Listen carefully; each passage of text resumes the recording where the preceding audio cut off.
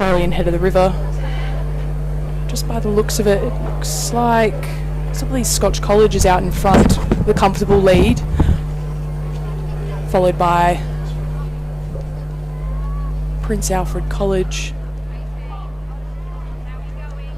and then Adelaide High taking in third.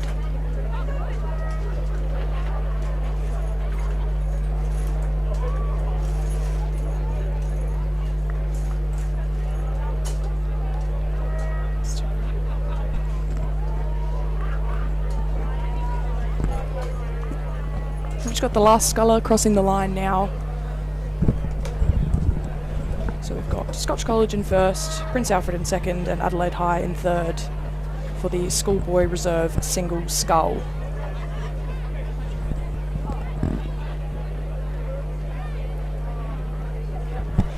So congratulations to Harry Phillips from Scotch College for winning the first race of the day, the 1,000 metre Schoolboy Reserve single scull. A very good result and some really nice rowing there from Harry to get that first race underway. And our second race is the Schoolgirl Reserve single scull, another 1,000 metre race. We have in lane number 4, Caitlin Anderson from St Ignatius, who is the reserve for the Women's Youth 8. In lane number 6, we have Serene Antizana from Norwood International High, and Adelaide High in lane 7, Isabella Zabik.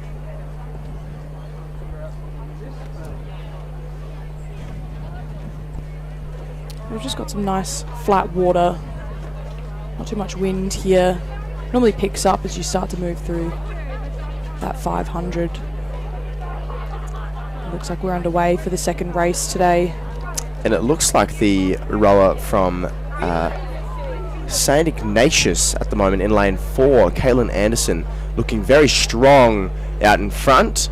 She's getting that nice long strokes, and considering she is a reserve for the Women's Youth 8, it's a good opportunity for her to practice that sculling and really race in this 1,000 metre sprint.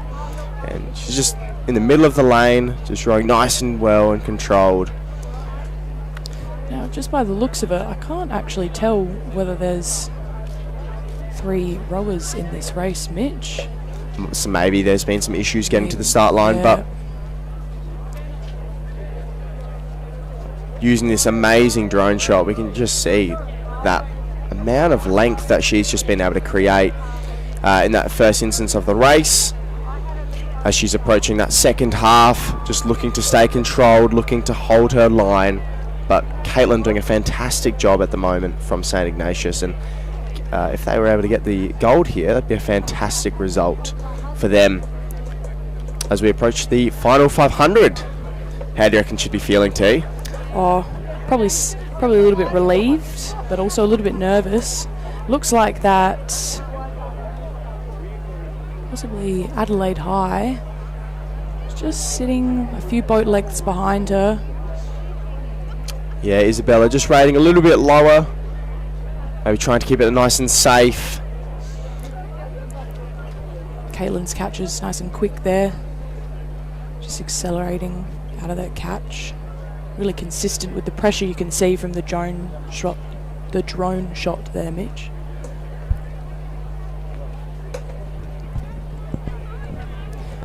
So as Caitlin is approaching the final 250 metres, we do, as we can see, look towards our next race as well, which will be slowly getting underway, which is the Schoolboy Year 7-8 Coxed Quad.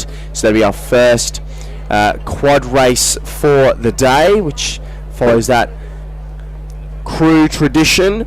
But as we finish off our last reserve single race for this morning, race number 2, it does look like Caitlin Anderson does have herself a pretty good margin at the moment, and looks like she could be taking the gold for this one if she just keeps herself nice and calm, relaxed, right onto the line. Great experience, I think, being able to do the single scull reserve, the reserve single scull. Bit of a confidence booster. Some character building for the younger athletes. And I think it just provides an opportunity, you know, if there isn't a crew for these athletes to row, and it provides them the ability to practice those single sculls, which are so important when you're outside of school. So Caitlin would be loving this opportunity at the moment to just really build the rate here, as we can see, taking it to the line. Quite a dominant victory from Caitlin. If she can just keep it clean, it does look like it will be the St. Ignatius Sculler, Caitlin Anderson, reserve for the Women's Youth 8, taking out the race number 2, the Schoolgirl Reserve Single Scull. So good job, Caitlin. Yes, well done. And as she crosses the line, and then we've got Isabella Zubik from Adelaide High just sitting a few lengths behind her. We'll take a look at the 1K start line here as we're lining up for race 3, the Schoolboy 7-8 Coxed Quad. Lane 3, Prince Alfred College with George Boyakokis, Ashton Apted, Ryan Nee, Moshik Patel, Tommy Hodgson, coached by Marcus Gibson. Lane 4, St. Peter's College, Lucas von Borrelveien, Harry Duncan, Harris Kunjan, William Galla, and coxed by Aidan Wang. Lane 5, Adelaide High, we've got Advay Sharma, Cohen McCombs, Sam Haran, Sanuk Lanang, and coxed by Ellie Dupe. Lane 6, Prince Alfred College, Hugh Harriet, Schwan Cohen, Arthur Goldsworthy, William Leahay, Sammy Rayner, coached by Marcus Gibson. And then in lane 7 we have another Prince Alfred College crew with Bin Sheng Zhang,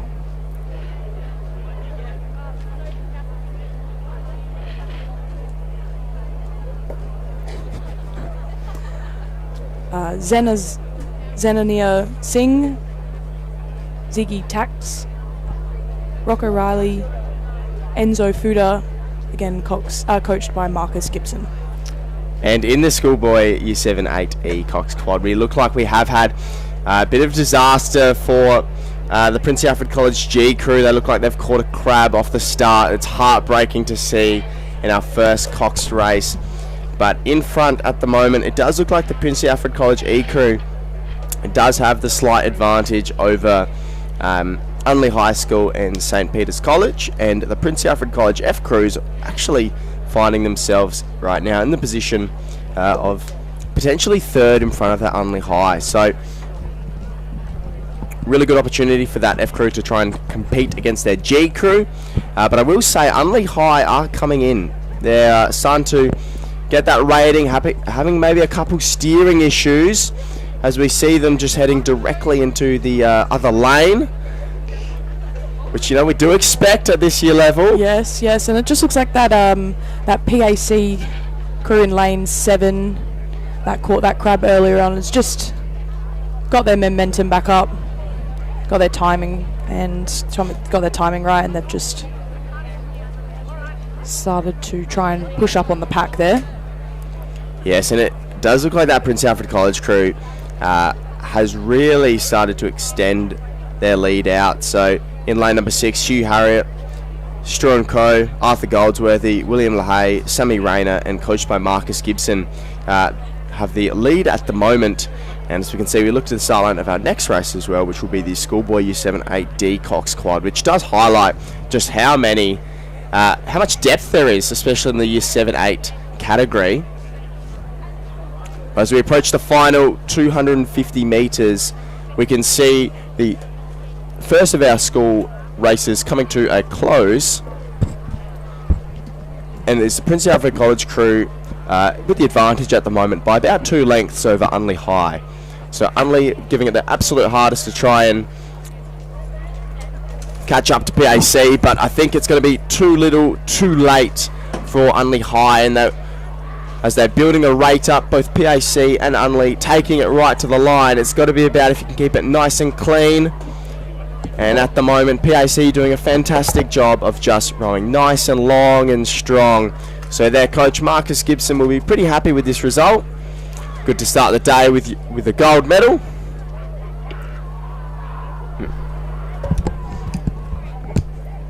But I will say Unley High are trying to bring it back to the line right to the end. They're doing a good job at bringing it up.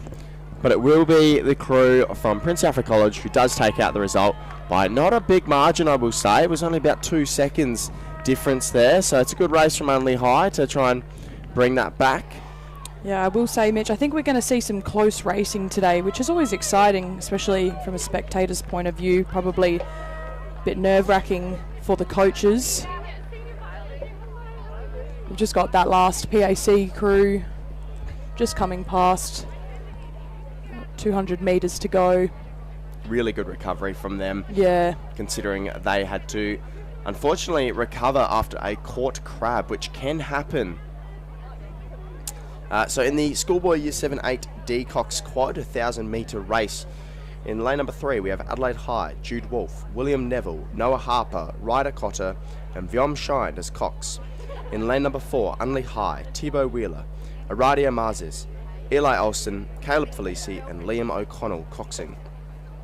In lane number 5, Prince Alfred College, Axel Gickers, Isaac Huff, Patrick Lee, Manu Jaya Singh, and Oliver Thompson coxing, coached by Marcus Gibson. St. Peter's College, lane 6, Arian Jabri, Oliver Barth, Will Guthrie, Jordan Tam, and Parker Rohaj as Cox. Scotch College, lane 7, Henry Edwards, Eli Yates, Fletcher Penaluk, Lachlan Kluzak, and Grace Brumby as Cox. We are underway, and it does look like at the moment it is the Prince Alfred College crew battling with Unley High, battling with St. Peter's College as well. It's a tight horse race. Scotch maybe just slightly off the mark, maybe having a poor start to start with. We can look to Adelaide High in lane number 3, potentially having just a couple bad strokes there, but it is at the moment the crew from Prince Alfred College. Got some good timing here for the younger year levels, I will say. Even this Scotch College crew just really focusing on coming forward together.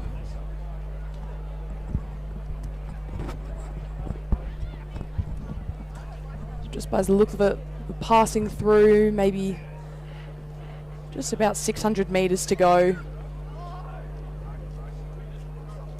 It is really that PAC crew have taken the early advantage, and it's a good battle here between St. Peter's College and Unley High School for that battle between second and third. It's a great addition adding the second and third medals, don't you think, T? I do think so. We were the only state that actually didn't do second and third medals at their head of the river. Really? Yes. So it was a little bit more incentive, I guess, as I came up through the program, through the school rowing program, to get a first place.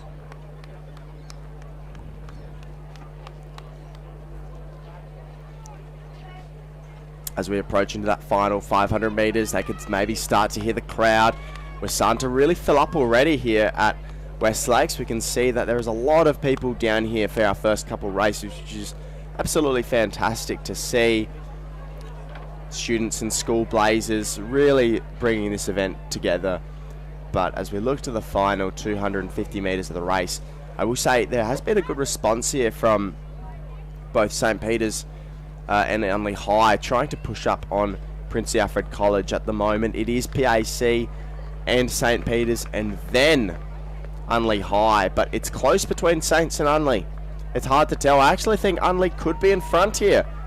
It is hard to see from here, even from the footage.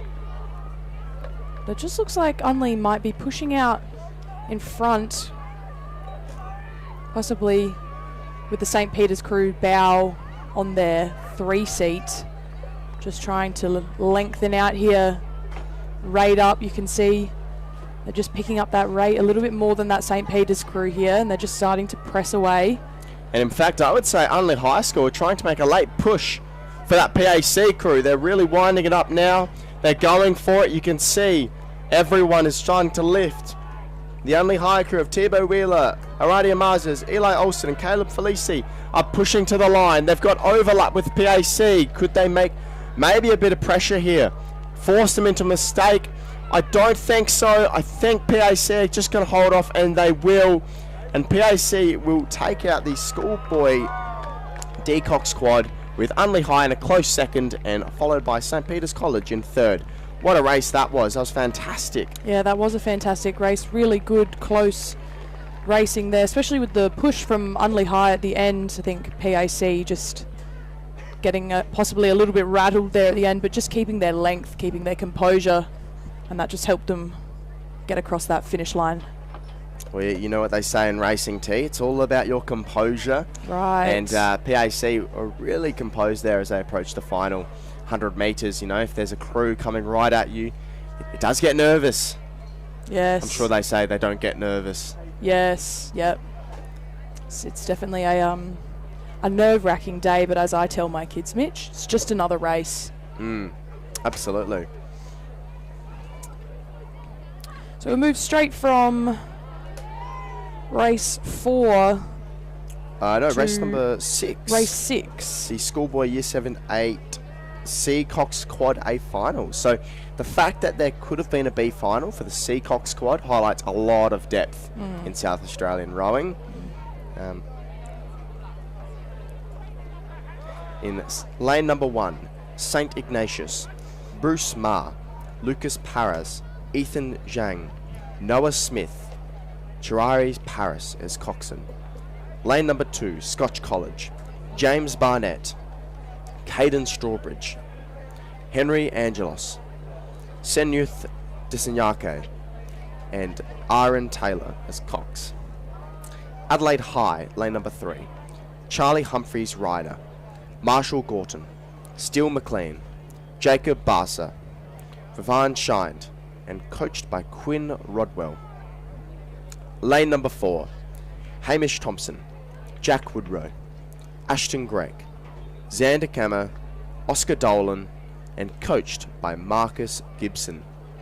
Lane number 5, Unley High, Rory Rice, Henry Davies, Mickey Sue, Alex Harvey, Isla Darley as coxswain and coached by Claire Emerson. In lane number 6, St. Peter's College, Ben Burrows, William Dorman, Matthew Carabas, Alexander Warren, and Henry Martin as coxswain. In lane number 7, Norwood International High, J. Neil Panchel, Ethan Murphy, Otto Knoll, Hugo Brand, and Haida Lakdawala as cox. Lane number 8, Pulteney Grammar, Bowen Yu, Sebastian Scrivier, Ding Ma, Albert Zhang, Ivy Partridge, and coached by Bill Darker. And we can see they're just getting ready now, so following each other. So it looks like we're actually ahead of schedule here because of that race 5 cancellation. So we're just waiting another few minutes. 8:55 is the start time of the Schoolboy 7/8C Coxed Quad. So they'll just be lining up now, rowing SA, doing a fabulous job of just keeping everything running smoothly today. We'd also just like to thank our host schools, so Norwood International, Prince Alfred College, Seymour College, and St. Peter's Girls' School for putting on a wonderful celebration for school rowing in South Australia today. So those are our host schools, and then the sponsor is Adelaide University. So thank you again for all your support for this event and school rowing all through the season in South Australia. Now, I saw a pretty good JRN media outlet. They did a write-up today about, who they think will be crowned the schoolboy and schoolgirl first 8 winners, and it's a brilliant write-up from Angus Hooper, one of the Adelaide High coaches, and his work in the media outlet has been fantastic. And he said it'd be a really close battle between the two races. He does have Wolford, your old school, yes, winning that race, and PAC, my old school, winning their race today. So it'll be definitely exciting. He did say it would be a close battle, and I think that's been the overall idea, is that this will be a close head of the river, not just for those crews, but for every single crew, especially your crew, T. What is your crew for this weekend? Yeah, so I've got the intermediate schoolboy year 10 A's. So we'll be racing at 11:55. So, like I said, just another race. And obviously you've got the boys' first 8 coming down. 110. 110. Excited but nervous. Good to be nervous. Always good to be nervous. Means we've done our job correctly. Yes. And as we had the start line for the Seacox Quad A final, you can see they're just getting lined up. So our marshal's doing an amazing job, as always, to get our crews lined up. Especially on the head of the river day, they'd probably be a bit nervous, the kids. They'd be, a bit fidgety, maybe not listening. So they're doing an amazing job. Maybe thinking about getting a head start. Yeah, possibly. I don't know. I don't think couple games being played. Yeah, I don't think the marshals would allow that. But it's, again, beautiful day, clear skies, flat water. The wind didn't seem like it was going to be picking up too much this afternoon, which is always a good thing. But again, control the controllable. Can't control the wind, can we, Mitch? No, we can't. And it is it's going to be a slight crosswind, it looks like, developing. Maybe a potential crosshead. So is there something in that? A little bit bumpy for the rowers. They've got to keep themselves nice and calm.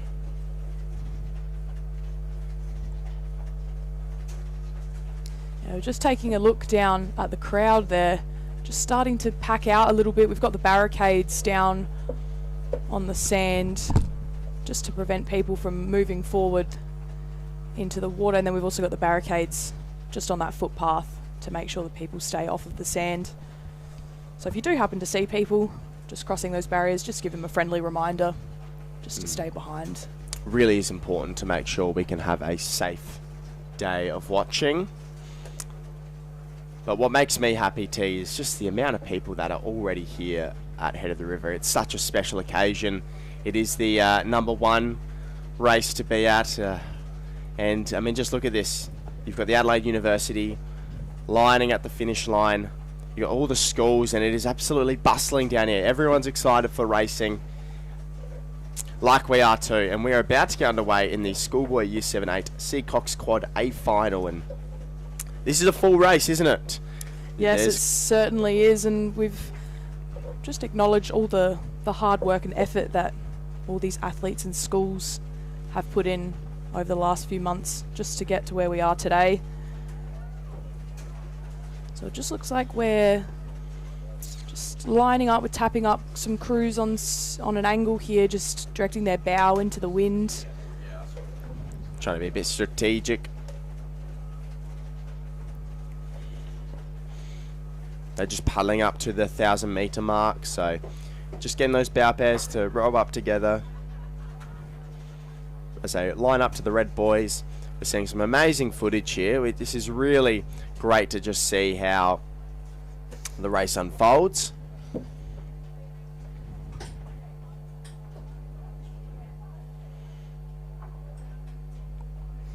Also, something that's good about today is we've got the big screen here, so you can actually see further than the last 250 meters. So the crowd has got a display of the beginning, the middle, and the end of the race, which I always think is good.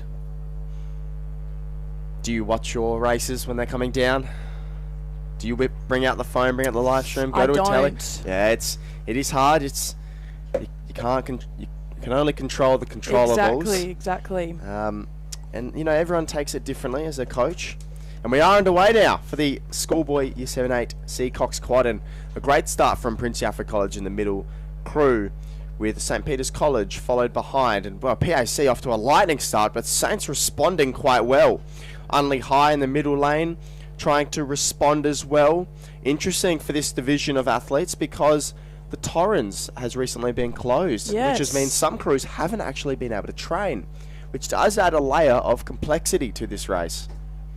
Throwing routine off this soon to head of the river can definitely be a bit daunting, but looks like all these crews are adapting quite well.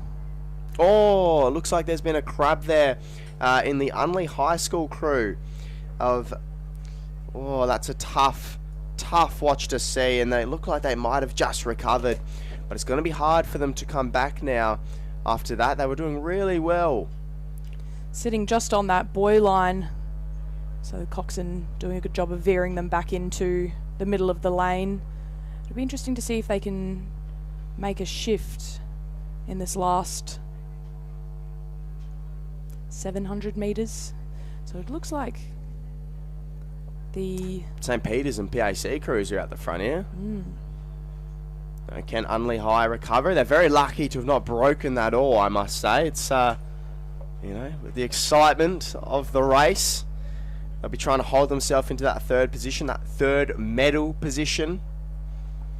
Yeah, you can take a look down on the pontoon. You can see all the shiny silverware there. Everyone would be having a look at that. I know I am, Mitch. Yeah, licking their lips for that. Yes. As you can see, St Peter's have really responded here, and they've really taken the race to it. Unley having potentially some steering issues, which we do expect at this year level as everyone is learning. So they are responding, and they have got themselves back in line. We can see PAC will be trying to bring everything to that St Peter's crew, just looking really strong. Yeah, so we're just passing through the 500, so coming to that section of open water there where the wind will just pick up a little bit. Just a bit of a crosswind here. You can see the flag starting to wave a bit more as the wind's picking up. Bit of a crosswind, so you got to keep yourself nice and relaxed. Definitely wouldn't help with the steering situation. No, it would be quite a challenge actually for our younger coxswains, and something that they would need to make sure that they are responding to. And what are you liking at the moment from this St Peter's crew team? What are they doing really well? They're just keeping their composure there and their length. So it's just helping them sit comfortably in front. It just looks like we possibly might need to rate up a little bit more. PAC just starting to bring their rate up as they come through the last 250. Yeah, they are doing a fantastic job of just staying composed. PAC trying to respond now in the final 150 metres. They're doing a pretty good effort, just followed by Unley High in third. Can St. Peter's maintain that composure? It looks very close. It looks like St. Peter's is still just in front, but they can definitely feel the pressure of PAC coming up behind them in second. PAC just getting that second wind as we come through the last 150 metres of this race. Just by the looks of it. PAC trying to respond, but it is looking like it's going to be a bit too late unless they can force an error on St. Peter's. Saints have rode a very nice race and will get the win over their bitter rivals right at the finish line, and a really good race from St. Peter's, then PAC, then it will be Unley High in third, which I think is a great recovery considering that crab. It could have been a race over from the first stroke. Most definitely, most definitely. I do think when those things happen can definitely get to your head a little bit, but they did make a nice recovery, and third place is still a fantastic result. So congratulations to St. Peter's College with that race, with Ben Burrows, William Dorman, Matthew Carabos, Alexander Warren and Harry Martin coxing. And just following this race up, we have Adelaide High with a good advantage over Norwood International, and Scotch College just looks like they've had a bit of an issue there at the finish line, and it's allowed St. Ignatius to just row through them right as the race has ended. That's really unlucky for Scotch College, and it highlights how cruel this racing can be sometimes. It's definitely not over until you've crossed the finish line, is it, Mitch? That's absolutely correct. Well, just by the looks of it, we're about to get ready for the Schoolboy Year 7-8B Cox Quad, which is just going to be the two entries of Christian Brothers and Pulteney Grammar, and they are underway. So for lane number 4, Christian Brothers, Didier Tay, Felix Miles, Maximilian Ruston and Bo Summers, coxed by Samuel Alexander. In lane number 5, Pulteney Grammar, Lucas Shea, Sam Sue, Tom Karagianis, Peter Vivalos and Harper Tolftus, coxing, coached by Xavier Bucaralia. And Pulteney with quite a lead at the moment. They've been able to get a really clean start off the race, and they've got already open water. Just looks like we're having a few timing issues with the CBC crew, just taking a moment to try and get that back together. Do we think maybe they were too excited at the start line and maybe tensed up and they let it get to them, or? Possibly. It always is the case of, it's a big day, so crews will try and change what they do on the day. But it's important to just stick to the plan and just do what you know. Yeah, very important to just stick to the plan. It's very clear. It's what their coaches say. So if you're listening out there, don't go against your coach. They've got the plan. But as you can see, Pulteney Grammar with a really advantageous lead at the moment. Just rowing really nicely. Their coxswains keeping them nice and straight. They're looking nice and long and controlled. And I will say CBC really responding quite well. They're really maximising those strokes. They've got a bit more rhythm now. It's maybe not the race they wanted, but they can still come off the water being proud in the way that they've raced, which is really important about today. I think it's important as well to note that when races like this happen, I tell my crew, if they're that far in front, just to still keep racing, because there was a few, more than a few years ago, maybe half a decade ago, there was a Walford 8 that was winning by about 250 metres, and then they went to nationals and they lost because they never raced the race properly, because they'd get to the K and they would just sit at rate 20 and just pace it through. So it's really important that you race all the way to the finish line regardless of where you're sitting. I think my sister was in that boat too. Oh, possibly, yes. Yeah, possibly very Taylor good crew. Parker. Yes, very. It's sometimes it's hard, you get yourself into that position, and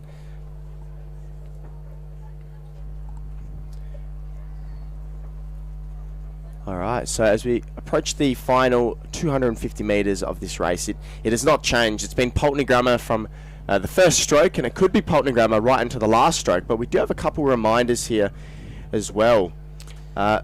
Don't forget to return your bow numbers. So once racing is done, please return your bow numbers to the marshals. It helps us get the race underway. Results are on Rowing Manager. So if you do want to keep yourself updated, check the timings, see your race results, go to Rowing Manager, Regattas SA, and you'll be able to find your results under the Head of the River category.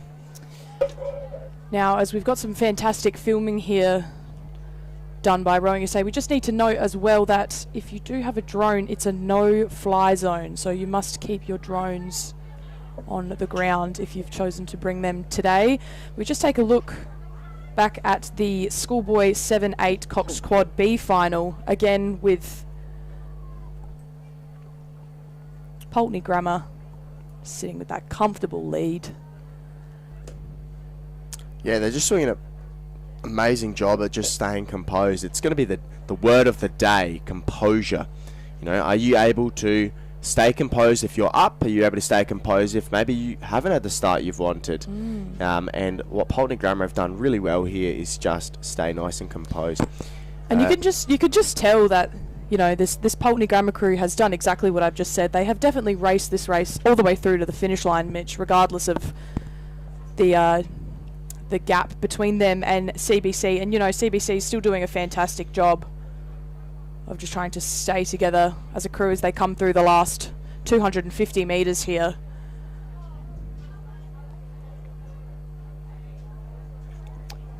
And we are underway as well in our next race. So the Schoolboy Year 7-8B Cox Quad A final. In lane number 2, Scotch College, Hugh Sutton, Spencer Jankowiak, Harry Diems, Hugo Kasbergen and Molly Worthington as Cox. Adelaide High in lane number 3, Henry Cornelius, Thomas Wallish, Wickham Bailey and Tully Redman, with Peter Nguyen Pargeter as Cox, coached by Reeve Boehm. Unley High in lane number 4, Angus Seigel, Aidan Sanderson, Hugo Absalom, Rory Flynn, Alex O'Sullivan and coached by Annalise Seiss. Prince Alfred College in lane number 5, James Kammer, James Reynolds, Ewan Bosch, Henry Sterling, Leo Witzkowski and coached by Marcus Gibson. Lane number 6, St. Peter's College, Nicholas Young, Sebastian Matthews, Hugh Williams, Ollie Skier, Aidan Tan. Pembroke School in lane number 7, Jack Connor, Will Yang, Lewis Yang, William Lee and Mingzi Wei as Cox, coach Luke Healy and Hannah Stroher. Norwood International High, Johan Bon, Jordan Zhang, Krishav Melter, Nero Dharma and Hugo Hyder as Cox. And this is a great race to start with. It does look like, is that Adelaide High potentially with the lead with Prince Alfred College and St. Peter's College? Yeah, just those three middle crews there just sitting nice comfortably together as they start to approach the last 500 metres. Unley High, apologise. Unley High are right with the pack at the moment. They're just slightly off Prince Alfred College, but it is Unley High, Prince Alfred College and St. Peter's College, which has been our top 3 for a lot of our races so far. Most definitely, yes. And you see that that goes all the way through to the 8-9s as well, possibly the 10s. It'll be interesting to see the results that show today. Unley High starting to really take a build now. Can they challenge PAC?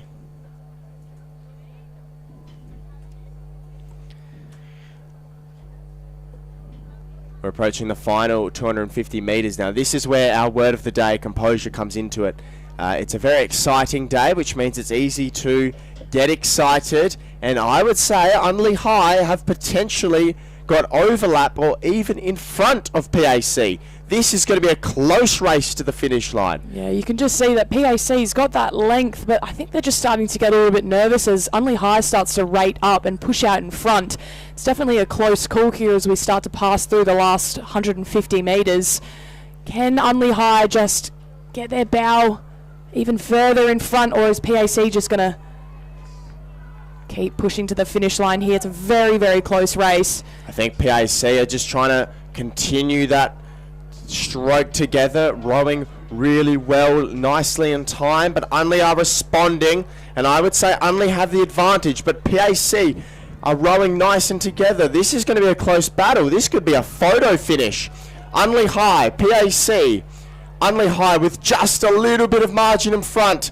With a couple strokes left, it will be Unley High that take the win for that race. What a race that is for the Schoolboy Year 7-8B Coxed Quad A final. Unley with just a canvas over Prince Alfred College. That was a fantastic race, followed by St. Peter's.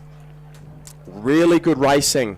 Great to see the sportsmanship there from both the Unley High and PAC crew, just giving each other a round of applause at the end, but that was some fantastic racing. Like I've said, it's been very close racing today, which is extremely impressive, especially for these Year 7 and 8 students. Hopefully we see that all the way through, right up until the 8s. How about that, Mitch? Yeah, that would be exciting. Maybe not for the heart rate, but it would be exciting. And we now move to the Year 7-8A Cox Quad, the B final. And we just have the 2 entries in this race again, with Christian Brothers and Pulteney Grammar. So in lane number 4, Christian Brothers, Sebastian Baldock, Mason Abbott, Flynn Erickson, Jared Arbin and William Harris as Cox. Pulteney Grammar, Alexander Brown, Felix Damas, Harvey Ingram, Archer Adams, Henry Azari as Cox, coached by Harry Wise. Yeah, just taking a look here, we can see that this race is actually sponsored by SA Retaining and Civil. So it's a SA-based construction company specialising in retaining walls. And the marshal's just lining the 2 crews up now.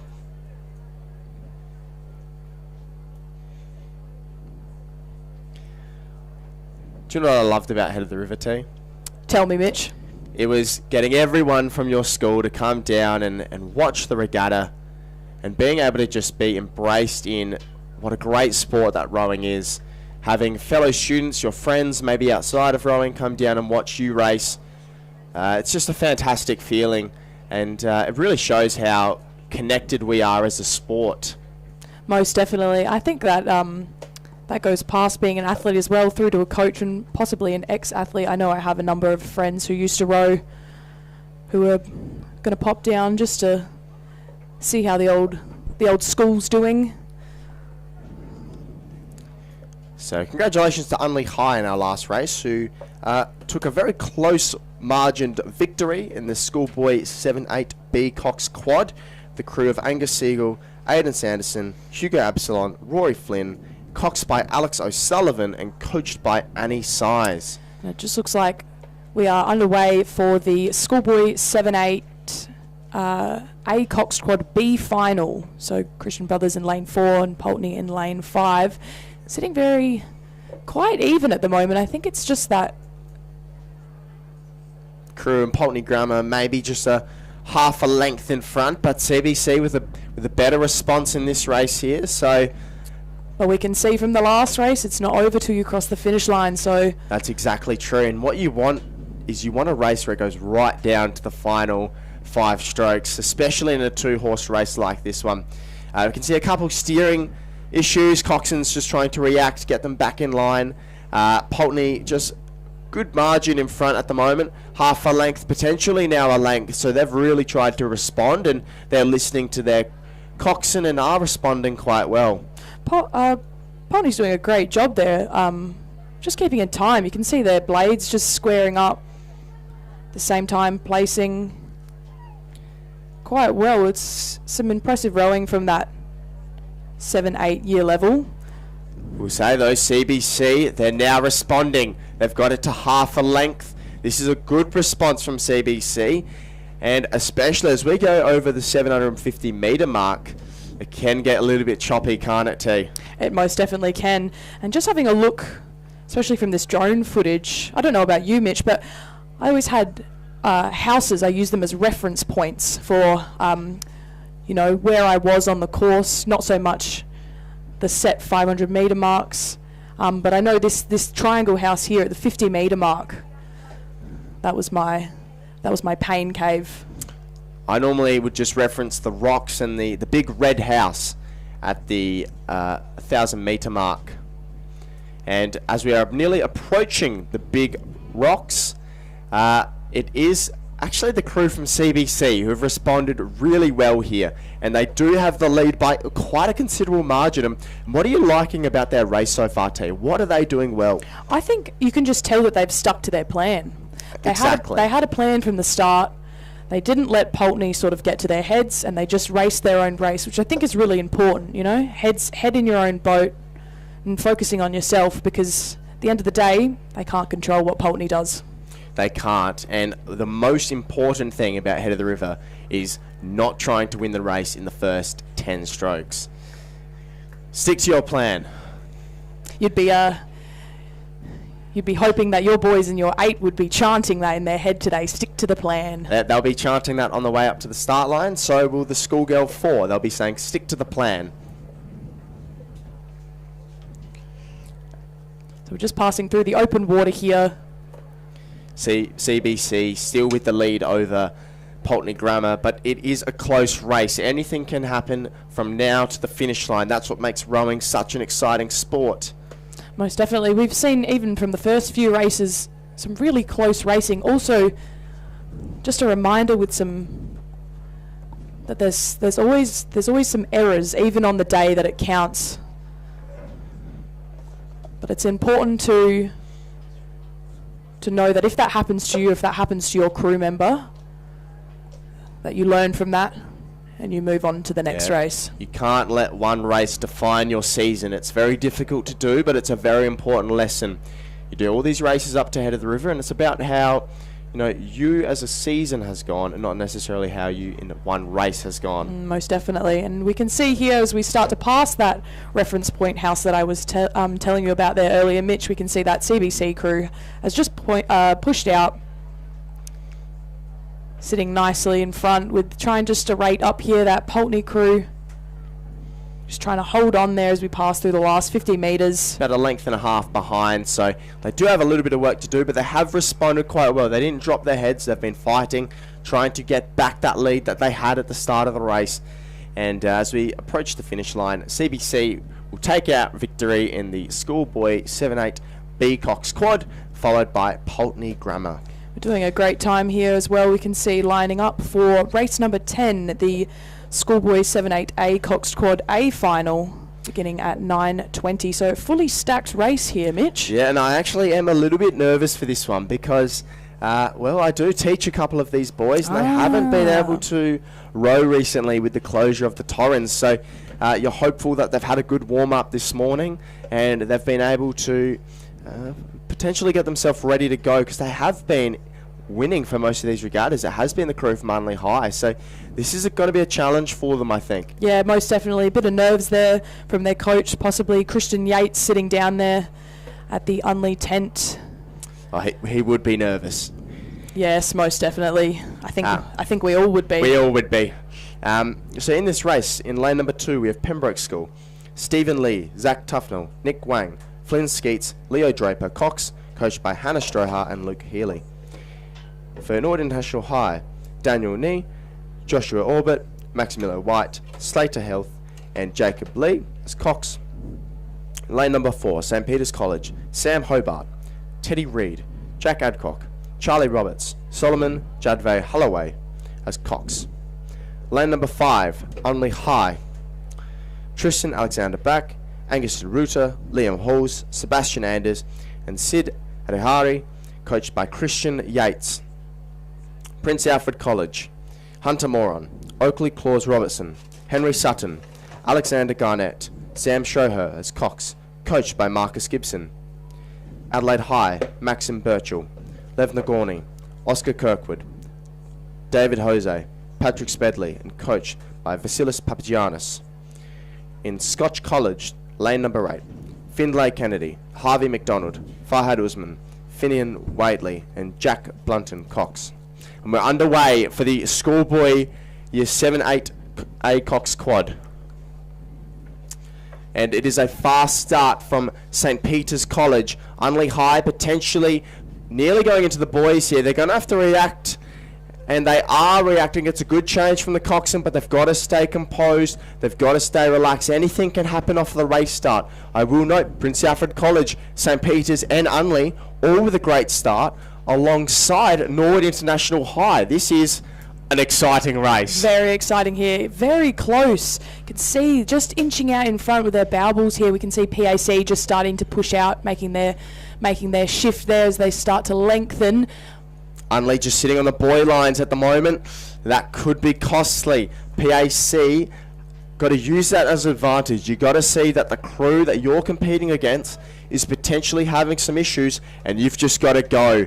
And I think that's what they're doing at the moment. Unley responding well, but it's Unley and St. Peter's, I would say, in maybe the battle for third, because Norwood International High, they're having a race right now. Even at 9:20, I reckon this is my favourite race of the day, Mitch. This is fantastic. We've got some really, really good long rowing here we can see, and just all those crews just inching up on each other. I just can't really tell from here. It looks possibly like that.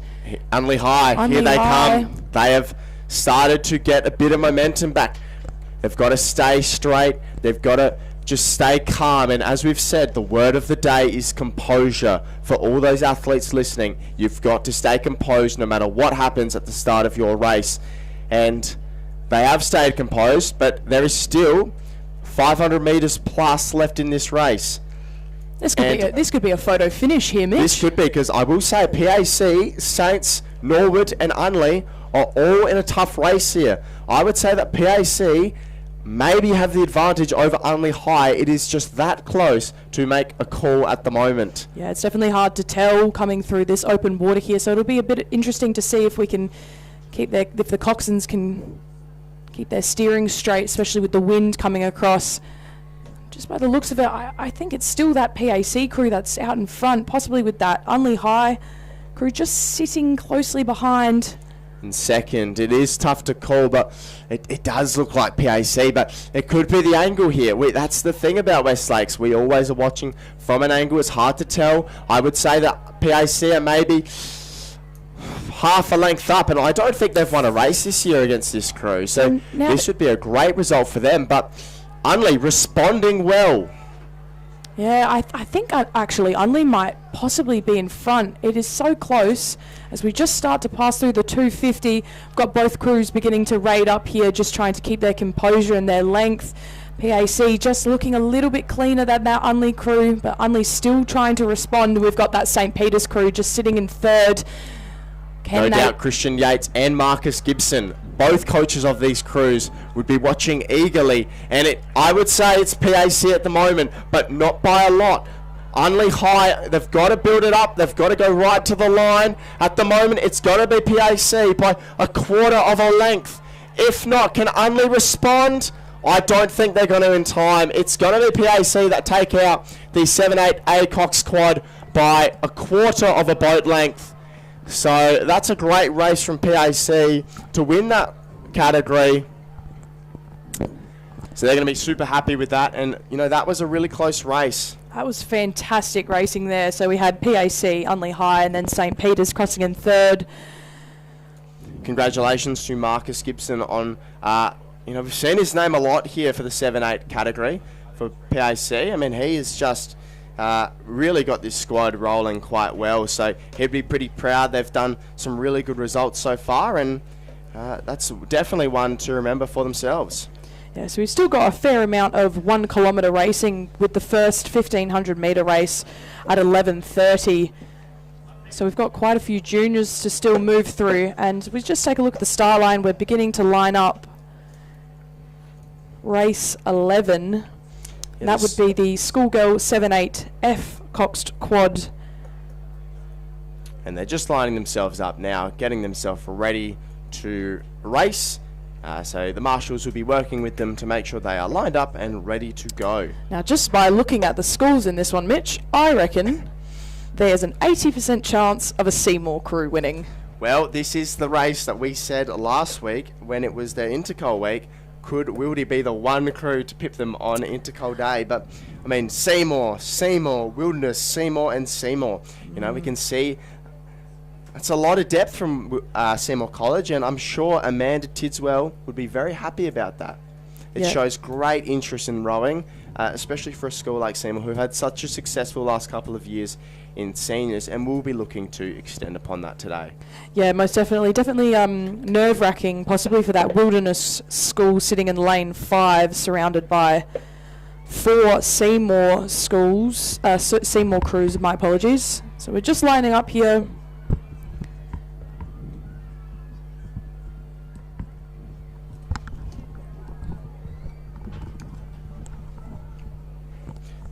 So it's always got to be patient when you're lining the crews up. And they're just going to try and get the bow pair to just tap it up to the start line.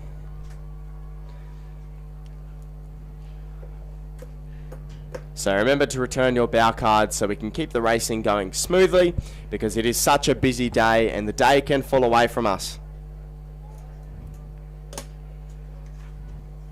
Just taking a look down at the crowd there, Mitch, it's really starting to pack out. I think that's fantastic. Only 9:30, and the entire footpath is basically covered.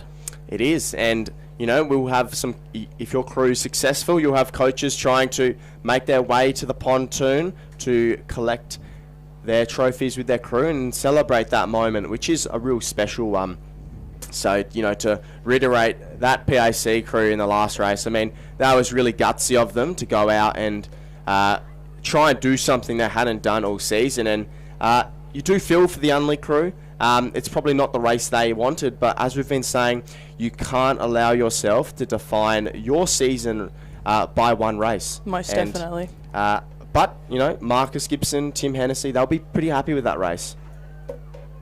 I'm sure a little part of you as an old scholar would be a little bit happy, but also a bit bittersweet, obviously, now, it is. Having taught some of those kids.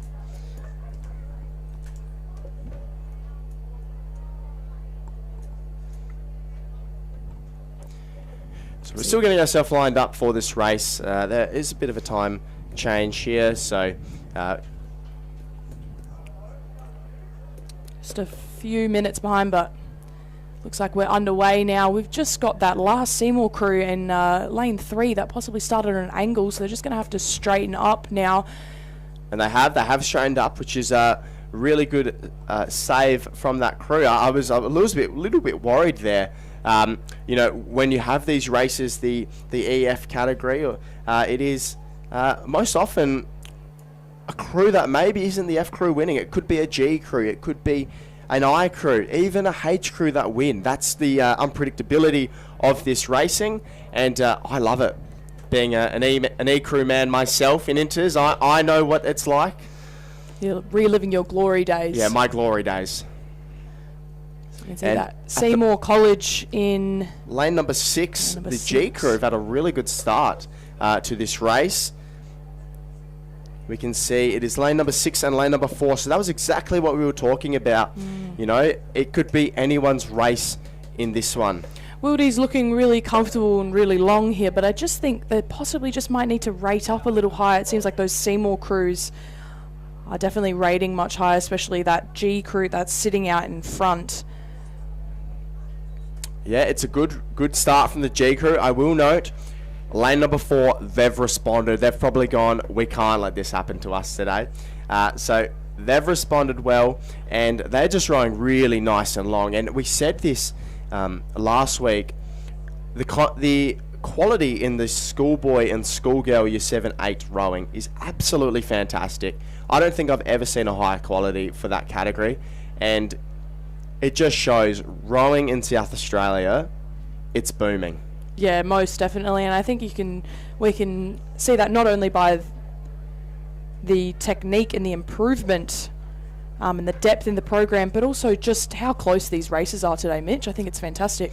It is. It's never good when it's maybe one crew out the front the whole time. It's good to have that unpredictability, and we're at the moment, after a little scare from the Seymour G crew, it is Seymour in the middle lane, lane number 4, who have just taken this race. They've got the advantage. It is close though, and maybe we have had a bit of a crab in the far lane, which we do expect in this category.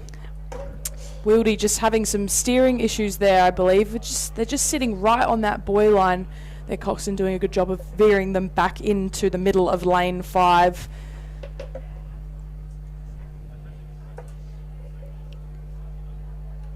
And as we approach the 500 meter mark, it is a little bit bumpy today. It's a little bit of a cross. There's not much to it, so it's not going to do too much, but you know, it might put you on edge, won't it, T? Yeah, most definitely. Get in your head a little bit, especially for these younger crews that maybe aren't used to racing yet. It could be someone's first race today, possibly. And also Westlake's is definitely not the Torrens. No, and the Torrens has been closed, as we've been saying, with our schoolboy racing, which has meant that, you know, some crews just haven't maybe been able to row, which means that this morning is like 0 to 100. Yes, yep. And I will say, I think that the Torrens closing was a smart idea. I was down there a couple of weeks ago. Wasn't great. Wasn't great. No, most definitely not. Just poor timing, if anything, leading it down to the river. And this is going to be a Seymour Storm, if I will say. It's looking like potentially all 4 Seymour crews will finish in front of that one Wilderness crew. So that is, I reckon that was their goal today. Yeah, I think if I was in that position, that would be my goal as well. So if Seymour do cross the line first, the crew that comes first will get presented their medal today, and then second and third will get theirs presented at school. Yes, and I think because they are division winners as well, they're at their own division because there's so much depth, they will be presented that elusive gold potentially. Yes, true. But as we can see, it's the lane number 4 for Seymour College, who are really just trying to extend out. They were hard out the front. They were, you know, electric, shall we say, in the first 250 metres. And maybe it's got up to them. The other Seymour crews have been able to respond quite well, and they've brought this race closer and closer.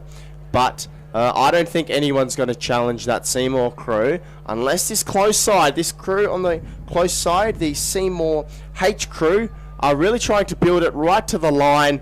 But as we've seen all race, it will be lane number 4, Seymour College, followed by Seymour College, followed by Seymour College, and then followed by Seymour College. A Seymour Storm. Seymour Storm, and just about 100 metres behind, we've got that Wildy crew, who are actually in front of Seymour. Oh, other race. Sorry, yeah, my apologies. I was talking about the last race.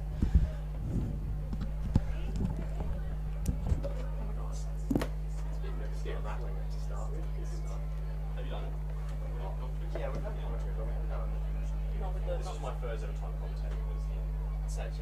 Yeah, Sage. And you were great. It was the cool, calm tone of the Jewish show on the mic. Enjoy. Thank you very much. Thank you.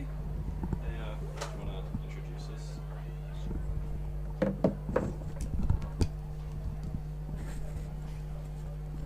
Okay, sorry about that, everyone. We just had a quick swap over in the commentary team. My name is Katie Healy. I'm the state pathway coach with Rowing SA, and I'm joined by Jude Shermer, one of our sassy rowers. And let's catch the end of this schoolgirl, Coxed quad. Or is it?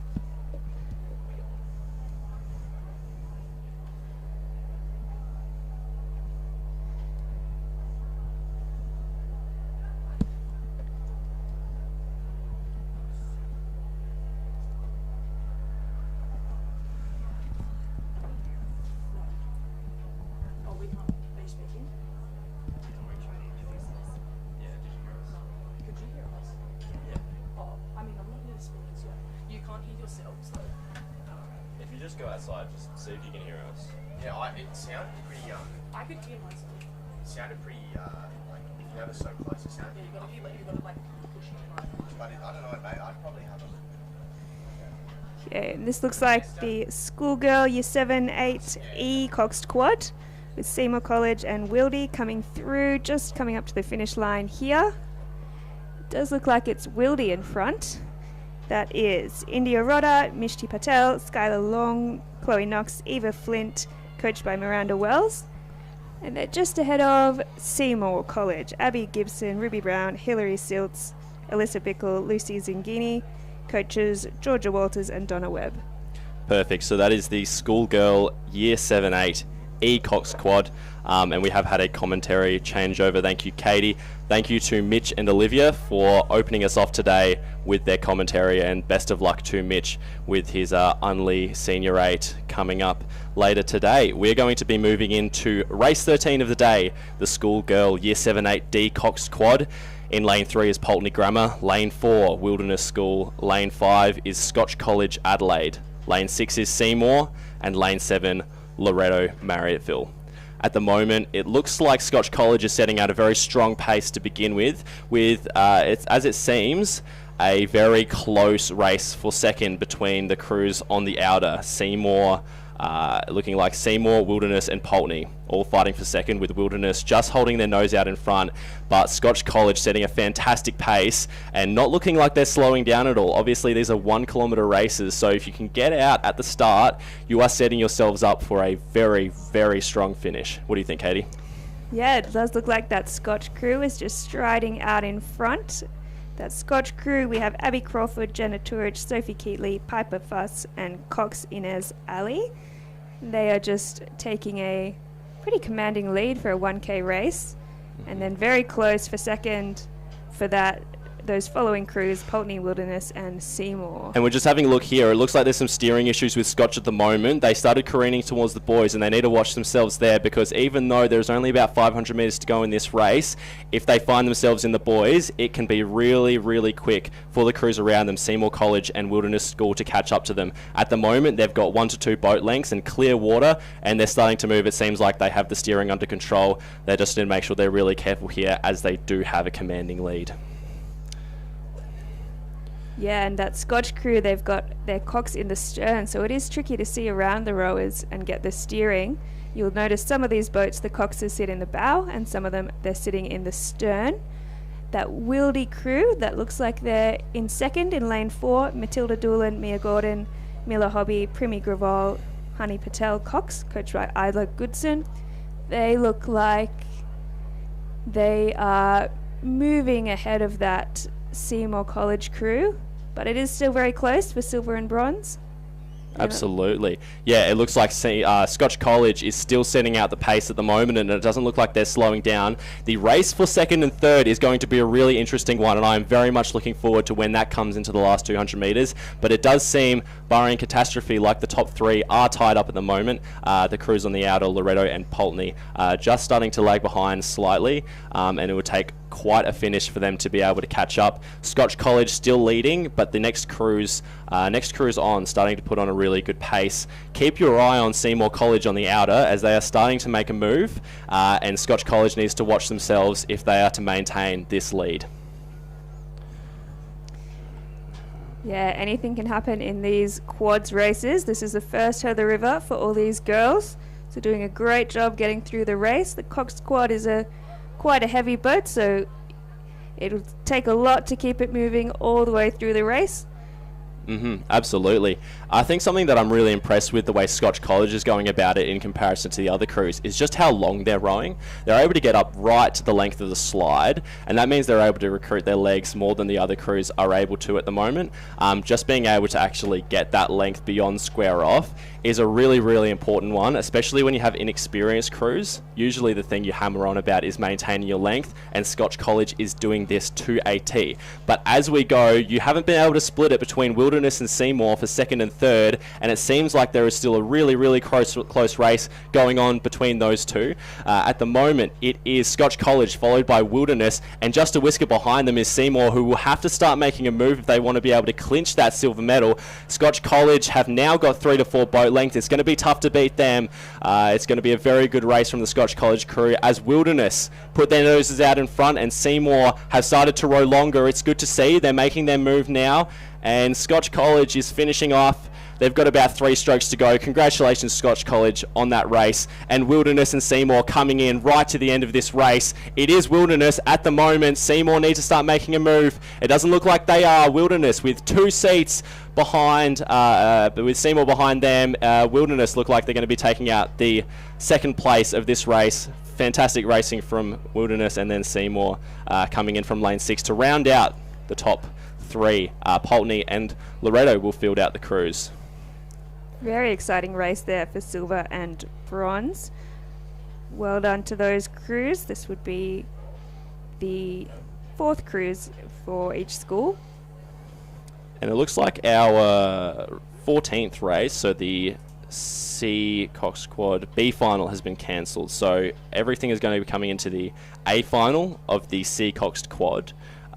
If we are correct, yes. So the 9:45 will be the next race. And Just have Pulteney coming over the line there in that D grade Coxed Quad. Well done to Pulteney. And Loretto still coming through here. Loretto with about 100 metres to go. It's always fun watching the beginners take it on. Obviously, many people come to the head of the river to watch the first 8s take it out. But the beginners is where you really start to see the young talent coming through. Those special athletes who are going to be fielding those first 8s in 4 to 5 years' time. And dare I say, we may see some state representatives racing today in the 7th 8s. We may be seeing some people getting recruited by Katie Healy to join the academy in half a decade's time. There are always ones to keep an eye on as they're beginning their rowing journey. Yeah, and rowing is really great because you start at such a young age. Often you'll see some of the high performance rowers by the end of their school career in those first 8s might have started out in the Ds or the Es just because they maybe hadn't grown yet, weren't quite strong enough, but they just loved their rowing and they kept at it and made their way up the ranks. There are even some NTC rowers who were in their school 2nd or 3rd 8s because they just hadn't quite reached their potential yet, but they stuck at it. And rowing is a great sport like that. If you keep putting in the effort, you'll get the results. Yeah, the crew you start in your first year of rowing really doesn't have much of an indicator as to where you will end up in your senior year. So it is it's always good to see them start out their careers. But as we see these crews start to move their way to the 1K. But yeah, absolutely. Everyone develops at different paces, and I'm sure we'll see a different makeup as we come into their senior races in a few years' time. They're just making their way up to the 1K now for the schoolgirl Year 7-8 C Coxed Quad, the A final. At the moment, we have the field is full. We have all 8 lanes full. We have Loretto Marriotteville in lane 1, Pulteney in lane 2, Adelaide High lane 3, Scotch College in lane 4, Wilderness School in lane 5, Seymour College in lane 6, Wolford in lane 7, and St Peter's in lane 8. It's a beautiful day here at West Lakes, and that means that the lanes will be seeded from the middle. So if you want any indicator as to who the favourites should be, start in the middle and start moving your way outwards. We'll keep our eye on Scotch College and Wilderness here to see who ultimately takes it out. The race is just on the cusp of beginning.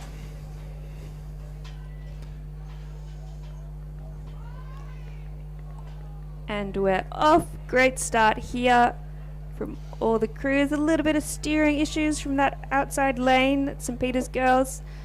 Looks like they're moving back into their lane now. And we also have some steering issues with Scotch College, who started in a separate lane and now have to start moving their way inwards, which has given the opportunity for Wilderness to set out at a breakneck pace and push themselves directly out in front. So Scotch College has some moving to do as Wilderness begins this race out ahead. A lot of racing left to go, but it's always good to get the first start out.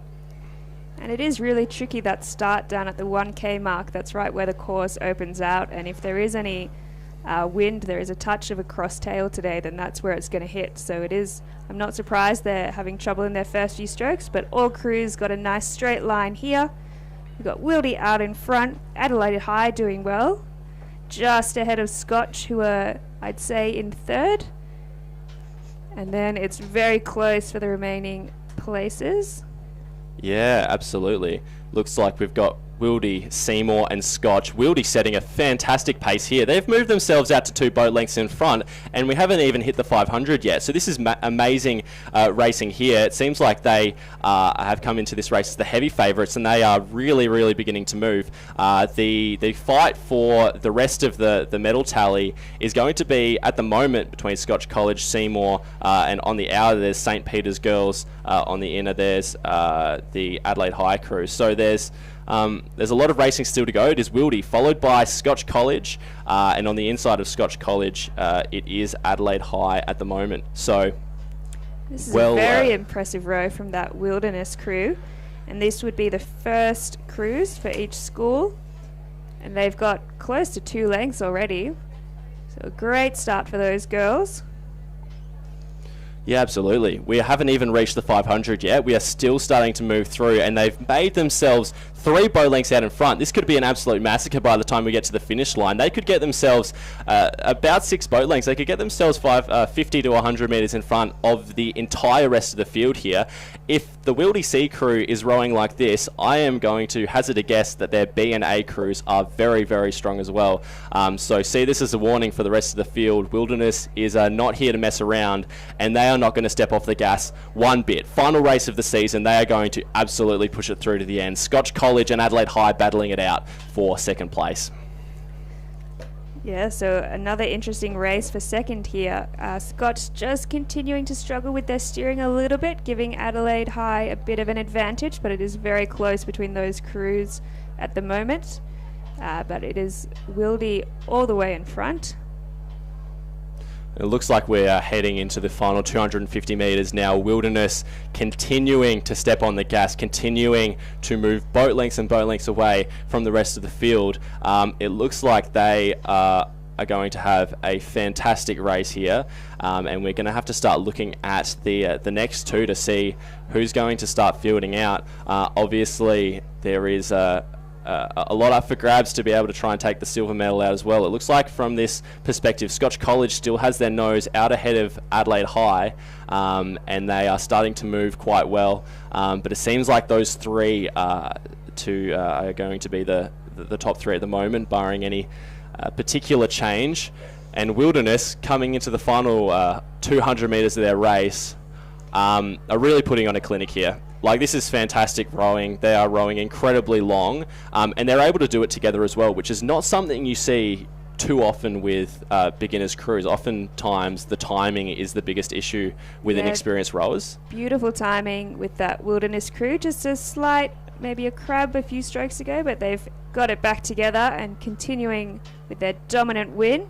Does look like Scotch has moved through Adelaide High, but it is going to be close. Yeah, it does look like Scotch College has started to move their way out ahead. Let's focus on this Wilderness crew at the moment. There's a lot of distance between them and the rest. Wilderness about to finish off their race. Congratulations, girls. That is an absolute clinic that you have just put on to take out first place. Scotch College has started to move right away from Adelaide High through their finish. They've got 2 boat lengths now. It looks like they're going to take out second with 5 strokes to go. Adelaide High in third, Scotch College in second. As we begin to cross the line, clear water between Scotch College and Adelaide High, and Adelaide High just finishing now to come in third. Fielding out the race, we have Wolford and Seymour out on the end. A little bit further out, we have St. Peter's. It looks like this is the Seymour College crew coming in fourth. Loretto coming in to fifth, and then we have Pulteney, Wolford and St. Peter's rounding out the rest of this field. So congratulations to Wilderness, Millie Cooper, Alana Munt, Grace Doolan, Erin Monu, Winter Burns as the Cox, with Lulu Ayres as the coach. That was a brilliant race to watch. And we're back up at the start line with the B final of the Schoolgirl Year 7-8 B Coxed Quad. We have Pembroke School in lane 4, Pulteney Grammar in lane 5, and Norwood International in lane 6. So only 3 boats here. See how they go. There is some steering issues here that will need to be solved pretty quickly. and it seems like they've straightened themselves up. So here we are, off to a good set of racing for the B final of the B Coxed Quad Schoolgirl Beginners race. Pulteney setting out the pace well from the beginning, followed by Norwood International and Pembroke closely behind them.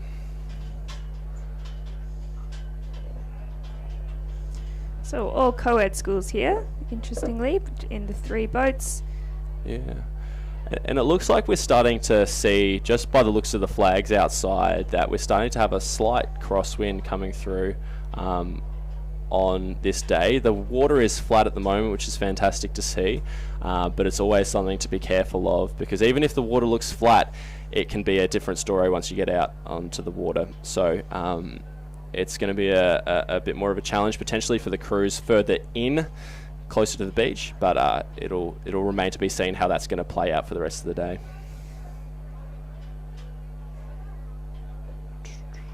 Yes, I've heard some of the coaches talking. They're hoping for that wind to swing more tail, hoping to see some fast times in the schoolboy and schoolgirl 8s, but at the moment it's pretty even cross tail across the course. Yeah, absolutely. And as long as the water's flat, I think we can't complain too much. We know what West Lakes can be like, and anyone who's been rowing over the last couple of days knows how horrible West Lakes can be as well. So if it's anything close to flat conditions, I think we'll count our blessings as Pulteney starts to solidify their lead against Norwood and Pembroke.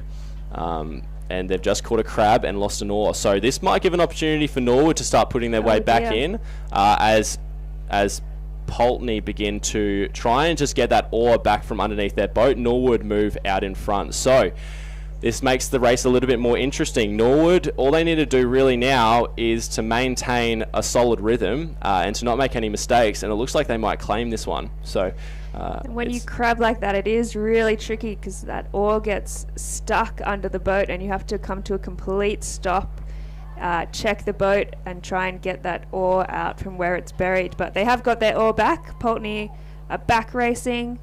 They've still got over half the race to go, so we'll see if they can catch back up to the field. They're just making their way back into their lane now, and this will be interesting actually, because they did start to get themselves a really healthy distance ahead of the other crews, and now they've had a little bit of a break as they get their oar back, so they could have a really strong final 500 in to try and clinch it away from Norwood. But there is a 4 to 5 boat length difference now, so it will be a trying task. Keep an eye on Pulteney as they try to chase down Norwood to take out this B final of the Schoolgirl Beginners B Coxed Quad. Yes, and it looks like they're reeling in Pembroke School and moving well through into second, but it will be a challenge to make their way back up to the front of the field. But with these Year 7-8 races, anything can happen in this second half of the race. We've even seen rowers in singles and doubles go from capsized in the water to come back and win the race. So it's not over yet. Is that true? Pulteney. My goodness. Anything can happen indeed. And Pulteney is starting to close the gap, so I think that 4 to 5 boat length difference has now turned into a 3 boat length difference between the two. They have passed into the last 250 metres now, and Norwood is starting to make their move, so it may be asking a little too much of this Pulteney crew, but they have had a commendable return after catching that crab, and it may be asking a little bit too much, but they surely will not go down without a fight. Yes, so it's really on Norwood here to stay calm with that pressure from that charging Pulteney crew, but if they can stay calm and long and in time, then looks like this race is going to Norwood. Absolutely, and it looks like Norwood's actually starting to push away now, which is fantastic to see. So Norwood's not taking it easy. They're making sure that they really win this race as they come into the final 100 to 50 metres of the race. They have moved that. Pulteney had started to move back on them, but they've moved that back out to a 6 boat length difference, and Norwood will be the one to claim it out as they finish off the race right here. Congratulations to Norwood taking out the B Coxed Quad B final. Pulteney look like they will be able to come in second, followed by the Pembroke School. So Norwood International High, Lena Murdoch, Heidi Greenberg, Andrea Park and Gemma Kaplan, coxed by Eliza Locke. Congratulations.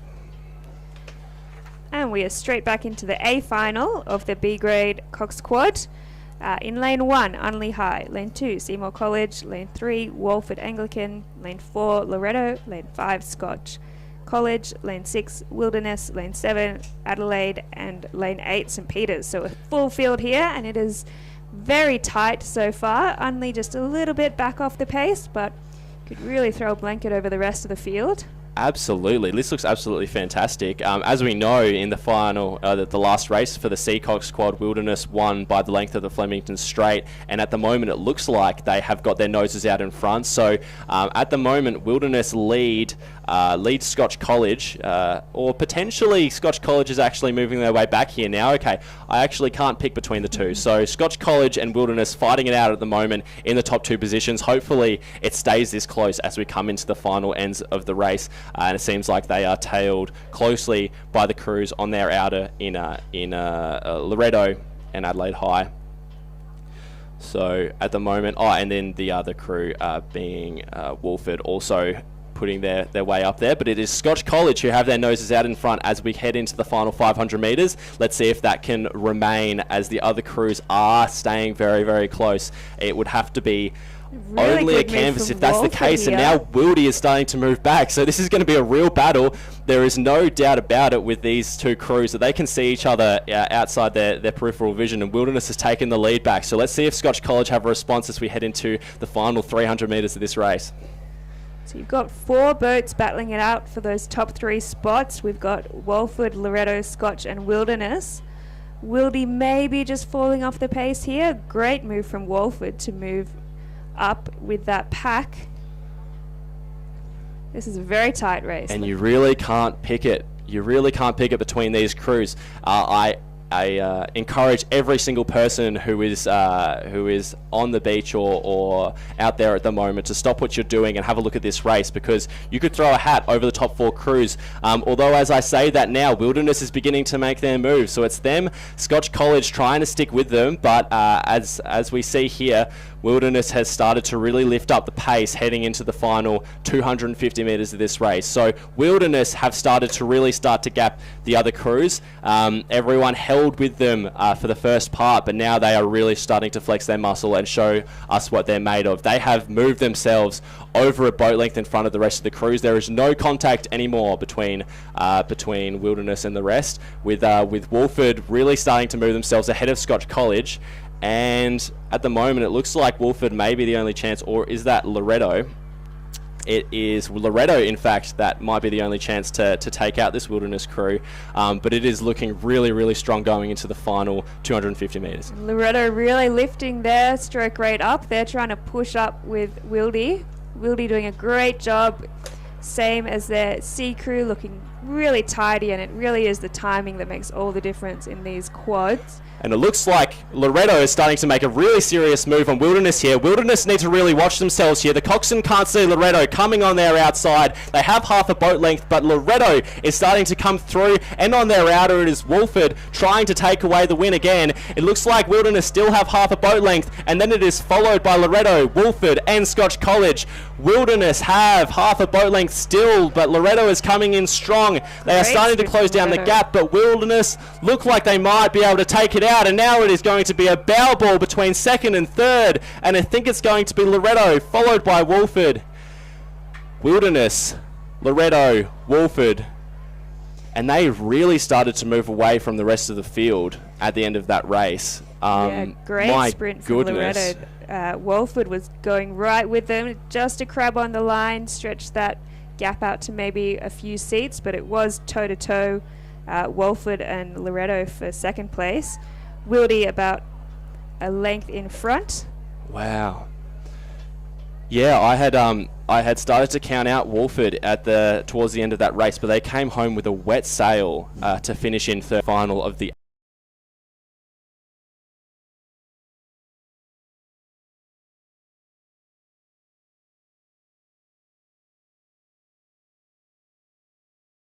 is a little bit more spread apart, but we do have Pulteney and St Peters having a little bit of a battle paddle, and then we're a little bit of a way back to Norwood, sitting in third currently. Yeah, really good movement by Poultney at the moment. As we're moving into these A crews, we're starting to see some of the technique tidy up, some of the strength come into it. It seems like they were picked here for a reason. It's and they're showing a really good outing here. So yes, Poultney currently lead. They need to be careful though, because St. Peter's is hot on their tail, and it doesn't take much for crews to be able to change who's in the lead. So we'll want to keep our eye on for this race here. As we see a beautiful bird's eye view of West Lakes, absolutely gorgeous course here. One of the few residential courses in Australia, so we're really lucky to have such a fantastic place to do our rowing. Yeah, we're getting some great shots from all around the course from the team on the cameras today, giving us lots of different perspectives, which is great to see, especially for the coaches. West Lakes is one course where the coaches can't follow the racing, unlike the International Regatta Centre in Sydney, so it is very nervous as a coach sitting on the sideline. You can only see the last 500 metres of the race, but luckily today, with all these cameras out, you get a bit more of an idea of what's going on. Exactly, and for good reason as well. You don't want to see a peloton heading along the side of West Lakes that might end up in a few accidents. At the moment, Poultney have their noses out in front. They've actually got 2 boat lengths out in front, and they're going to be hard to beat. St. Peter's coming in hard at the end, but it looks like it's Poultney's race to lose, and they're rowing quite well. So we're going to keep our eye on those two. Norwood lagging behind slightly to finish off the race. And as we say that, it looks like Poultney has caught a crab, and St. Peter's have their opportunity right now. So they were able to keep hands on that oar, which can make all the difference. So for a quick recovery, which, well, again. Okay, they have to be really careful here. There's only about 2 strokes to go. Oh my goodness. Okay, here we go. 2 strokes to go. St. Peter's has started to get contact again. Poultney had the fright of their lives, but they are going to escape, and they are going to take out the win in this B final for the A crew. A bit of a scary finish there, but it goes to show putting distance on other crews at the start of the race can pay dividends at the end. If that was a slightly closer race between those two before the crabs were taken, then that could have been a very different result. So congratulations to Poultney for setting a very, very good pace in that race. That is the crew of Hannah Little, Hannah Q, Anastasia Kapaniris, Freya Hall, and Victoria Stanisowski, who was the Coxed, coached by Hannah Mesler and Lucy Seppelt. And a great lesson there to really keep going through the whole race. Don't give up, even if you think you're a little bit behind, because especially these young guns, anything can happen, and you've got to be up there if you want to capitalize on any mistakes or accidents. Likewise, you want to be staying calm if you're in front and not get complacent. And I think you made a really good point about being able to hold onto your oar is actually huge, because as soon as that oar comes out of your hand, it's almost a dead stop. So long as you can keep your oars in your hand, you can still recover and you can still get away from it. So it's a good lesson to all the beginners rowers out there. Hold onto your oars at all costs, ladies and gentlemen, because it could be the difference between a win and a loss. I always like that we have a 10-minute break between the B final and the A final of the A crews. So now we just let the air settle a little bit as the crews begin to move their way up slowly towards the 1K. Obviously no boat holders in these situations as they're at the 1K, so they have to move up as one line to approach the 1 kilometre mark. And we still have another 5 minutes before this race heads off, so gives everyone enough time to do what they need to do and then focus right back in, because it is the A crew for the schoolgirl Year 7-8 Coxed quad. When we come to beginners racing, this is as good as it's going to get. So we are going to do the lineup at the moment is Adelaide High in lane 1, Scotch College in lane 2, Seymour in lane 3, Wilderness in lane 4, Wolford in lane 5, Loretto in lane 6, Unley in lane 7, and Pembroke in lane 8. Wilderness have taken out the B quad, they have taken out the C quad. Now it's time to see what their A quad is able to do to see if they can get the trifecta.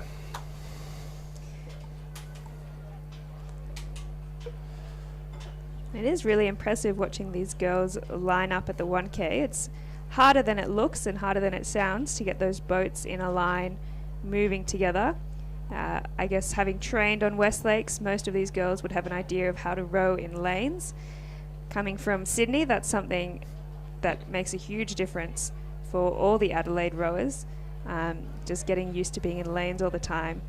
If you try and line up a Year 7 race in Sydney, it's like herding cats. They're all over the place. So really good job to all the rowers we've seen today.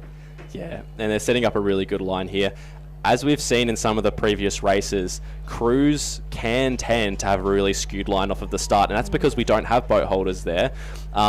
So as an additional layer of strategy for these crews, the coxswain actually has a much larger role to play in these kinds of races, because it's up to them to make sure that the first 10 strokes are going in a straight line, and that can be the difference between having yourself a boat length out in front to the other crews, especially in a race like this where we are expecting a really, really tight contest between all of these crews. Yeah, and these crews are early to the start line, so the coxers, maybe if they're a bit more experienced, they might angle into that crosswind a little bit just to try and avoid getting blown out of the lane. And we're off. We've started early in the A final of the A Coxed Quad Schoolgirls. And as we see here, it does look like the coxswains play a significant role, as the crews weren't particularly lined up as that start. Some crews were ahead of the others, and you need to take every inch that you can get when you're racing in these races. It's currently Wilderness. It is a straight line. There is a wall forming right now in this race. It is Wilderness currently fighting it out against Seymour and Scotch College on their inside, Loretto on their outside, with Wolford slightly further behind. But we want to look here at Scotch College in lane 2, Seymour in lane 3, Wilderness in lane 4, and Loretto in lane 5, currently forming a wall heading down Oarsman Reserve. Yes, and you would expect to see that chevron shape with the middle crews in front, given that these races are seeded based on results throughout the season.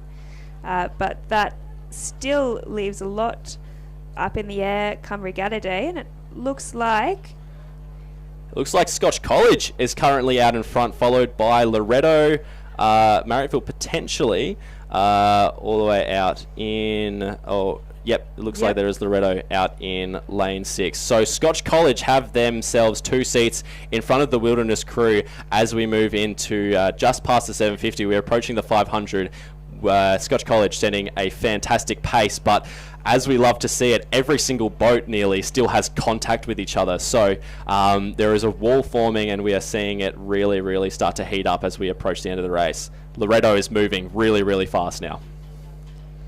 Yes, Loretto may be a few points up in stroke rate on the other crews. We'll see if that's enough to keep them in front. It does now look like Walford and Wilderness are starting to make a move, particularly that Walford crew in lane 5. They're getting a lot of distance per stroke. The whole field actually is moving back on that Scotch crew who had such a great start. Yeah, Scotch College started really, really fast, but now they're starting to get reined back in, and it's always hard to start fast, get reined in, and then finish back out again. So it looks like Wolford might be the crew to beat as they start really starting to move through now. It looks like the top 4 crews of Scotch College, Wilderness, Wolford and Loretto have really started to move their way out from the rest of the crew. So these are the ones to keep our eyes on as we come into the final 300 metres. But it is close. It is really close. And everyone needs to make sure they're keeping an eye on this because the stakes are high. Yes, so these are the top Year 7-8 crews from each school. And some really high quality racing here. We love to see some close racing. Scotch maybe still hanging on to that lead. They're definitely up with the front of the pack with those boats in the middle.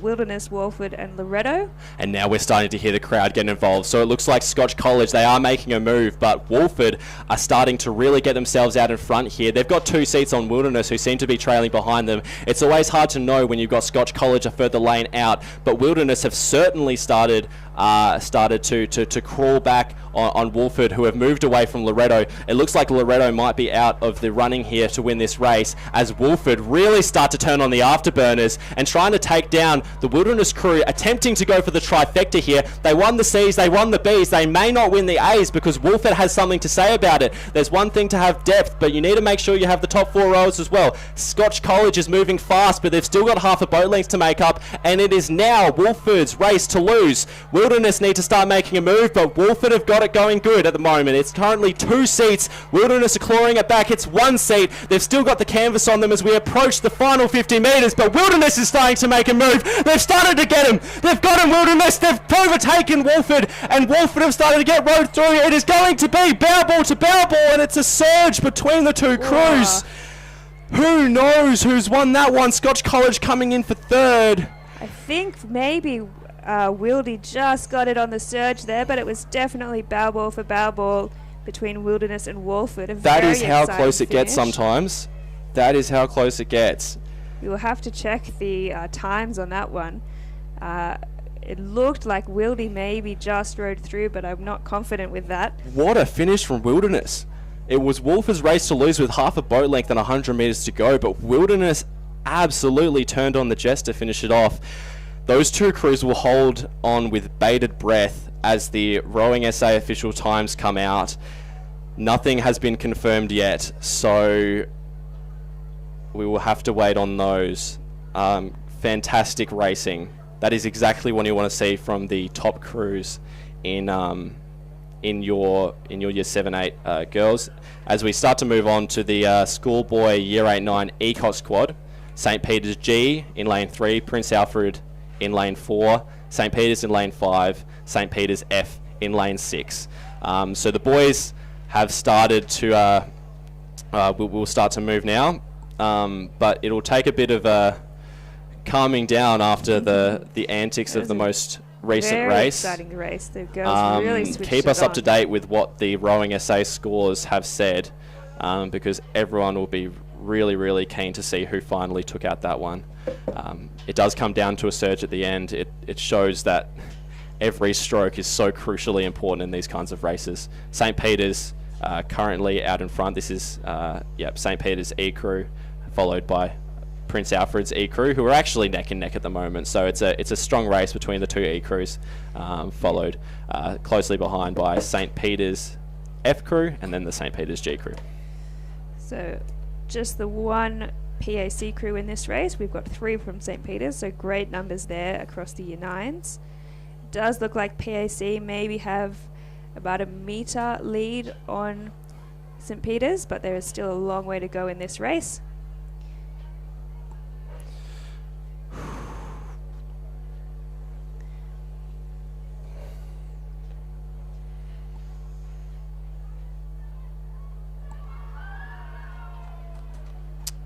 Results still not out yet for the A final of the schoolgirls beginners race. So clearly it was a close result, yes, because I'm they'll be looking over it slowly. They're double checking their timing in the towers. It was Looking that close. back. They want to be sure. They've probably gone to a photo, so we will let you know as soon as we have those times. PAC and St. Peter's really going stroke for stroke here, with PAC slightly out in front, but neither crew is giving each other an inch. So we are heading into the final 500 metres, and these 2 crews are really starting to battle it out. St. Peter's probably lagging behind just a touch against this PAC crew, who have started to just slowly move their way out ahead of this race. Yes, and PAC was so strong across all the quads at state champs, so it's not surprising to see them doing well here in this Coxed quad.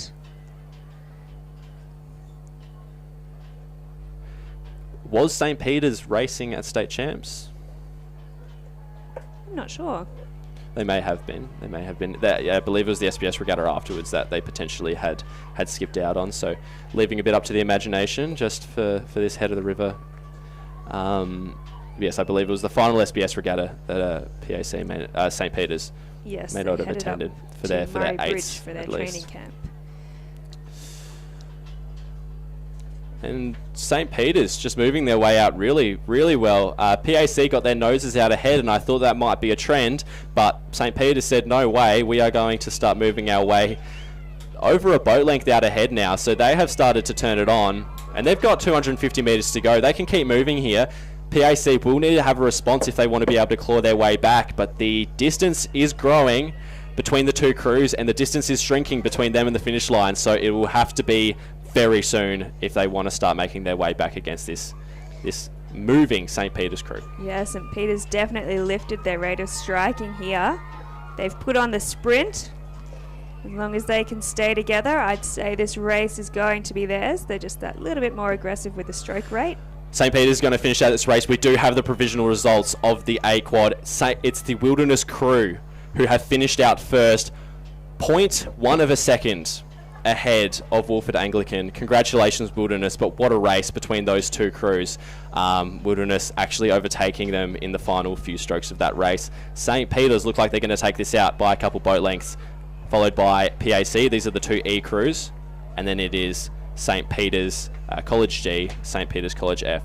So just as a reminder, it is Wilderness School who finished first in the Schoolgirls A crews for the Year 7/8s, followed 0.1 of a second behind by Wolford Anglican, and then 3 seconds behind that it is Scotch College rounding out the top three. So congratulations to all of those crews, particularly Wilderness, for an incredible finish to that race.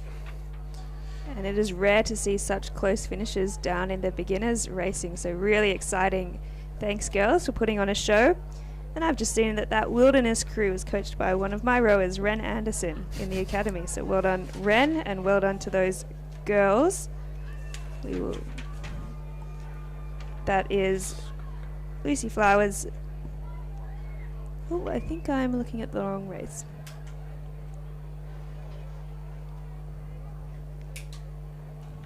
Yes, Lucy Flowers, Sienna Hanazuik, Emilia Vericchio, Liliana Gebski, Ginger Temple is the Cox, and their coach is Lila Rinaldi. We're lining up now with the schoolboy Year 8-9D Cox Quad. We've got 5 boats here. We've got Christian Brothers in lane 3, St. Peter's College lane 4, Prince Alfred in lane 5, Unley High in lane 6, and Scotch College in lane 7. They are just making their way up to the start line. So 3 from 3 for Wilderness in those Year 7-8 quads. They were made to work for it, that's for sure.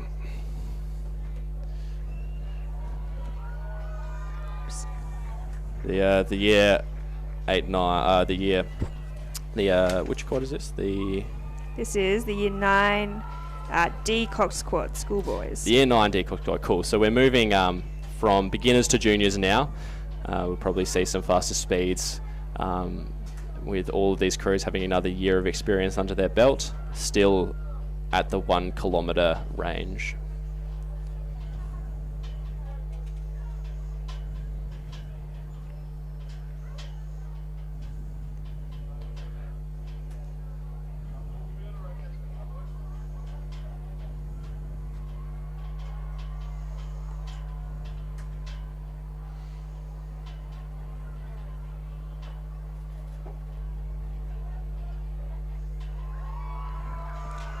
There you have it, Wildy crew lifting up their trophy. Well done, girls, winners of the Year 7-8A Coxed Quad.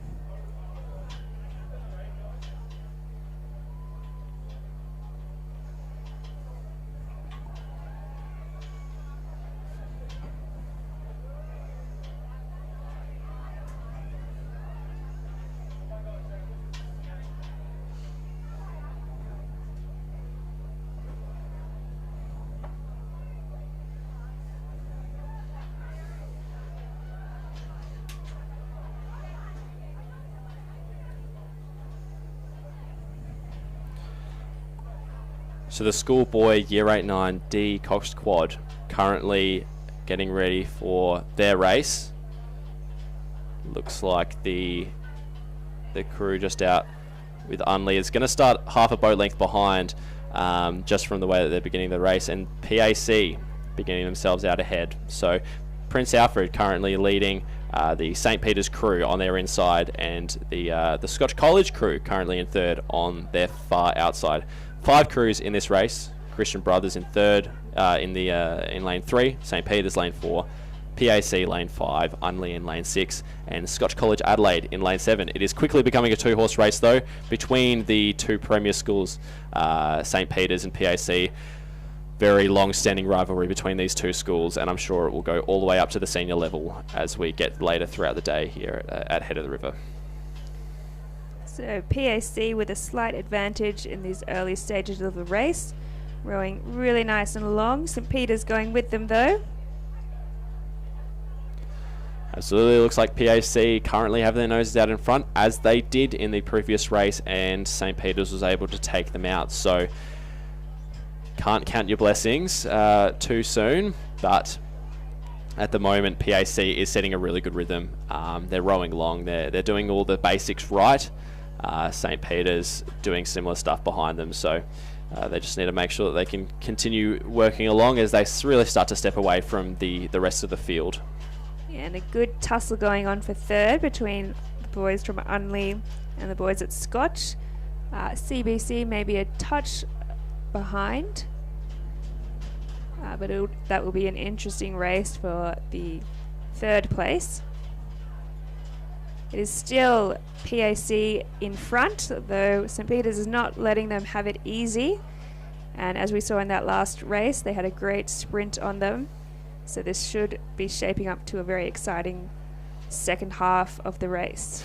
My expectation is that PAC don't want to leave anything up to the imagination. They know that St. Peter's, as a rule, tend to have fast finishes, and they want to make sure they get themselves far enough ahead that that doesn't become a problem in the final 250 metres. They're doing a good job at it so far, but St. Peter's still refusing to move away, and there's still slight contact between the bow ball of St. Peter's and the end of the stern for PAC. So St. Peter's still within a sniff, but they will start to have to get that wind on very soon if they are to take out this PAC crew.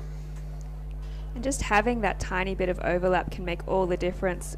If you're that trailing crew, you can see the boat out of the corner of your eye, you know you're in touch, and that can make all the difference when it comes to the final sprint. Absolutely, and their coxswains will be in their ears, making sure they know how much distance they have between the rest of the crews. But it does look like St. Peter's doesn't quite have the finish on them at the moment. PAC maintaining that distance between them and St. Peter's in this Coxed quad race for the beginners and for the juniors. My mistake. And PAC still setting a very good pace to try and take out this race. It looks like St. Peter's hasn't found what they need to be able to claw back on this PAC crew. Barring catastrophe, it looks like this PAC crew might be able to take it out. And it is still an interesting tussle for that third place. I think Unley may have their bow ball in front, but certainly not over yet. PAC rowing beautifully, holding their length, holding their power through these final stages of the race. Then there is about a metre back of clear water back to St. Peter's. And there you go, PAC finishing off to finish in first, and then St. Peter's will come in second. It was a really, really mature race by the PAC boys. They just steadily moved their way out ahead of the St. Peter's crew, who were never able to claw back an inch, but they just really, really started to press away at a really considerate rate. And Unley look like they're going to be taking out third place against Scotch College, who will come in fourth, and then the Christian Brothers crew will fill out the rest of the field. So congratulations to PAC. The PAC crew, of course, with Jasper Roberts, Jacob Branson, Tyler Kennedy Costello, William Elder, Coxed by James Goldsworthy. Congratulations. And we have a start in the schoolboy year 8-9C Coxed quad. Bit of a fuller field here with Adelaide High in lane 2, Christian Brothers lane 3, PAC lane 4, St. Peter's lane 5, Unley in lane 6, and Scotch College in lane 7. Again, it is PAC and St. Peter's with the quick start, but Adelaide High also a very good start over in lane 2.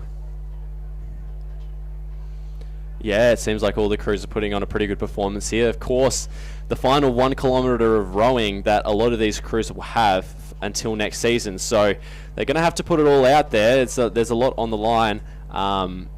There's as we see a lot of the time, the PAC crew and the St. Peter's crews are sticking their nose out ahead, but Scotch College is not letting them have it easy. Neither is Adelaide High on the outer. So keep your eyes on the crews on the outer.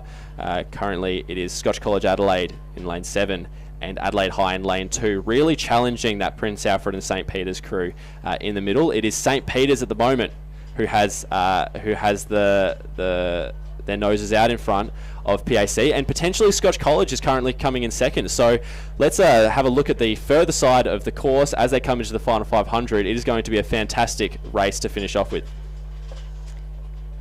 And that PAC boat is moving now. They've just found their straight line. They're putting on a good push. Will it be enough to rein in St. Peter's?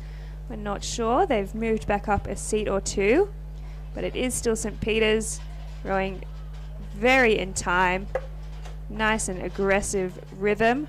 PAC with those long strokes not far behind them.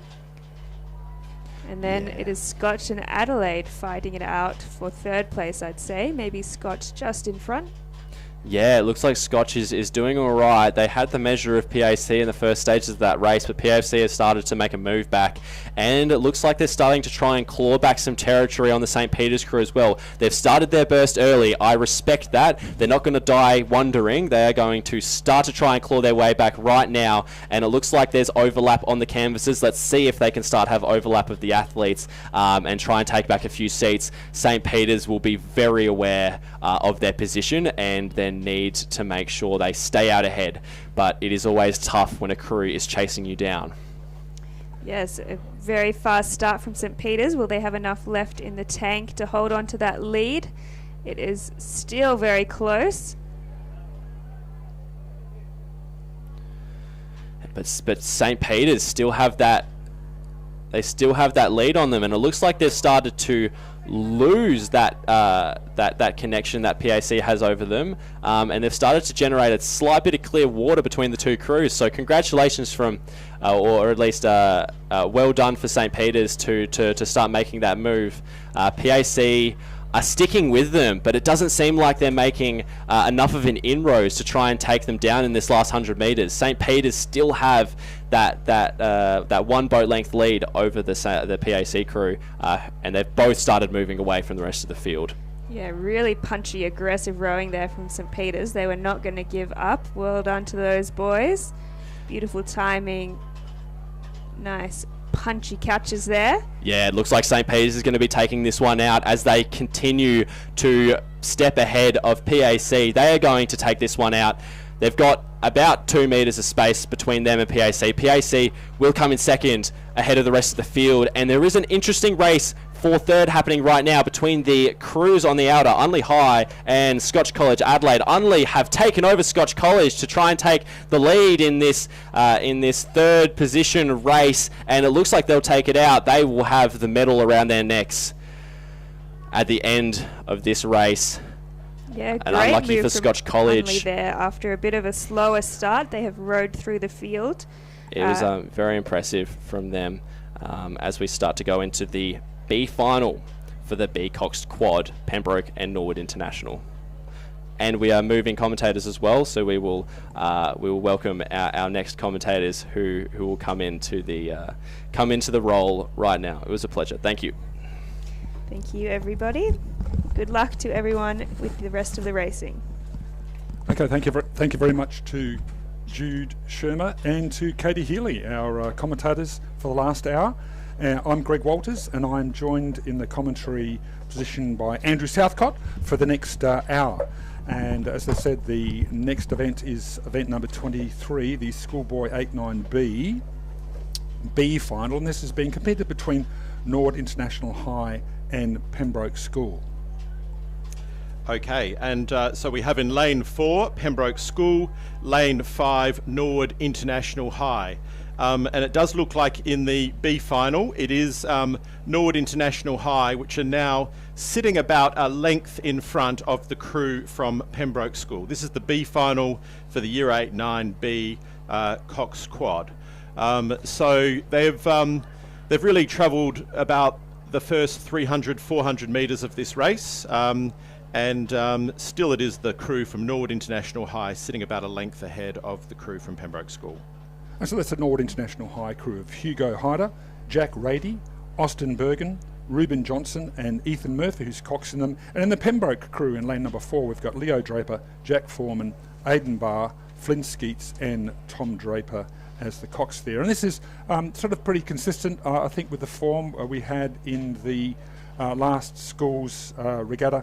Norwood International High won that event. They just had one division, but when they competed against Pembroke, I think the margin was something like 20 seconds. So perhaps it's going to be a tighter race today, but certainly we still have that Norwood International High crew in lane number 5 leading Pembroke in lane 4. And just should take the opportunity to look at the course. It's really just a very light wind, so these will be really good conditions for the schoolboys and schoolgirls to be showing just how good their technique is, and they should be able to race to their capacity today. Yeah, that's right. Good rowing conditions at the moment, and it looks as though we've got the wind coming in from the east-northeast at the moment. It's about 13 kilometres an hour, so just a little bit of a headwind, slowing things down a little bit, but still good, as you say, Andrew, good rowing conditions here for a wonderful head of the river, which is being very well supported. Those of you who are looking at the live stream, and those of you who are out here on the course, it's starting to fill up. There's a real buzz down here at West Lakes for this head of the river event, as the Pembroke School, Norwood International High, several lengths ahead of Pembroke School. But I'm looking forward to this next race, the Year 8-9B Coxed Quad A final, and we'll have 7 crews there. And what I've noticed is that the margin between St. Peter's and PAC, at the last regatta it was 0.36 of a second. That's right, very competitive. At the Premiership Regatta 3, Saints beat PAC by 0.03 of a second. So St. Peter's College have been seeded first. They're in lane 5. But Prince Alfred College, there has been less than a second between them at the last 2 schools regattas that they competed in. That's right. I think those are the 2 crews that are most likely to be favoured. And we just want to talk about the way in which the lanes are appointed. So in the lead up to this, crews compete, and so the fastest crews are then put into the centre of the course, and based on their performance throughout the school's series, the slower crews are put in they're further in the outside lanes, which means that if they are rowing against their prognostic, their scheduled sort of times, anticipated times, you'll see them come down in a sort of an arrowhead formation. So it's generally the fastest crews are towards the centre of the field, and that's what we find here. Lanes 4, Prince Alfred College, lane 5, St. Peter's College. But I wouldn't be completely discounting Unley High. And this one, Unley High weren't too far off the field. I think they're about 14 seconds back, which is a sizable margin. But I tell you what, head of the river, it's the day for the giant killers. Reputations mean nothing on a day like this. This is the big grand final, and so many times we do see crews just lifting that extra bit. So just looking at the footage now, this is going to be a 1,000-metre race. So the junior races are not held starts. When they race over 2,000 metres, they're coming from the pontoon. But you're just looking at the officials will just be trying to line them all up. So this is a sort of traditional start. We do have the 7 crews there. They're all just like they've just got 2 rowers, the top pair, bow pair, just touching it up so that they approach the 1,000-metre mark. And when they're satisfied, they've got them all in a line. And the coxers are happy that they're heading in a straight line as well. Coxers don't have their hand up, then they will set them off. So we're very close to the start of this race. That's right. We do have that side breeze. We said this east-northeasterly. So as you look at the screen now, that means the breeze would be coming from the bottom of the screen, pushing sort of back, and from the bottom left-hand corner across to the top right-hand corner. So what that means in terms of lining up is the boats will start to get pushed a little bit across to the right-hand side. So the coxswains really have to line up perhaps a little bit closer to the left-hand buoys, because as they are being lined up, the boats will just naturally get pushed across to the right, what we call the stroke side. Look, it looks like the Coxes are pretty aware of that, aren't they? So you can see they're just sort of heading a little bit into the wind. Do you think? That's right. I think that you can see that the way they're lined, they're tapping down. They're going to want to get a little bit closer to the left-hand buoys, because as they're held in place, you don't want to be starting across on the buoys, because if you can get your oars stuck underneath that. It might be worth just outlining who the crews are and who the rowers are for this one. So this is the Schoolboy Year 8-9B Coxed Quad A final. Adelaide High in lane number 2. Nicholas Berganetti, Ryan James, Alexandra Eckert, Jude Shin, Peter Nien Pagetta is the cox, and they're coached by Petra Muski. Lane number 3 is Unley High, Roscoe Moore-Pierce, Toby Locke, Nate Dolan, Charlie McPherson, Alex O'Sullivan is the cox, and they're coached by Scarlett Shanks.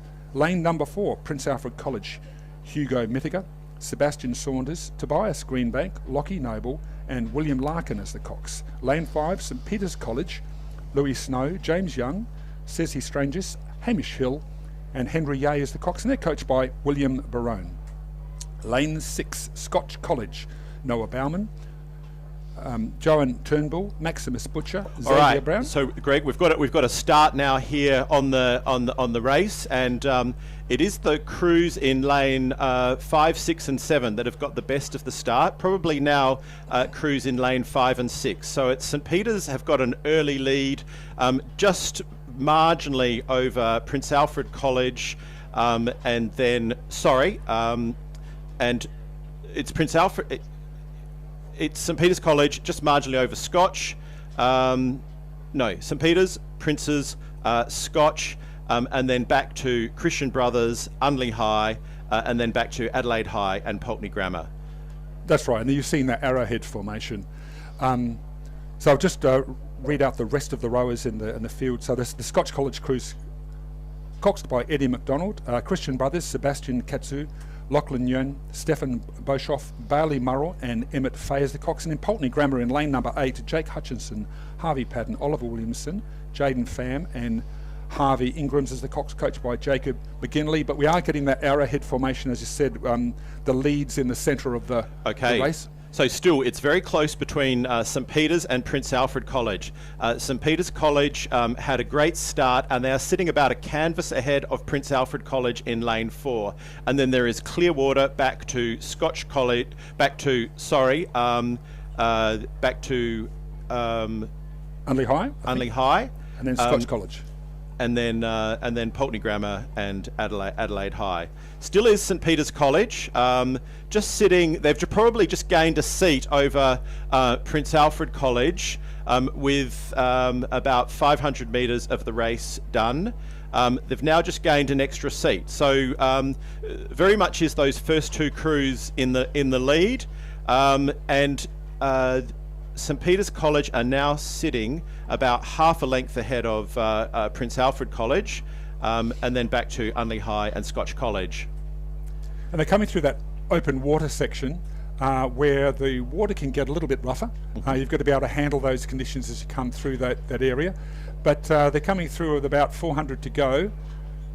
And as you say, St Peter's College just extending their lead a little over Prince Alfred College, but anything can happen in the last 250 metres. It's what we call the rocks, because if you don't hear on site at the 250, there's a series of large boulders on the beach side. But they're coming down towards that last 250, about 3 more strokes to go, and this is where both crews, you would expect, if they haven't already, will really lift, and it's going to be a sprint to the line between those two crews. I think at this stage it still could be anyone, Prince Alfred College or St Peter's. So now the race is on. And it still does look like St Peter's, but we haven't got an accurate look across then. And then back to Scotch College, Unley High, Christian Brothers, and then Pulteney Grammar, and then Adelaide High. Still very close between St Peter's College and Prince Alfred College. It does look like St Peter's College are holding that lead that they had in the first 250 metres, but Prince Alfred College are not giving up. Really lifting. So They're coming back on really St. moving Peter's. back. It's still St Peter's just sitting a canvas ahead, and can Saints hold on? But Princes are throwing everything at them. What do you think, Greg? I think it was St Peter's, the Prince Alfred College, in that last 150 really lifted, and they were taking water. And then, back to Unley High in third, Scotch College fourth, will be crossing the line, and then Christian Brothers fifth, and then it's a very close race between Adelaide High and Pulteney Grammar. So we'll wait for the officials to tell us, but it did look like St Peter's College just sitting about a canvas ahead of Prince Alfred College crossing the line. So the next race we go to, this has been sponsored by Green Steel Supplies, and a second generation metal fabrication business based in Adelaide. So thank you for your sponsorship. And this is the B final for Schoolboy Year 8, 9A Coxed Quad. So we have 7 in the A final, and these are the two crews that didn't make the A final. And at this stage, it is very much the crew from Adelaide High in lane 5. This is the crew of Henry Baranoff, Ryan James, James Healy, Sebastian Sipek, coxed by Nell Derleek and coached by Zach Martin Petty.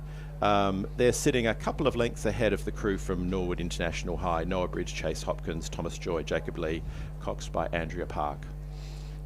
That's right, and I think in that last Schools Regatta, Adelaide High, it was a different division to Norwood International High, but I think they were about 20 seconds ahead, so you would anticipate that, based on that form, the Adelaide High crew should be able to hold off the Norwood International High, but anything is possible on Head of the River. Anything is possible. It's not unknown to see crews have complete shipwrecks, and but right now I'd say it looks like Adelaide High have got control of this race, the B final, and just sitting comfortably ahead of Norwood International High. You'd think with that sort of a margin, even going through the open water section, that it would be very hard to bridge that particular gap.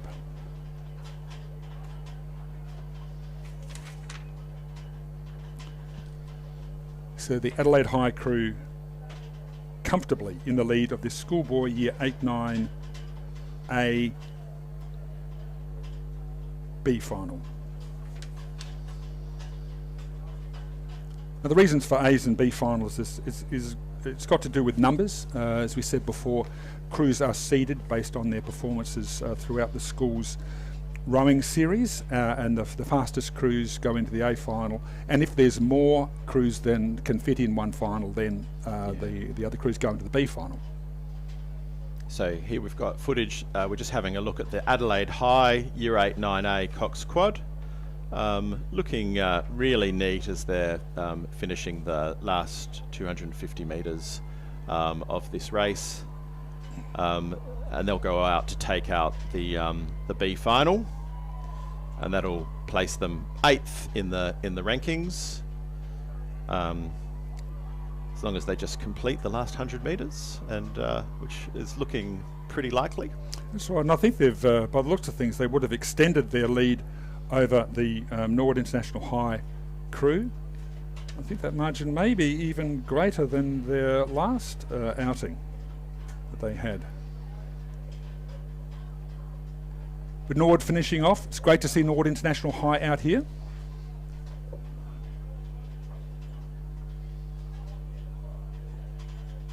And that quad finishing strongly as they come down towards the line with about 4 strokes to go.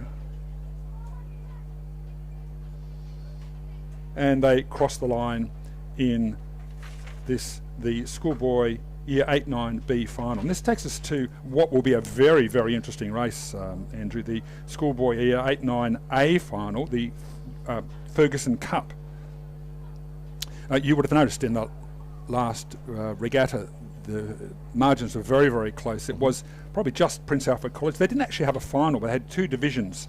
And so it's a bit hard to compare across those 2 divisions. But all things being equal, Prince Alfred College had a slightly faster time, so they may be the favourites for this one. But what's really, really important is that sort of Scotch College, Pulteney Grammar, and St Peter's College all came in, within fractions of a second of each other, and Unley High not only, sort of 3 seconds behind them. So, look, you could throw a blanket over this race. I think that's what I thought as well. It does. Prince Alfred College deserve to be the favourites, and they've earned lane 5. But it is very close between Scotch, Saints, Pulteney Grammar, Unley High. So there'll be a lot of crews will be watching in this race. It's not, Prince Alfred have won the last 3 schools premiership regattas, or they had one where they had the fastest time, but didn't actually go head to head with Saints, I think, or any of the other main contenders. So it'll be good to watch. So. Yeah, I think it's a very, very competitive race. And you find that really in the A finals, in the A grade, the very best rowers in that age group from each of the schools are competing here. It can be difficult for some of the smaller schools, just in terms of depth, as you get down towards the the B's and the C's and the D's, etc. To be able to field crews, really highly competitive crews. And that's fine, there's no problem. But what it does mean is that in the A finals, you find that the margins are tighter, the crews are far more competitive. And we're definitely going to find that in the schoolgirl year 8-9A Coxed Quad, which is coming up a little bit later this morning. I think that's true. I think in the 4s races, the competition is a lot more even across the schools. But to get a fast 8, it does need a lot of kids coming through, and a lot sort of knocking on the door for selection, and that's where the smaller programs find it harder. But I think if you put 4 rowers together, I mean, a great example of this is at the year 10 level, the CBC crew won state championships, and really good. So should be a pretty even race, and we're looking forward to a good race for the Ferguson Cup. So let's go through the crews that we have. In lane number 2, Christian Brothers, Rory McGrath, Ihan Boshoff, Ethan Gaunt, Aidan Erickson, Sebastian Spivey as the Cox. Lane number 3, Pulteney Grammar, Lachlan Bedson, Ashton Tan, Eli Kennison, Jordan Bollinger, Leo Ying Paps as the Cox, and they're coached by Chris Herschel.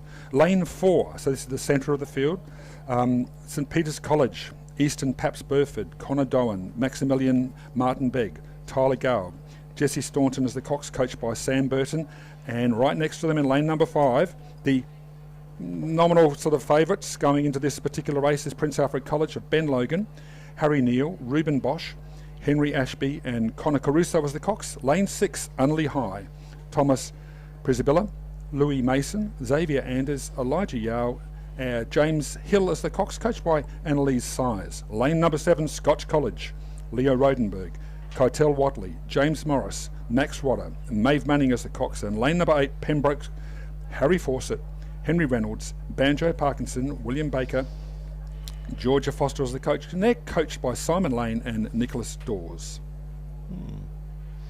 So again, we're just approaching the start line.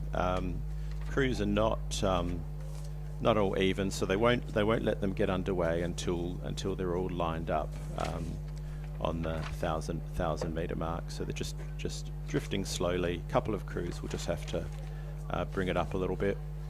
And we have all 7 crews here.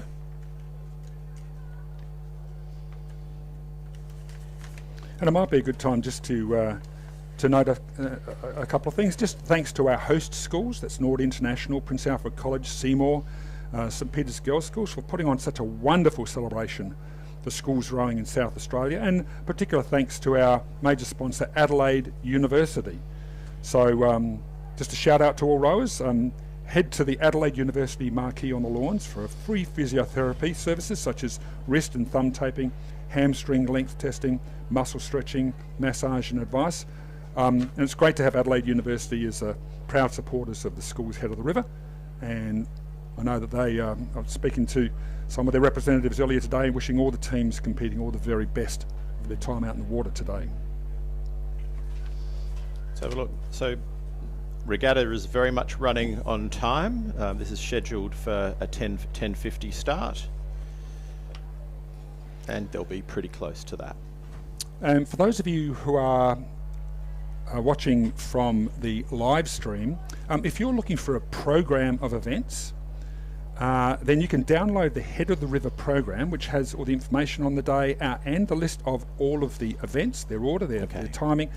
You can download that at saheadoftheriver.com. So saheadoftheriver, one word, .com. If you go to that website, you can download the program for the day and get all the information. We've had a start here in race number 26. They are underway, and it's the crew from St Peter's College in lane 4, which has got the best of the start, but still very close between St Peter's College, Prince Alfred College, Unley High, and then back to Pulteney Grammar. So still, it does look like Prince Alfred College have already gone past St Peter's College, and then back to Unley High, St Peter's College, and then Scotch College right up there. So it's the Scotch College crew over in lane 7 are performing really well. It's very tight between Prince Alfred College and Scotch College, and then back to Unley High and St Peter's College, then Pulteney Grammar, Christian Brothers, and Pembroke School. Still does look to be the Prince Alfred College crew, which is just sitting about a canvas ahead, but it is very close between Unley High, Scotch College, St Peter's College, and Pulteney Grammar. So they've gone through the first 250 metres. They'll be approaching the halfway point. Great view here. So now you can see Prince Alfred College is sitting about half a length in front, back to Scotch College, then Unley High, St Peter's, and Pulteney Grammar, with Pembroke and Christian Brothers sitting back at the back of the field. And it certainly does look as though that Scotch College crew of Leo Rodenberg, Keitel Watley, James Morris, Max Rodder and Maeve Manning are doing very well out there in lane number 7. Really keeping up there with the field and really throwing it down. But it still is Prince Alfred College. You can see they are sitting about a length ahead of the rest of the field. Very close race for second between Scotch College, St Peter's, Unley High, and Pulteney Grammar. They're basically the second crew. You can put a line across them, and then it is back to Christian Brothers and Pembroke School.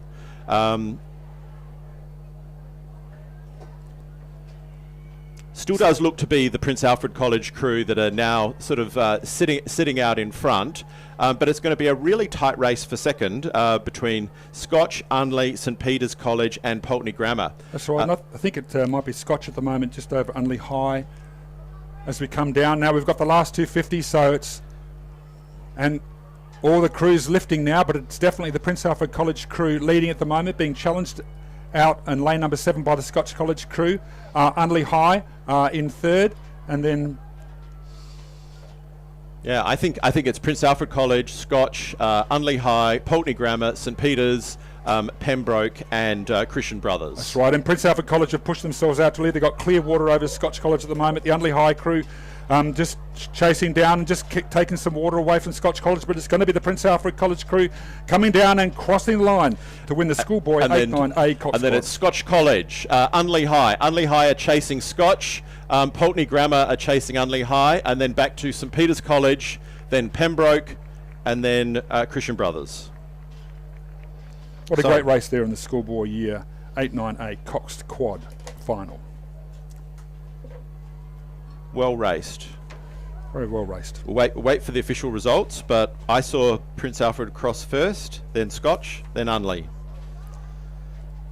That's right, and this brings us to the schoolgirl races. This is against the Coxed quads. Quads meaning they've got 4 rowers, of course, and in the sculling race, a quad each have got 2 oars. In our sweep events later in the day, the riders have got 1 oar, but they're starting to line up now. And this is going to be very interesting. It's really St Peter's and Seymour competing. And the thing to say is how impressive it is that St Peter's girls have, at this year 8-9 level, have boated 8 quads. So that means like 40 schoolgirls, and they're already underway. 40 schoolgirls in their program, and St Peter's girls it's not the biggest girls' school, but that is very impressive and does show how much depth they have in their program. That's right. Absolute kudos to the directors of rowing there and the parents' community and the rowers. They've got such depth. So we have in lane number 3 St Peter's Girls G crew of Yolanda Wang, Mia Wen, Jessie Jing, Francesca Siegel, Jess Holland as the Coxed, coached by Olivia Christensen. The Seymour College crew in lane number 4 of Millie Caronis, Annabelle Case, Camille Halliwell, Ruby Jask, Lucy Jingni as the Coxed, coached by Georgia Walters. Lane number 5, St Peter's Girls, Georgia Baghurst, Winter Nasaris, Mika Valmorbida, Christine Zhang, and Lily Sheen as the Coxed, coached by Nicole Tesh Ornelis. Lane number 6, St Peter's Girls F crew, Bessie Kennett, Valencia Coppabianco, Willow Chong, Elizabeth Layton, Sophie Edwards as the Coxed, coached by Emily Dagus. Lane number 7, St Peter's Girls H crew, Audrey Manudahani, Annika Gajula, Sophie Bamford, Mimi Birmingham, Charlotte Sprosen as the Coxed, coached by Archie Young. Okay, so at the moment it is a really tight race between the St Peter's Girls E crew and the St Peter's Girls F crew, with the Seymour College E crew sitting back in third. For a while the St Peter's Girls F crew were leading, but it now looks like the St Peter's Girls E crew are just sort of sitting just probably a couple of seats up. So you've got great footage from the drone where you can just see this is really good rowing. Like I really like how these schoolgirls are rowing, and just really neat, technically very good for a year 9 E and F crew. But let's look. There's a great race here between the E crew and the F crew from Saints Girls, and then back to the E crew from Seymour, and then let's have a look between the G and the H crew, but still is the St Peter's Girls E crew. And let's just say their main competition in this race is to the right of them, which is Seymour College, and it looks like they've got control of this race from their main competition. And for the F, G, and H crews, there's a bit of kudos if they beat the crew that's been selected higher than them, but they should they should win their category. That's right. Well, I think those 2 St Peter's crews in the E crew in lane number 5 and the F crew in lane number 6 are sort of just breaking away, getting some clear water over the Seymour College crew. And it's really a battle between those 2 St Peter's Girls crews. As you say, the E crew in lane number 5 are currently leading this. Pretty close between those 2 St Peter's Girls crews, so it's going to be a good race down here at the moment. But I do think that St Peter's Girls crew in lane number 5 has got control of the race at this stage, and they're just extending their lead over the Seymour College crew in lane number 4. And but good on the St Peter's Girls F crew, because they are beating the Seymour College E crew. So they are leading them, and if they just keep rowing the way they are, they should hold their position. Still is the St Peter's Girls E crew really rowing nicely. They're well, they look as though they're in control at the moment. Yep. Fairly clean rowing. Nicely in time. Just they're not over-rating. They're not having to do it by lifting the rating too high. Just their technique is nice and clean. It's nice controlled rowing. It's a 1,000-metre race, so it'll be 4 to 5 minutes. And we've had a bit of a spill with the St Peter's Girls H crew. I think they've caught a crab out there in lane number 7, but they're getting themselves back. Aha. Right. But it is the St Peter's Girls E crew that's crossed the line, and the St Peter's Girls F crew that will beat the Seymour College E crew, and then we come back to just waiting for the other crews. So the G and the H crews.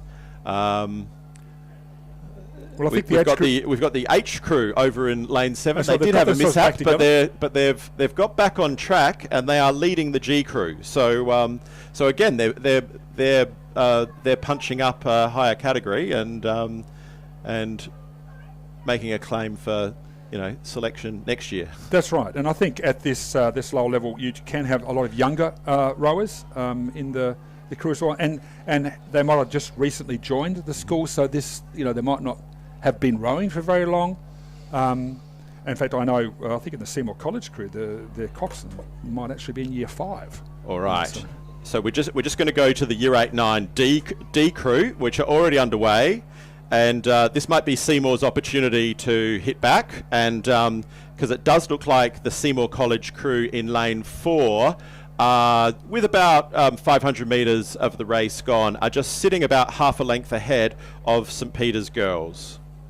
Just two crews in this race.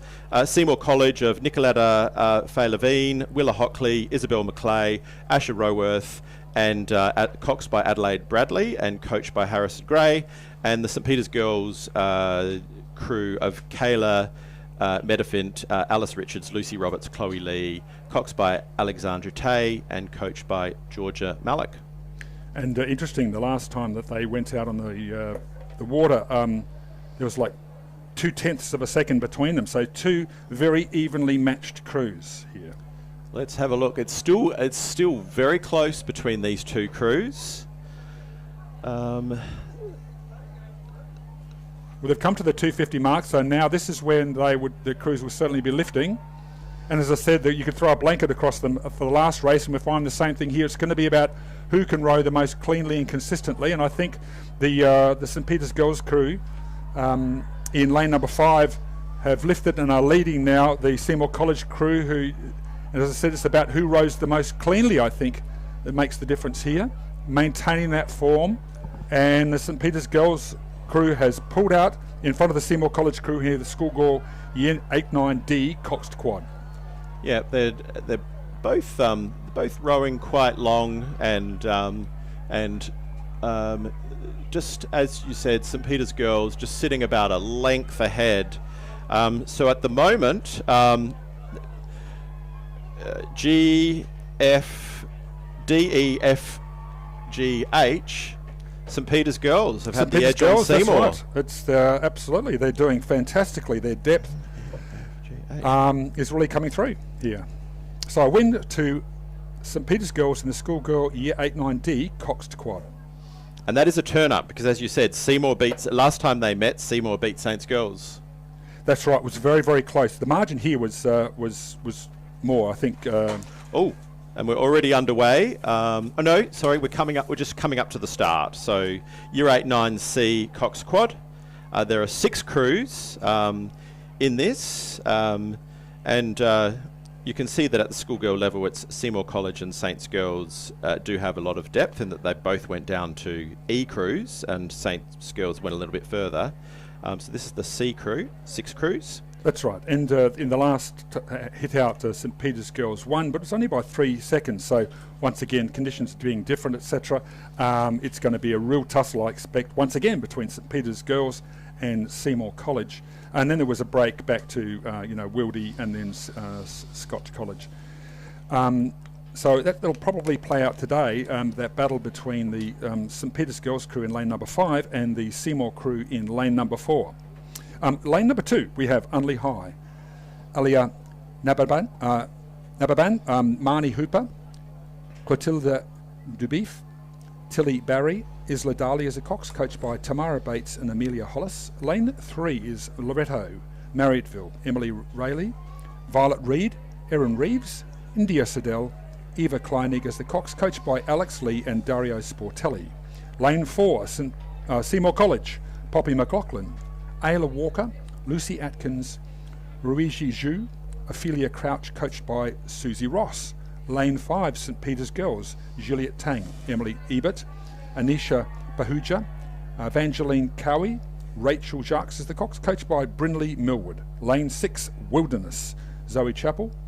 Emma Gatt, Evie Morris Hewitson, Hetty Zhu, Izzy Morgan is the Cox, and coached by Gia Rinaldi. And in lane number 7, Scotch, Violet Colgrave, Sarah Howie, Jessica Tonkin, Mackenzie Tarker, and Audrey Shahibria as the Cox. All right, and so now just looking, it does look like it is the crew from Seymour, which are just sitting ahead of St Peter's Girls and Wilderness. Now we've got a better view there, so it's pretty close. Very close.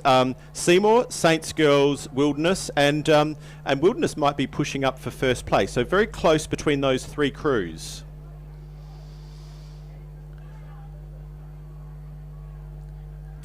That's right, St Peter's Girls. Yeah, no. So Saints Girls, they're very close between St Peter's Girls and Seymour, and then back to Wilderness, Scotch College, Unley High, and Loretto Marriotteville. If anything, I think the Saints Girls crew have just got about. It's nothing. It's just it's really neck and neck. Maybe they've got a seat. Okay, so. It's a bit hard to tell from with that parallax, but there it definitely does look to be that. I think St Peter's Girls are now moving ahead of Seymour, and then back to Wilderness, and then back to Loretto Marriotteville and Scotch College. Yep. So just still pretty close, but maybe a third of a length. St Peter's Girls by a third of a length over Seymour College, and then Wilderness School. Loretto Marriotteville, and very close between Scotch College and Unley High. So 500 metres left to row, the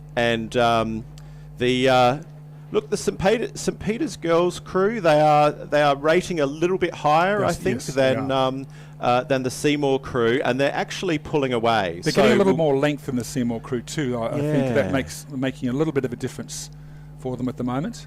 So again, we're seeing some really good rowing, but I think it is St Peter's Girls, Seymour College, Wilderness, Scotch College have really pushed up, and then back to Loretto Marriotteville and Unley High. So now coming down with less than 500 metres to go, and it does. I've got a flag in the way. No, that's okay. I think it's still St Peter's. They say catches win matches, but it in the rowing context that means it's true too. Catches are how cleanly you get the blade in and get right back, get that length, get the blade in straight away. That's true. Look at this Saints Girl. They're not missing much at the catch. No, that's right. They're just getting down, and I think that's making the difference. So they're really efficient with that stroke. And you can see it now. They have really consolidated. So St Peter's Girls Year 8 9C have really put the foot down, and they are just moving away from the rest of the field. Just leveraging this, getting that long length, getting the catch, and then just driving it through the water. You don't have to do it through rating. And I think that's the difference between them and the rest of the field. So I think their coach Brindley Millwood would be very pleased with this performance. And they're not backing off either. And then it's back to Seymour College, very close between Wilderness and Unley High, and then Scotch College and Loretto Marriotteville. Less than 100 metres to go, there's no doubt about that. The St Peter's Girls crew will win by several lengths. And Unley's really pushing up on Seymour at the moment. They are coming up on them. Unley have really picked up. Seymour just edging out Unley, and then back to Wilderness and Scotch College and Loretto Marriotteville. But Unley High they raced really well there, and they came third, but they almost came up for second. Wow. So a good race there, and well done. Good rowing there from St Peter's Girls. And now we've got Year 8 9Bs, a schoolgirl Year 8 9Bs, already underway. 8 crews here. So once again, this I think the difference between Wilderness, St Peter's Girls, and Seymour College is negligible. I think Wilderness perhaps have the edge on this one, But the difference between those crews, I would look at them. And also, there wasn't much between Unley High and Loretto Marriottville in the last race, so there might be a couple of races going on, but I think it's those first three crews, Wildies, St Peter's Girls and Seymour College. And we have in the schoolgirl Year 8-9B Coxed Quad, lane number 1, Scotch College, Olivia Loftus, Tabby Cook, Charlotte Smith, Miller Skeets, Chloe Nita as the Cox. Lane 2, Unley High, Grace Wu, Vegas Miles, Poppy Ross, Grace Marriott, Marcy Boma as the Cox, coached by Amelia Hollis and Tamara Bates. Lane number 3, Loretto Marriottville, Willow Sawyer, Lily O'Brien, Lou Bowman, Zoe Reid, April Frieda as the Cox, coached by Imogen Smith and Dario Sportelli. And lane number 4, Wilderness School, Ellie Nichols, Scarlett Cooper, Olivia Gentle, Poppy Detmold as the Cox, and Dora Chen as the Cox.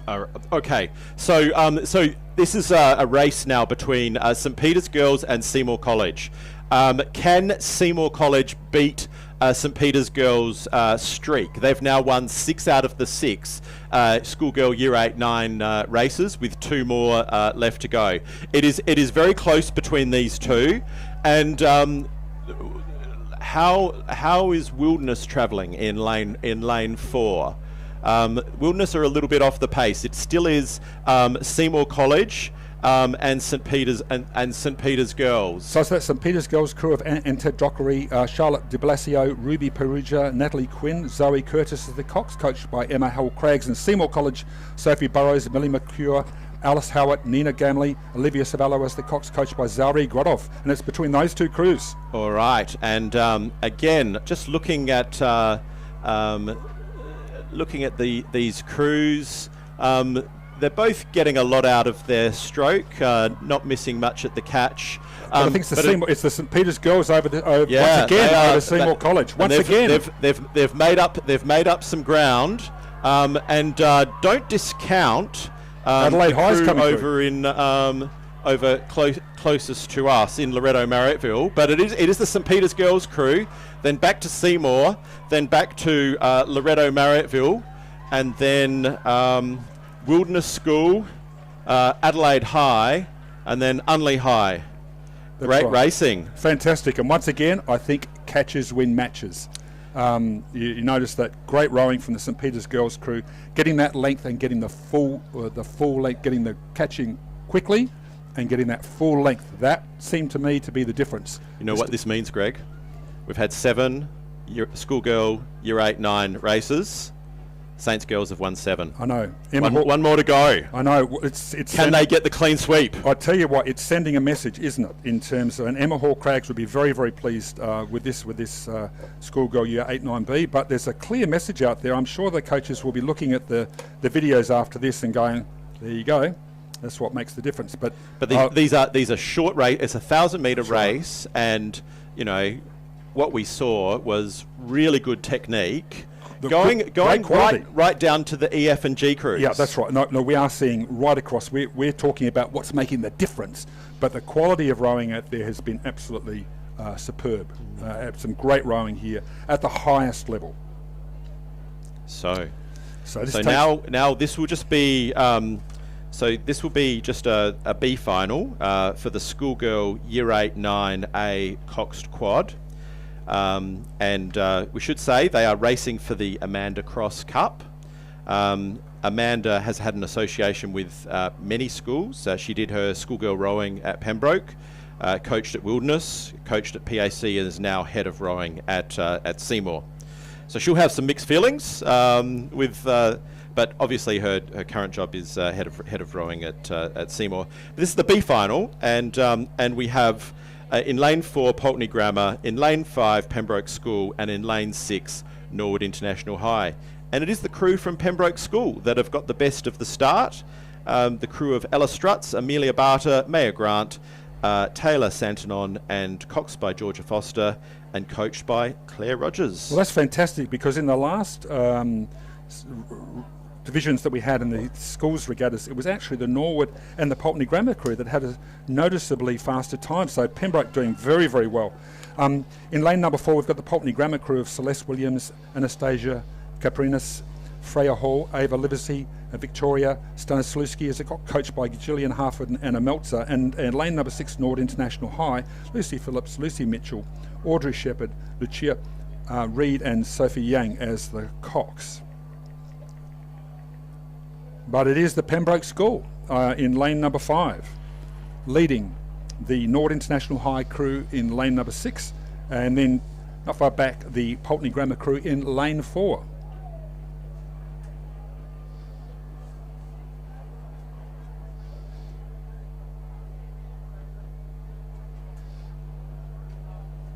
So extending their lead at the moment. There is still overlap. They haven't got clear water.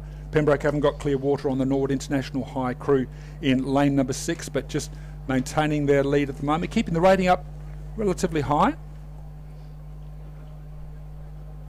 And the crews are coming to what we call the open water section, where it can get a little bit lumpy, but I think the breeze is sort of swinging around more for the easterly, so what that means is it's a side breeze pushing them across as you look at the screen at the moment, from right to left.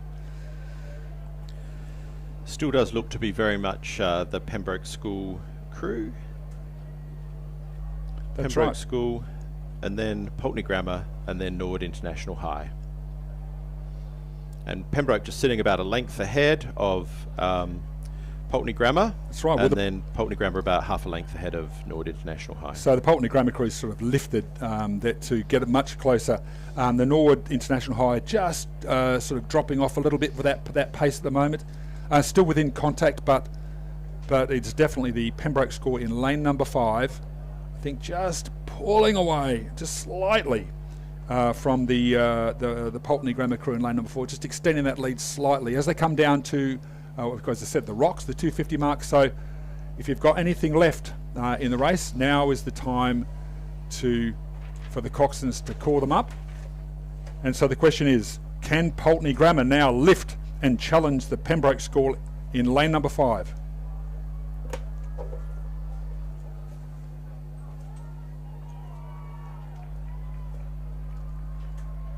And I think Pulteney are doing well. Pembroke seem to be responding then to that challenge for them in lane number 4.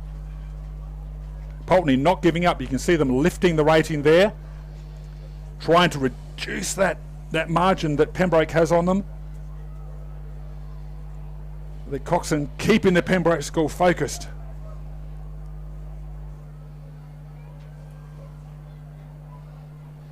You can see Pulteney Grammar giving everything they've got out there, lifting.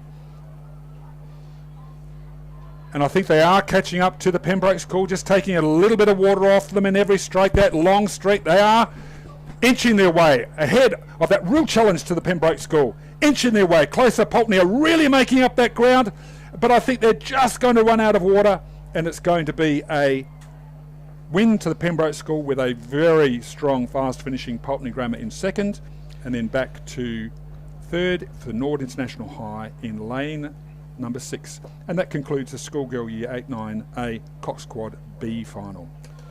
So next we come to the Amanda Cross Cup, and it's going to take a while for them to set up for this one. Well, there's a lot to say about this particular final. This is going to be absolutely fascinating. Look, Andrew, the timing that was recorded for the last school's event, I think was wrong. It's probably out by about a minute, so it's a bit hard to tell. But if we look at that and cross-reference it with the third school series, you sort of get a bit of a trend. Key message is, I think that perhaps Seymour College might have a sort of a margin of sort of maybe 5 seconds over the other field. But look, this is anybody's race. The results were so close. Seymour College, and then just back to Wolford Anglican, Unley High and Wolford, very, very close. And then you've got, Loretto Marriedville, St Peter's Girls, Wilderness, Scotch College, Adelaide High, nothing much between them. So this is a really tight field. And I remember seeing this at that race. It was a fantastic race, went right down to the wire. So anybody's race at the moment. If you had to pick who to be looking at, I'd be saying look at that Seymour College and Wolford crew, but this is anybody's race. Yeah, I agree with that. The last time, the times were a little bit difficult to compare, but Seymour beat Adelaide High, Walford beat Saints Girls. And if we go back to the previous regatta, Seymour beat Walford by about 6 seconds. But if you go back to the SPS2, Loretto won that one, and it was Walford second, Seymour third, and St Peter's Girls fourth. So there's any number of crews that could actually take out this race. And we've got eight starters, and they are... So let's go through who we've got in each of the boats. Lane 1, Wilderness School, Evie Flowers, Imogen McLeod, Georgie Gibson, Sienna Parker, Tia Michaelos as the Cox, coached by Amelia Linton. Lane number 2, Unley High, Nikki Ryan, Sophia Rosenvig, Clary Hunter, Stella Griffiths and James Hill as the Cox. Lane number 3, St Peter's Girls, Sasha Connor, Eliza Phillips, Ava Bembridge, Lily Cook, Victoria He as the Cox, coached by Emma Hall Craggs. Lane number 4, Walford Anglican, Seppo Semasiku, Grace Appleford, Ellie Bass, Mia Karubis, Indigo Roberts as the Cox. Lane number 5, Seymour College of Lily Bickle, Abby Bishop, Matilda George, Bella Damasi, Ella Edwardson as the Cox, coached by Grace Foster. And lane number 6, Adelaide High, Maria Blafari, Matilda Lacey, Grace Battams, Ariana Hughes, Chloe Teasdale as the Cox, coached by Ella Prow and Alicia Fuda Schwad. Lane number 7, Loretto Marriedville, Amelia Viscarello, Natalie Bayliss, Marnie Sherwell, Beatrice Mizzi, Millicent Leans as the Cox, coached by Dario Sportelli. And lane number 8, Scotch College, Nisha McGibbon, Ivy Dowd, Quinky Blau Robinson, Holly Harvey and Grace Brumby as the Cox. So just looking now, I think we're still a little way off a start, because they're holding them back some distance off the 1,000 of the start of the 1,000 metre course.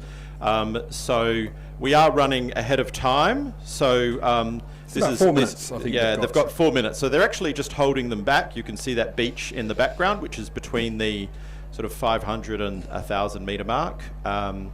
And they'll start to touch it up soon, and we should be underway on time. So we're talking, about favourites, etc. We do have in the middle of the field lane number 4, Walford Anglican, and lane number 5, Seymour, just off to this side, and St Peter's Girls, and lane number 3 off to their stroke side. So in terms of their prognostic times, that's what it's telling us.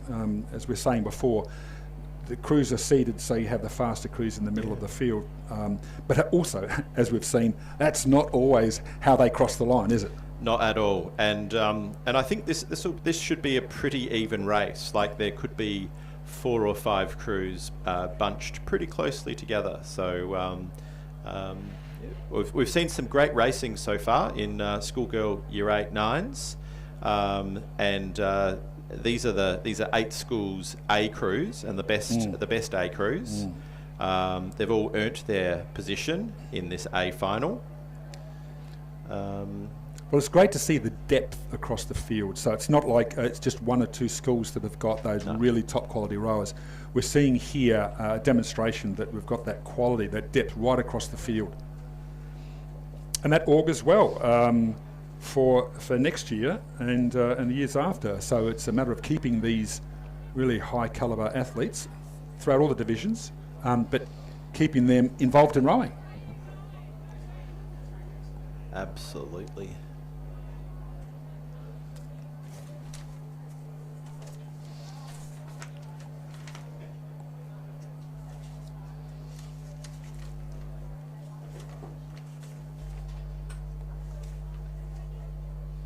Just a reminder to all that the lakeside of the orange barriers in the water is for rowers and coaches only.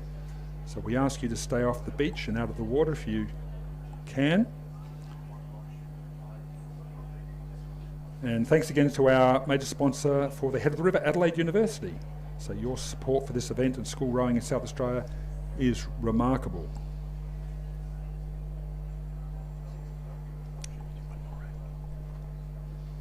It's a reminder to go to saheadoftheriver.com, so saheadoftheriver1word.com. So it's here you'll find the Head of the River program, as well as past programs, historic images and stories.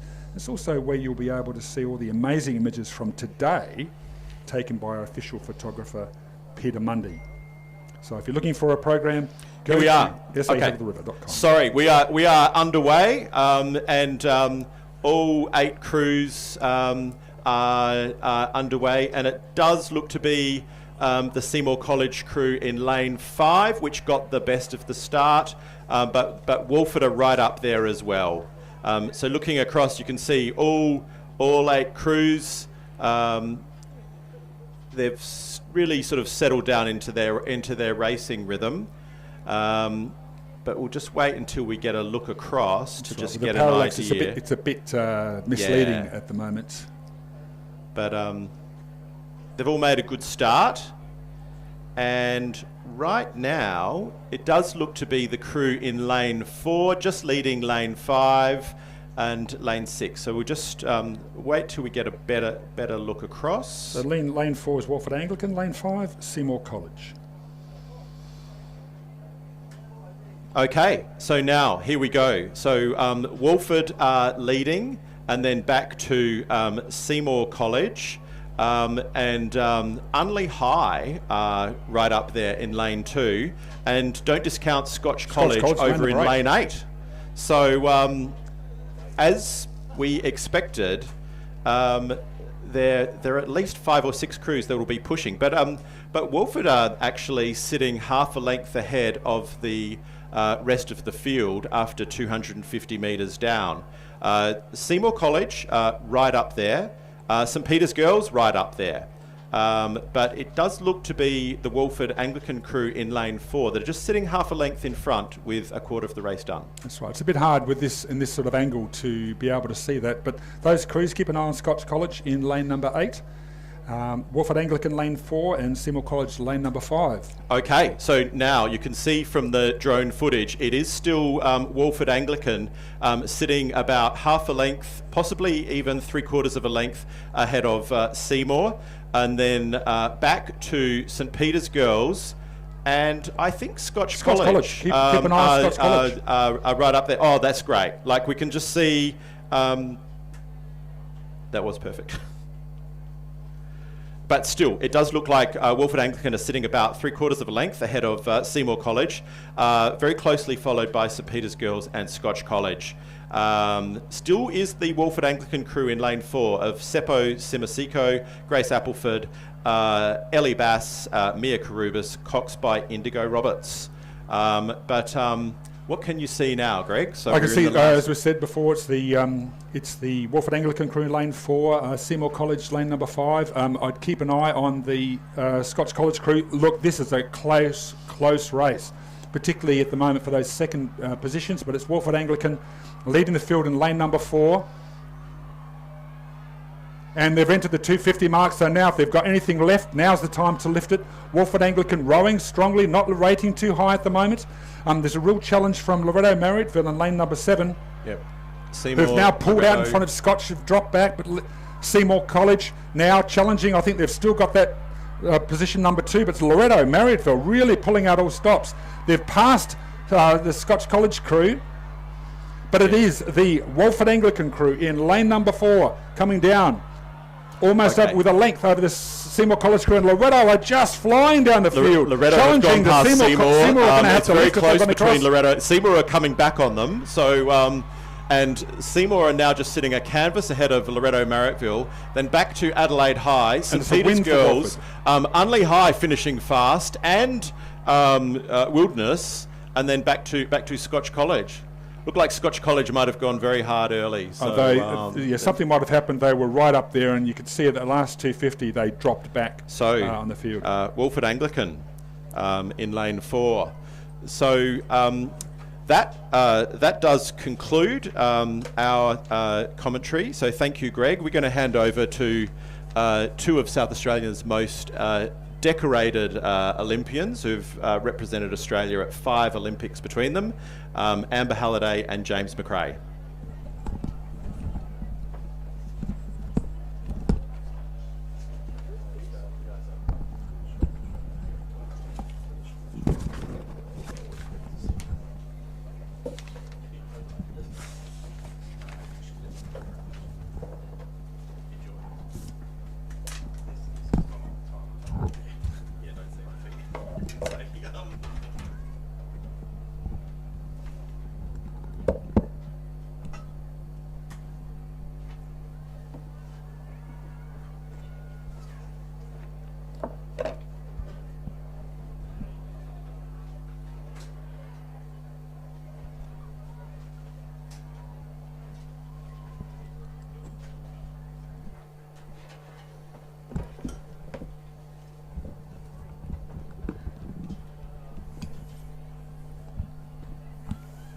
Well, hello, Head of the River 2026.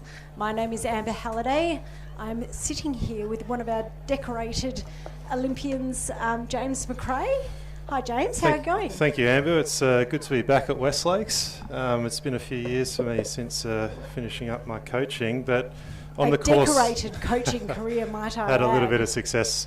But what we've got on the course now is a schoolboy year 9-10D Coxed quad scull. Not a good one for the bookies. I think St. Peter's are going to take this one out. They have the D, E, F and G crew, so a bit of a grudge match within the St. Peter's squad here for bragging rights. So Oh, you see, don't give away the ending, James.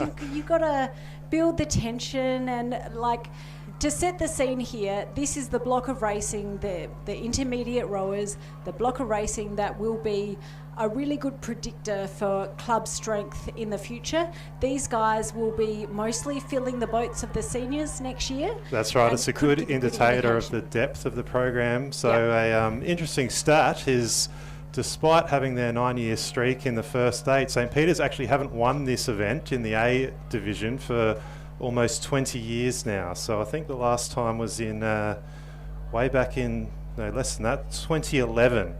So a lot of depth in the program. We'll see how they go in the top races, the A, B and C events after this one. But it does look like the St. Peter's D crew, as expected, is out in front. Some good vision there, showing these rowers probably not the most experienced in the at the regatta, but they're doing a good job to get down the course. We've increased the race distance for the year 10s to 1,500 metres. And all 4 crews here doing a good job of getting down the course. So in the D crew here, we have Logan Bishop, Darwin Wu, Jack Jamison, Seb Baggett and Eddie Powell Coxing. We've got Gethin Owen, Yuang Hansen, Kai, Charles Goldfinch, Charles Paul and Tom Goss in the E crew. We've got Bo Shan Nunn, Cooper Wagnitz, Bailey Nielsen, Bodie Nielsen, twins.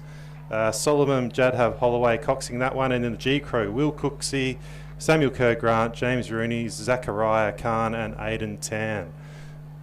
And so you've got a lot of inside knowledge of the St. Peter's rowing program and history, James, being a decorated first 8 coach there. For how many years were you there? I did 7 years with the first 8, 2017 to 2023, and I'm actually teaching at the school now, so I do have several of these boys in my science class, and they'll be heading straight home after this to study for their physics test on Tuesday.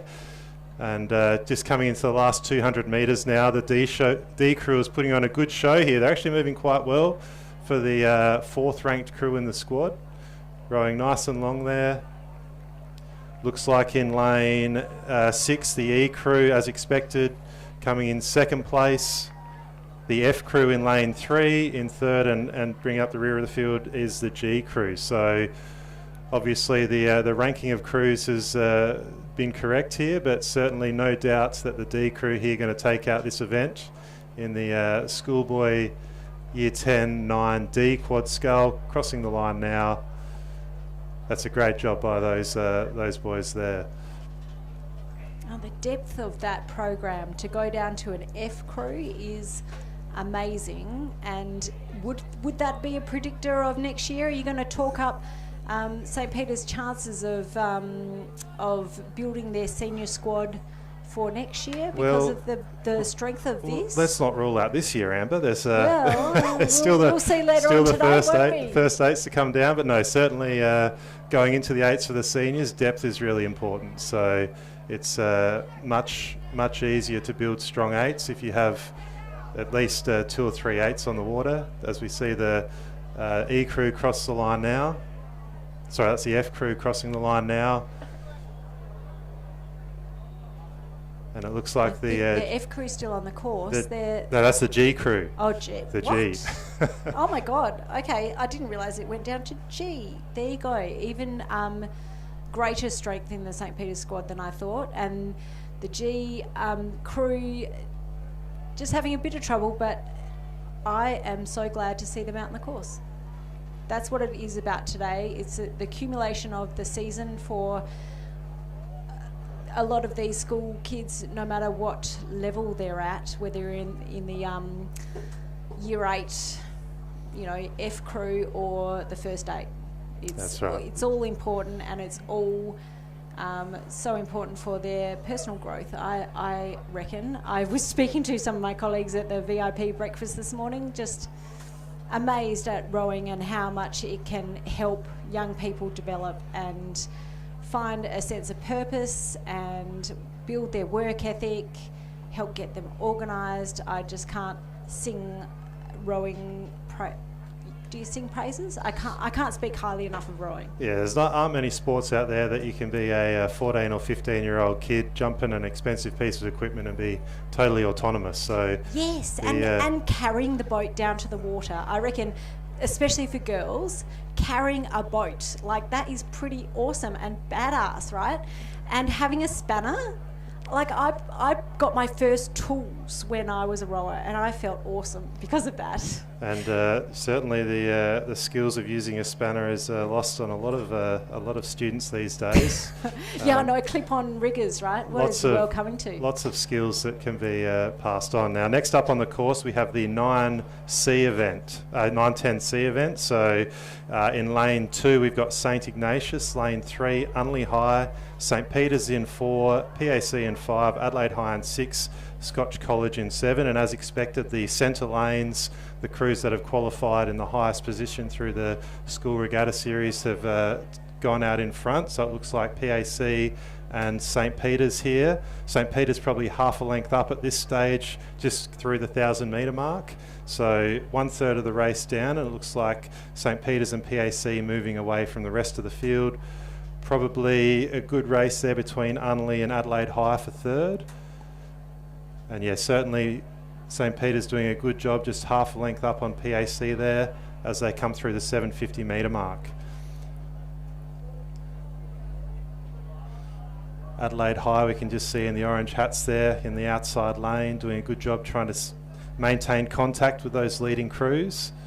But certainly at this stage, I'd say the St. Peter's crew in a strong position. PAC trying to chase them down here in these 1,500-metre races.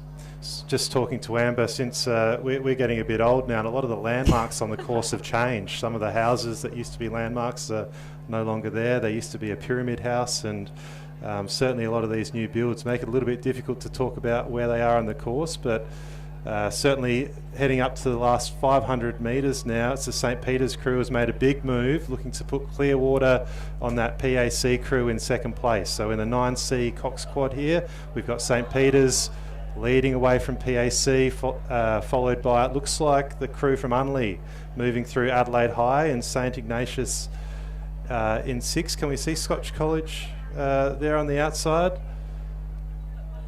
I can't see Scotch on the screen, so... But you say the landmarks have changed, James, but the most important one, the rocks at the 250. The rocks at the 250. Still there. The rocks are still there. The rocks are a big landmark, certainly a big call for most crews. 30 strokes to go. Probably a minute left for these quads, or a little bit under a minute, hopefully. But yeah, certainly the St. Peter's crew, we can see them coming down on the course now, moving away from PAC in 2nd, and it's going to be a race between that Unley High and Adelaide High crew for 3rd position. St. Ignatius doing a good job in lane 1, and it doesn't look like Scotch have made the start here in the 9C quad Scull. So certainly the crowd will be having an impact here. The crews will start to hear the cheers as they come past the rocks. A big moment for a lot of these athletes. Probably the biggest crowd they would have raced in front of in their careers. And definitely the St. Peter's crew here well in front now. And well in front, but it's still a really important segment here. It's where they are most highly fatigued and they just, one little mistake could ruin that that lead that they had built up in the first 1,000 metres, 12:50. So it's all about keeping it clean and just being calm. If you carry any extra tension coming into the last 250, the last 100, it could mean a catastrophic mistake. But it looks like this St. Peter's crew has it all in hand coming into the last 10, 15 strokes of the race, James? Yep, that's it. Logan Bishop, Dylan Wu, Jack Jamison, part of Mr. McRae's Year 10 science class. Seb Baggett, Eddie Powell doing a good job. Eddie's also in that class. So correlation or causation, I don't know, but it's definitely the St. Peter's crew here. Probably 3 lengths of clear water here. A great job in the 10C event. Crossing the line now. Good race for second between the PAC crew and Unley. PAC just holding probably 3/4 of a length coming up to the line. Unley doing their best. It's going to be about half a length to PAC in second, followed by Unley, and in 4th place Adelaide High in over the St. Ignatius crew. So that's the Year 10C Quad Scull. That PAC crew in second, Isaac Wood, Spencer Zerb, James Morgan, Hugo Grayland, Jasper Arnold Chamney, and coached by Eli Roberts, Jay Camood and Jack Miller. Coming across the line now, St. Ignatius. A good job there making up that C final.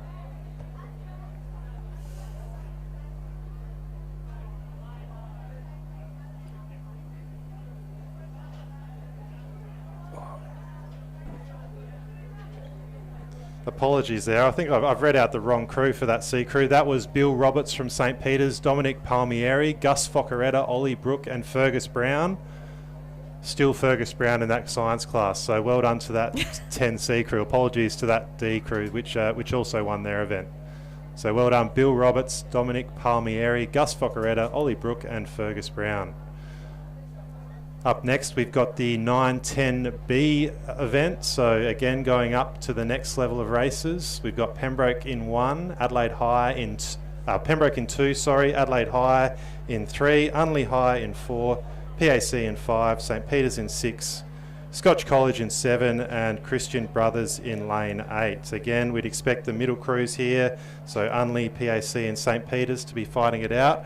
And it looks like the PAC crew in lane 5 there has gone out in front to probably a length lead. All crews looking pretty clean here. Yeah, I'm loving the blade work. The last few races, I found it hard to believe that they weren't A crews. They were pretty clean, striking it nicely, feathering and squaring up as you should. Really, really nice blade work.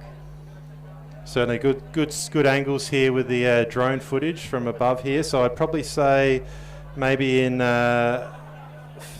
probably lane 2 there in second place, just sneaking up on the PAC crew. PAC trying to get clear water, but certainly the Unley, St. Peter's, Adelaide High and Scotch not letting them get away there.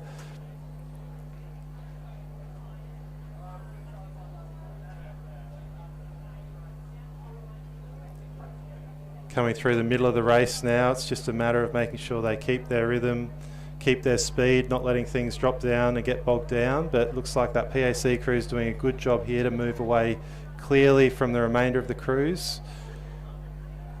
Again, it looks like we might be one crew short here. Probably the lane 2 Pembroke crew doesn't appear to be there. My program is showing Pembroke that has it's scratched this one. See, James, this is the problem with printing out the program as opposed to having a tablet like I do. I know, it saves the trees as well. Maybe you should lean over here and yeah, look so at the tablet Pembroke and get have scratched information. But certainly PAC out in front here. And again, this is going to be a really good race for the minor placings here. Certainly 4 crews in with a chance at the moment. That Scotch crew on the far side probably just dropping back a fraction. So leaving those Adelaide High, Unley and St. Peter's crews to fight it out. But no doubt about the leaders here. It's that PAC quad coming past the 500 metres mark now. We're talking about landmarks. The Lakes Hotel on the far side, 500 metres to go. That Lakes Hotel just went on forever though. Sometimes it was an early 500 to go, sometimes it's a late 500 to go, sometimes it felt like it was at 750 to go. But anyway, these crews are doing so well. I have this morning and leading up to these races, I'm so surprised and pleased how close they are. You could throw a blanket over most of these fields, James, and it's just been amazing. I'm loving the spirit. Yeah, certainly some good conditions today as well. Not much in terms of breeze, which is what we want. But certainly the PAC crew of Will Gibson, Robert Nan, Paul Gaganis, Reid Scott, Fred Martin, and coached by Jack Miller, clearly out in front now, and barring any shipwrecks, it looks like they're going to take out the C event, although that Unley crew is doing a good job on this side to try and keep contact there. St. Peter's on the far side, not out of it either, but certainly that PAC crew's done a good job through the middle to keep that lead. And certainly that last 250, it would be very difficult for those other crews to catch up to them here. So probably about 40 seconds to go on the race, no mistakes, hold their lead. Unley's doing all they can here. Looks like they've moved up on the Saints crew. They might be trying to get contact on this PAC crew coming into the last 150 metres here. So in Unley we have Taylor Benish, Sebastian Mork, Hudson Visser, Austin Palmer, coxed by Eddie Williams, coached by Misha Van Romello. But no, it looks like that PAC crew has held off those challenges, coming up to the line, and they're going to cross in front by approximately a length of clear water. St. Peter's College doing a good job to hold that third position. Really good race here for 4th and 5th between Scotch and Adelaide High. It looks like Adelaide High are going to just get over Scotch here, but no doubt in the winners there. PAC across the line first, Unley in second, St. Peter's in third, Adelaide High will cross in fourth, followed by Scotch, and that is the 9B Coxed Quad Scull. So well done to PAC there and their coach Jack Miller.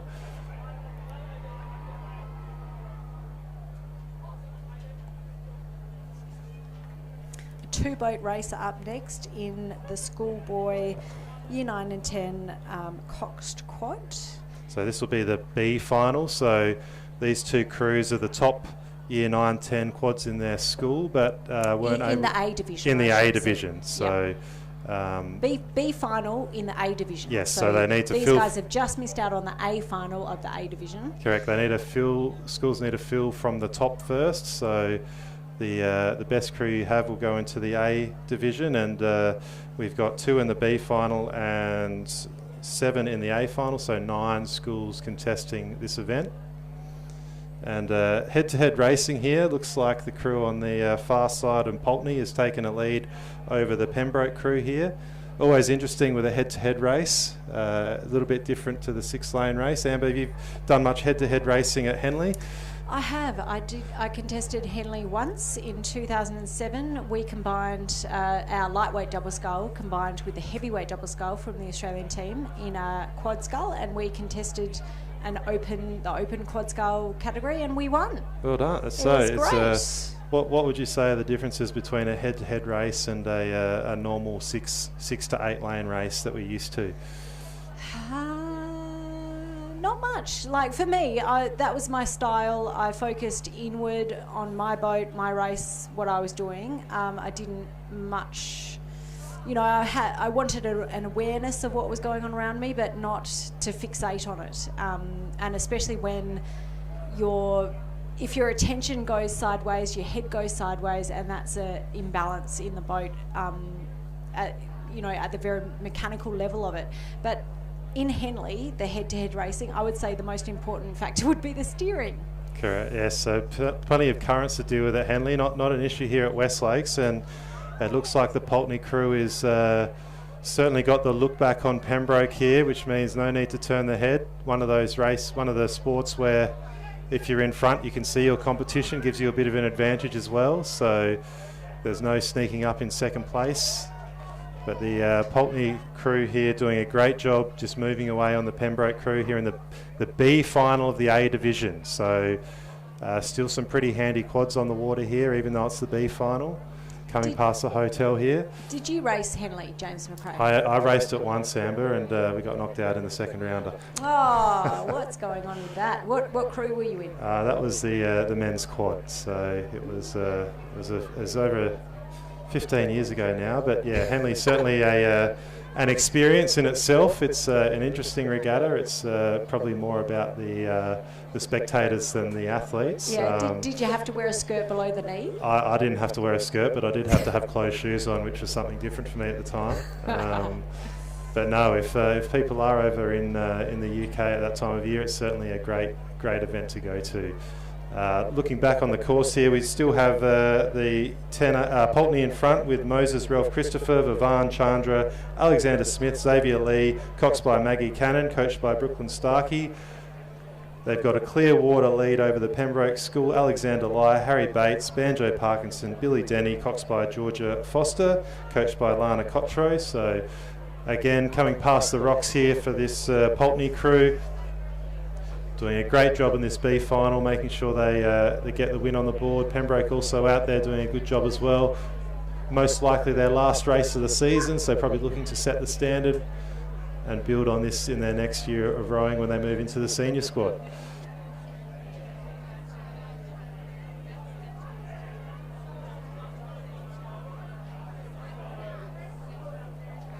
I'm liking the sit back on this crew, this Pulteney crew. They're being patient at the finish, and they're getting the full length of their stroke. I mean, it just takes a centimetre every stroke, but times that by 220 strokes over a race, and a centimetre per stroke can make a huge difference at the finish. And just Pulteney crossing the line there, probably 5 lengths in front of the Pembroke crew, still doing a good job to finish off their race.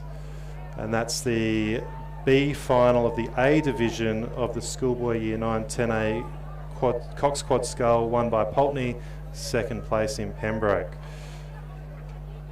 Now we've got the big show coming up, the A final of the 9-10 Cox Quads. So this is the top ranked crews from the season. They've qualified to be in this final through the school regattas over the year.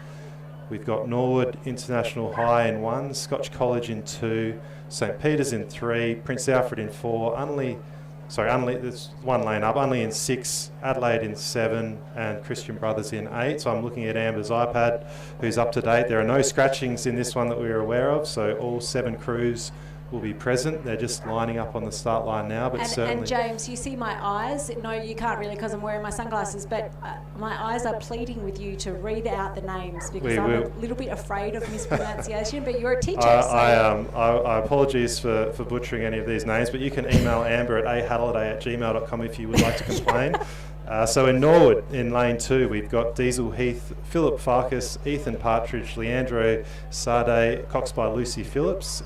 For Scotch, we've got Noah Kennedy, Billy Finlayson, Jasper Bradley, Hugh Ellis, coxed by Lilla Meals. St Peter's, we've got Tom Baker Evans, Madge Slaird, Will Miller, Hugh Hall Craggs, Will Harper is the coxswain for that one. PAC, Lachlan Logan, Campbell Brown, Jack Amber, Fred Ashby, Noah Burton Howard, coached by coxed by Noah, coached by Jack Miller. Unley, we've got Finn Torak, strong name Finn, Roman Moiseev, Martin Dubeef, Charlie Ross, Eliza Scholes, coached by Olivia Sanchez. William Kelly in Adelaide High, Jonathan Frank, Kobe Keane, Andreas Blafari, Matthias Mamu, coached by Noah Buxton. And finally in lane 8, Christian Brothers College, Eric Shiung, Xavier Centofanti, Harsamran Gill, Samuel Diaso and Luke Bullock. And it looks like we've got a start and no, we're still lining up in that event now. But that was very well done. I thought you went through, you see, you switched from my tablet that only had the first initial to your program, and I was there thinking, oh my God, you know all the boys in this race. I know all I don't know all the names. But the first names are in the program, so well done. Thank you very much. I'm very grateful. No worries, Amber. So certainly something that might be missed for those on the bank is these junior events actually do not have a held start. So the 2,000 metre events in the seniors, there is a pontoon and there are boat holders on the fingers of the pontoon which need to hold the 8s and the 4s, which are coming down later this afternoon. The intermediate crews and the junior crews actually have a non-held start. So the umpires need to do a good job of making their lined up correctly. Obviously, starting behind or starting in front would be quite unfair, so making sure they take their time here to get it right. We still have 60 seconds before the scheduled start, so we're right on schedule here. We can see we just had a start there, we're off. So As we expect the probably centre crews to move out here, we've got St Peter's, PAC and Unley in the middle lanes here. And I'd probably say maybe that PAC crew's had the best start of the field. Not bad by Adelaide High on the far side, getting out well as well. But you're not going to win the race in the first 10 strokes, are you, Jimmy? That's right, Amber. It's a 1,500 metre race, and whoever has the highest average speed will cross the line first. Thank you for that, physics teacher. Yes, so the Year 10s in this crew, I don't think any of them are in my class, so they can relax about the test on Tuesday, but certainly PAC out in front here. They did a good job winning that B category as well in the B event, so generally if your B crew's winning, your A crew's going to be pretty handy as well. Same with the 8s. The second 8 winning is probably the best indication of how good the first 8 is. But after the first few 100 metres here, they're just coming past the first beach on their right hand side, moving up to the 1,000 metre mark, and it's definitely PAC moving out in front there, and as we'd expect, the crews on either side of them forming that V shape we'd expect if the fastest crews are in the middle. So PAC on their right, they've got St Peter's College, and on their left, Unley High, pushing them down the course. And almost a perfect V shape down the course chevron, here. Isn't it? Yeah, chevron's a fancy. Is that the right word? Chevron. I believe so. Chevron? I don't know. Yeah, you say it with enough confidence, and people believe you, James. Email Amber if it's not correct. But no, certainly a good shot there. We've got the 7 crews, nice symmetry there with PAC out in front, and 3 crews to either of their side there. But certainly PAC looking to break contact with the St Peter's and the Unley crews here, as they move probably through getting close to the 750 here to the halfway point in the race. But it looks like that PAC crew, coached by Jack Miller. Looks like Jack was doing the. No, I think they're only at the Roman House, which which is one of our landmarks from our days, 1,000 metre mark. Oh, I've jumped ahead here. We're only 1,000 metres here. Days in this. Sorry, boys, if you can hear me on the water. You got ages to go. But it looks like. Looks like Jack Miller from PAC coached the Bs and the A, so he might get the double win here if that PACA crew can hold their form here. But certainly the St Peter's crew not letting them have it all their way. Looks like they're holding contact here. I reckon they're getting pretty close to the 750 now. So. Again, PAC out in front on their right-hand side, so closest to the crowd side of the course is the St Peter's crew, looking to hold on to them. And is this Unley? It looks like Unley are on there. I'm loving this rhythm. It's so solid. It's like the beat of a drum. I love it. Unley have had some success in this event over the years, so I'm just looking at my result sheet here, and Unley High School won this in 2016. So look at you! You've studied for this, Amber Pembroke won it in 2017. So if we think to the boys' 8s, there's not many years that it's not a PAC or St Peter's victory, but certainly in the quads where numbers aren't as important, some of the smaller programs, I'd call Unley a mid-sized program now. They've done a good job of recruiting this year, but certainly there's the quads, there's a bit more variability in who wins. Well, look, you're a physics teacher, right? I'm a psychological scientist, doctor of psychology, and my interesting analysis would be how many of the inter-A crews predict the result of the seniors the next year. Well, as I said, can somebody do that analysis for me? The analysis is done, Amber. The St Peter's haven't won this event in over a decade, so this will be a big win if the St Peter's crew can get up here. If we're considering this event a predictor for the next year's seniors' results, but it does look like high stakes. It does look like PAC are holding their lead here over the St Peter's crew. So Unley just staying there, but St Peter's are right up it here. It's could be a tight finish as they come into the line. Last 250 metres here. This could be the best race of this event. It looks like the St Peter's crew are starting to move on the PAC crew. 250 metres to go, ladies and gentlemen. Out on the course now in the A event. Looks like St Peter's are stepping through now. What a finish by St Peter's. PAC are trying to hold them off. 200 metres to go. I'd say St Peter's have the momentum here. What's going to happen at the line? Excellent race here for the A final of the Year 9-10 Quad Scull. St Peter's and PAC neck and neck. It looks like St Peter's have the momentum, but are PAC going to be able to go back at them? PAC had the lead for the first 1250 metres. Coming up to the line though, it's the St Peter's crew, a canvas in front of PAC, and it's St Peter's. 1 length of the line. What a race by that St. Peter's crew to go through in that last 400 metres. Excellent job there. That is the St. Peter's 910A crew taking out the Schoolboy 910A quad. That's Tom Baker Evans, Madge Sleat, Will Miller, Hugh Hill Craigs, Will Harper. What a race there. Only coming in 3rd and 4th place. Tight between Scotch and Adelaide High. I'd say I'd let that go down to the photo finish there. Scotch and Adelaide High very close.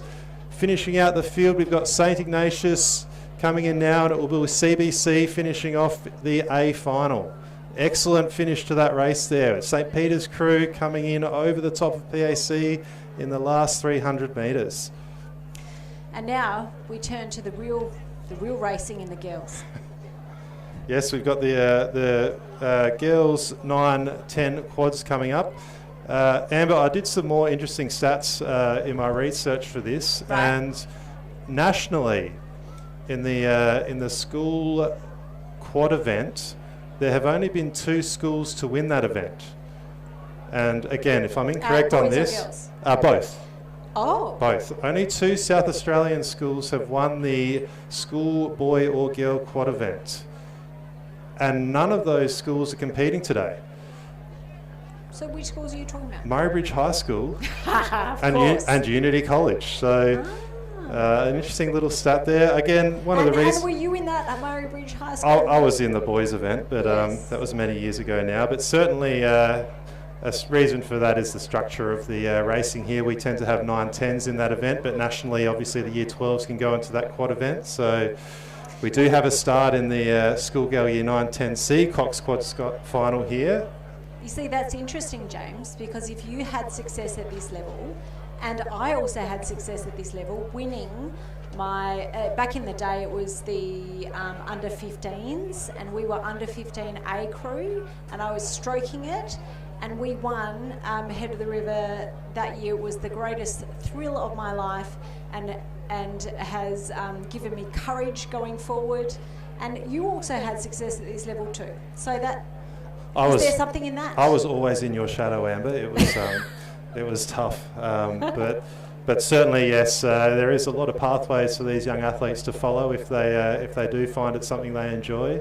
And yeah, certainly plenty of scope to travel the country, not just at school, but if they follow that pathway afterwards. But we've got the schoolgirl 9-10C event coming down now. St. Ignatius in 3, Seymour in 4, Loretto Marriotteville in 5, and St. Peter's girls in 6. And it looks like the crew from Loretto Marriotteville out in front here, Amber. And then I'd say pretty tight between the Seymour, St. Ignatius and St. Peter's girls crew. So that's Emily Park, Harriet Fleer, Gemma Lorna, Marnie Sherwell, Amelia Orkin, coached by Amy McLaughlin and Dario Sportelli. Dario doing a good job with that Loretto crew there. Now it's I say relatively new program. I think they started in the mid-2000s, Loretto. I'll again, if that's wrong. Everything seems new to us old folk. The 2006 is a long time ago now, I guess. So that's a 20-year program now. But obviously, compared to some of the Adelaide Highs and the PACs and the St. Peters, who are 100 years ahead of the river a couple of years ago, it's relatively new. But certainly that Loretto Marriotteville crew doing a good job here in the C final.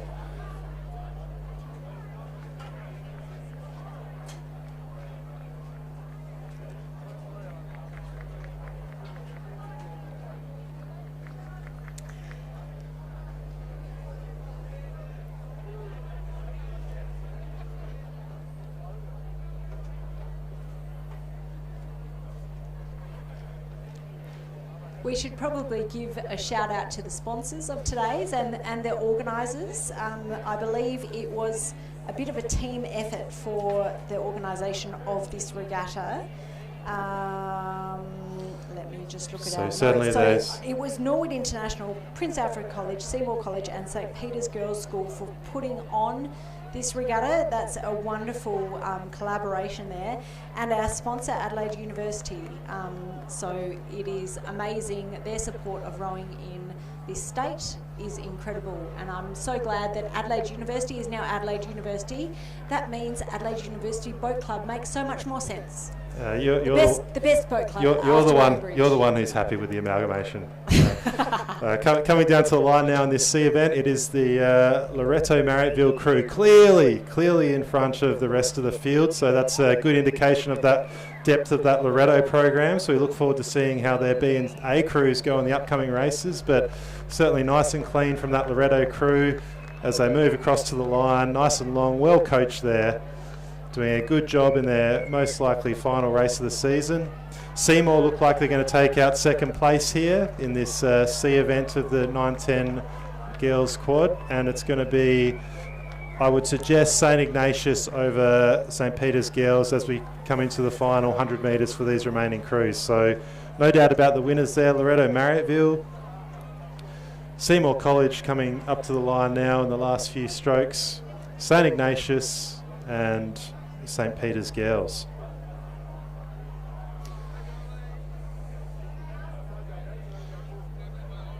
The 10A event of this program is sponsored by Sykes Racing. So an Australian boat builder, you'll see many of the boats around the place are actually branded as Sykes. So one of the few manufacturing companies remaining in Australia these days that hasn't gone totally offshore. So Scull's looking to invest in new equipment without paying the hefty import price tag. Sykes is a great option and certainly has been successful on an international level. Yeah, I've won a World Championships in a Sykes. As you do. Certainly the men's pair 2004 and 8 I think were in Sykes as well. I think yeah. We'll fact check me, email Amber if that's incorrect. But no, certainly very good boats and sponsoring this race. So very happy about Sykes, based in Geelong in Victoria. So a short drive down the freeway to pick up your boats, or you might even be able to get them delivered. So the next race we have on the program, the B event of the schoolgirl Coxed Quad Scull. So straight into the A final here. We've got Unley in 2, Scotch in 3, Loreto in 4, Walford in 5, St Peter's Girls in 6, Seymour College in 7, Wilderness in 8. And a bit of an interesting one here. We've got the crew on the far side, or second in from the far side, Seymour are out in front. Now usually we expect those centre crews. So Seymour having an excellent race here, or may not have qualified as high as they could have, but certainly suggests that Seymour crew is half a length up, probably on the St Peter's Girls. And Walford Anglican School probably in second there. So certainly going to be an interesting race here to see if those centre crews in Walford, Loreto and St Peter's Girls can get back up to Seymour. Seymour coached by Victoria Binns. So a very successful rower herself, dabbled in lightweight and the heavyweight category. I believe she's also in the state team this year. So Victoria done a very good job to coach this crew. Currently out in front in one of the outside lanes.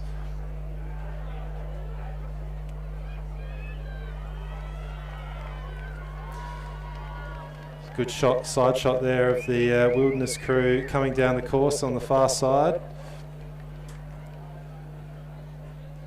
It just looks like those centre lanes are starting to move on Seymour now. So that would be the Walford crew starting to move out in front.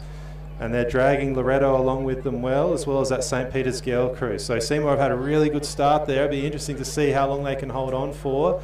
They're through the 1,000 metre mark, coming up to the 750. And you can see in that previous shot the crowd is starting to build on the beach of the West Lakes course here. Yeah, almost moving into the senior events, but I would say this is going to be a pretty good race as we come up to the line. Looks like Seymour are still holding on to their lead here, but I wouldn't put 5 crews are still within the striking distance of the win here. So that Seymour crews had the best start, but are Walford going to be able to chase them down? Still looks like Seymour just out in front as they come past the hotel with 500 metres to go, but right next to them the St Peter's Girls, Walford, aren't letting them get away with it. I'd say even the St Peter's Girls are starting to have a good little patch here to start moving up on that Seymour crew. Seymour probably just holding that half a length lead. Right on that second far lane on the far side, it's still Seymour. But again, Walford and St Peter's Girls are right in it. I think it looks closer than what you're saying, James? Almost neck and neck, sometimes deceptive with the angle. The drone shot gives you probably the best idea, but certainly I would say Seymour just holding a half a length. But I would expect that Walford crew and the St. Peter's Girls crew to start moving in this last 500. They'll hear the crowd as they come up to the rocks. And it's going to be a great finish in this race. So Seymour, St. Peter's Girls and Walford, neck and neck. Looks like that St. Peter's Girls crew starting to move. Have Seymour left enough in the tank to finish off? They've put it out here from that outside lane. They're still in the race, but it does look like that St. Peter's Girls and Walford are starting to move. This is where the crews need to take up the rating and not make mistakes. Rate as high as you can without making mistakes. I reckon from here, the St. Peter's Girls crew is moving the best here, but Walford are going with them as well. Really tight finish here. We got St. Peter's Girls, Walford chasing them, Seymour trying to hold on, Scotch on the inside is still there. We've got Loretto Marriotteville just out the length down as well, but it looks like St. Peter's Girls are probably up by half a length. Walford are moving on them. It's going to come down to the last 150 metres here, but St. Peter's Girls probably half a length up on Walford. Seymour are desperately trying to hold on to that lead they had in the first part of the race, but St. Peter's Girls have half a length. Can they hold it to the line? Seymour trying to move. Walford are trying to go with them, but it looks like St. Peter's Girls have the stamina here, holding their form, holding their length. Doing a really good job under pressure here. Crowd's doing a good job to get them to the line. We've got overlap between Loretto and St. Peter's Girls, but coming up to the line, St. Peter's Girls crossing in first. Excellent race. Then Seymour, Walford, Loretto and Scotch finishing up there. It'll be Wilderness in 6th, and it looks like, or be close to 6th and 7th between Wilderness and Unley High coming to the line here. Looks like it's just going to be Unley High to get over Wilderness as they come up to the line. So excellent race there. What was that, the first 5 crews or the I first reckon 6 the crews first overlapping? first 5 crews within a couple of lengths of one another. Yeah, but it was excellent race there by St. Peter's Girls. We've got Emily Bowes, Matilda Birmingham, Matilda Davidson, Layla Dodd, Lois Burton Howard. Coaches Carolyn McNally, Brinley Millward and Pearl Richards. So excellent race there in the B event. Next up, we've got the Schoolgirl Year 9-10 Coxed Quad A Crew B Final, sponsored by Sykes, our wonderful Australian boat manufacturer. And they're already upon us. They're already at the lakes. If Amber Halliday was in these crews, she would be getting ready to count down if she wasn't already counting down the strokes to the finish line, just so I knew exactly where I was. How many strokes in a race, Amber? Well, I never counted the whole race. I would count it down. I would count from the 1,000 in really hard 10 races. at a time? No. It's got to be the full amount. Oh, really? Yeah. But most of the time I'd count down 60 from the 500. Yeah, okay. I used to just do 7 strokes at a time until I heard a beep.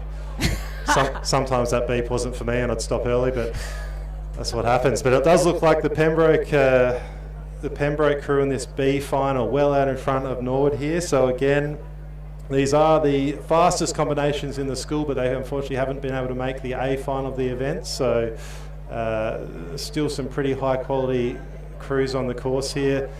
But it looks like, yeah, certainly no doubt about the winners here. The Pembroke crew of Olivia Black, Livia Gluyas, Olive Parkinson, Beatrice Liu and Dora Rossi Fidel, coached by Sky Mumford. And in that Norwood crew, Angie He, Jenny Trin, Lila Binky, Annabelle New, Lucia Reid. As we look down the course, we see a couple of the senior 8s starting to warm up, so not too long until we start to see some of the 8s and the 4s out on the course.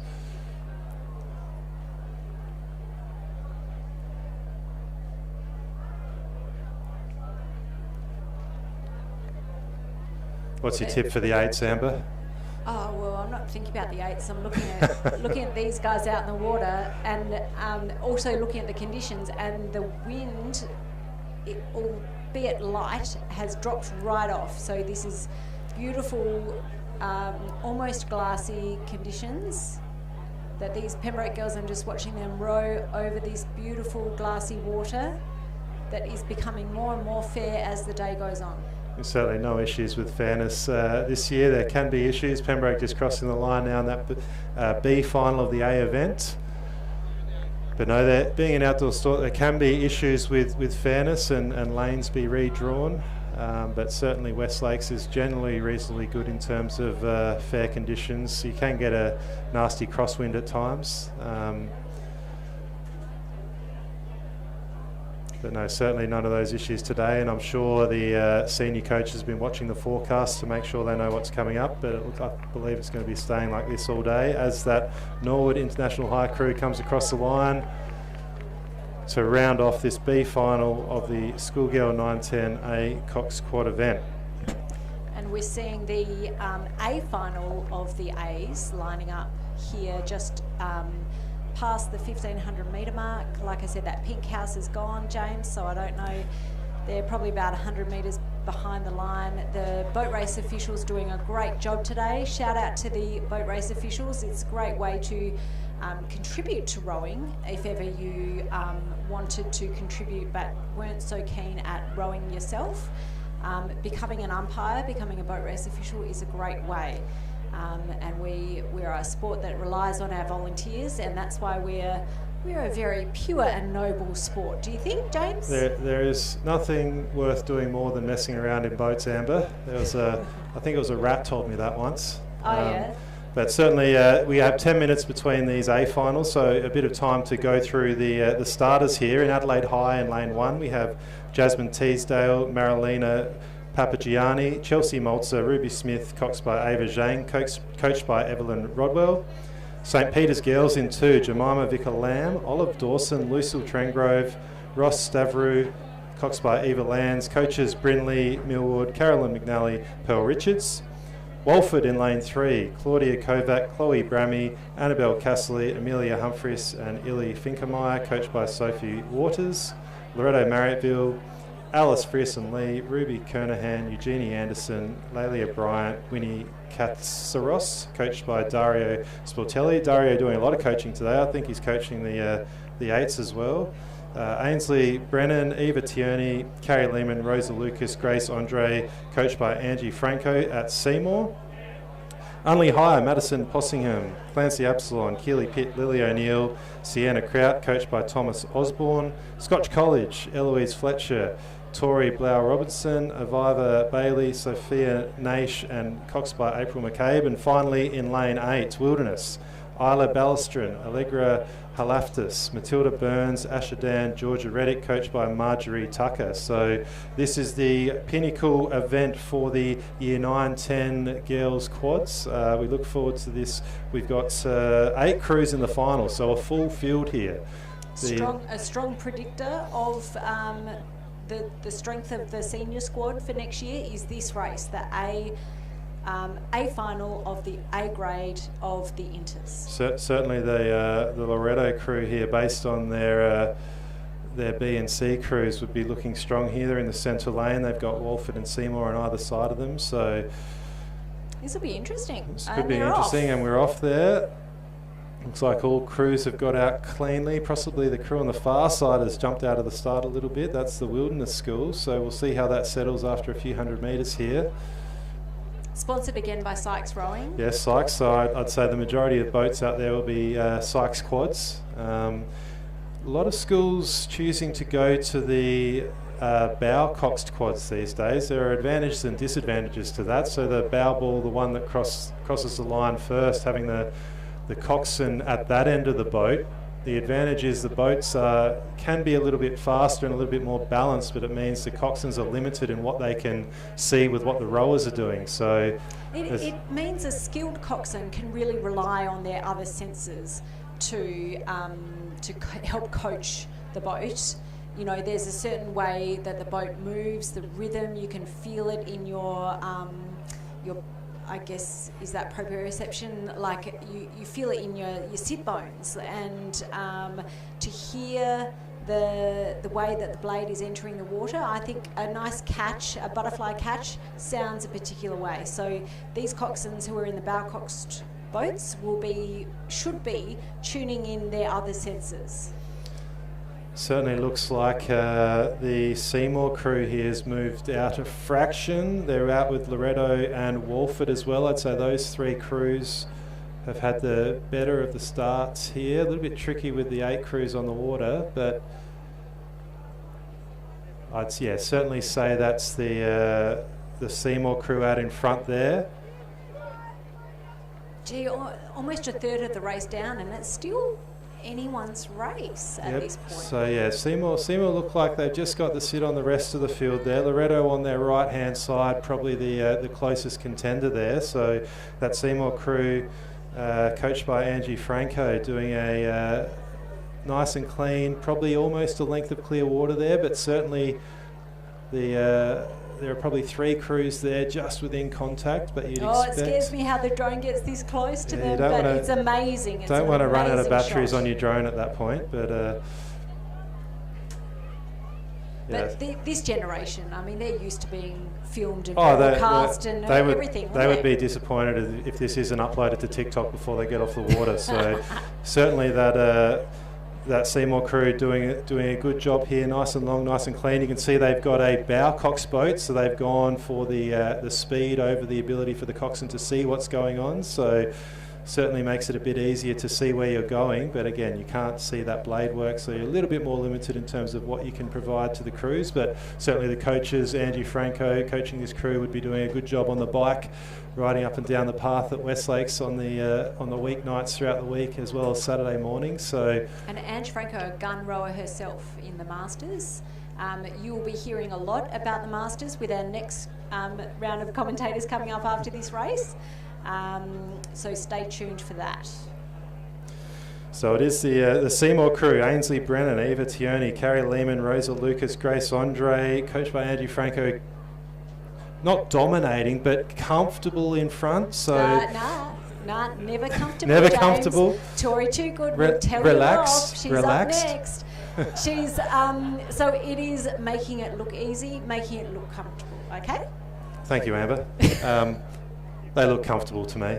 So they do look comfortable. The Seymour girls are not panicked. Is in front of this race. Correct. But Walford and Loretto and Unley are trying to do their best to add some panic into that. But we've got that nice chevron shape again coming into the last probably 400 metres here. They're making their way past the hotel. When they get to the rocks, they'll be able to hear their peers on the bank. I know a lot of schools have been practicing their chants for today. And the crowd really is building now. We're seeing much less sand and a lot more people. Flags are out, and I'm getting excited for the senior racing coming up. But we're on the course is the A final of the A Inter Girls. And it's still that Seymour College crew out in front. Looks like Unley is starting to move up through the field on Seymour's right there. They've got Loretto Marriotteville in the darker coloured zooties. But certainly the Seymour crew look like they are out in front. They've got everything under control. They are definitely not relaxed. They are under control, rowing long. The last 200 metres here, probably 40 seconds to go on the race. They've got clear water on that Loretto crew and that Unley crew. Looks like the Scotch and Walford crews out there as well. St Peter's, Wildy on the far side. Certainly Adelaide High and St Peter's girls still finishing off strongly, but no doubt about the leaders here at Seymour College, just over that Unley crew. Loretto, it's a race for second here, I think. The Seymour have probably done enough. They've got clear water with about 70 metres to go, but Loretto and Unley, it's neck and neck. Probably Loretto is starting to move on top of Unley here, but Seymour is still out in front.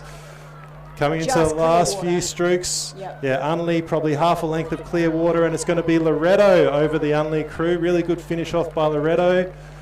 Fourth place, it's going to be the crew from Walford.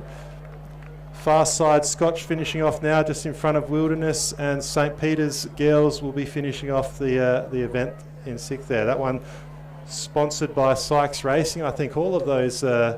I didn't see any Filippi's out there, but I think the majority of those boats would have been Sykes branded boats. Obviously doing a good job supplying the school market here.